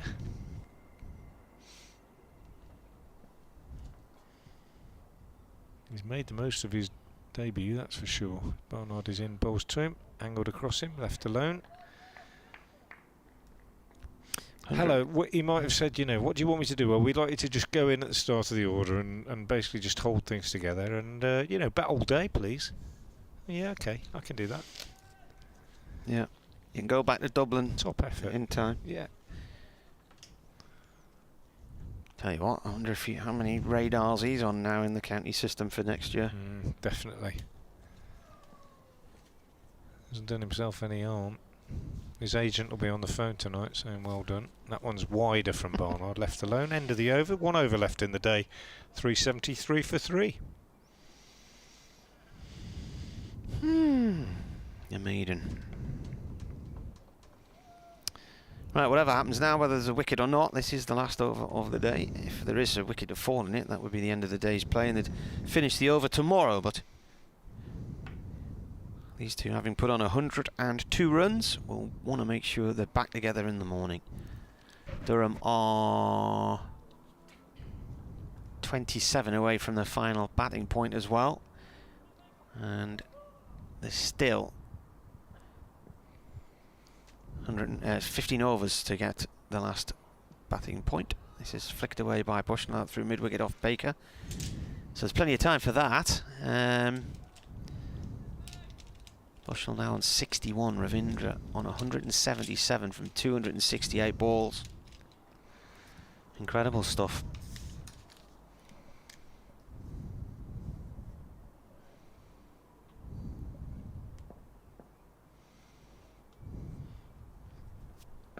This is defended.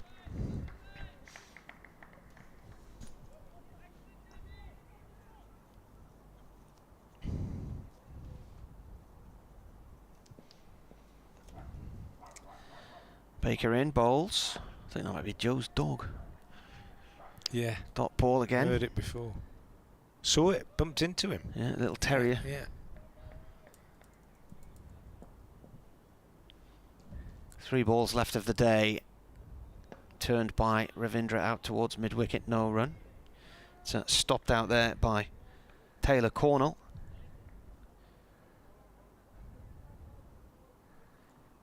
Two balls to go, and it is 10-7. And the sun is now shining.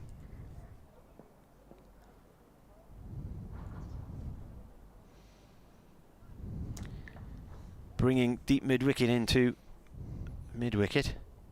Square leg still on the boundary. Baker bowls, flicked away by Ravindra for a single. 178 he's on now.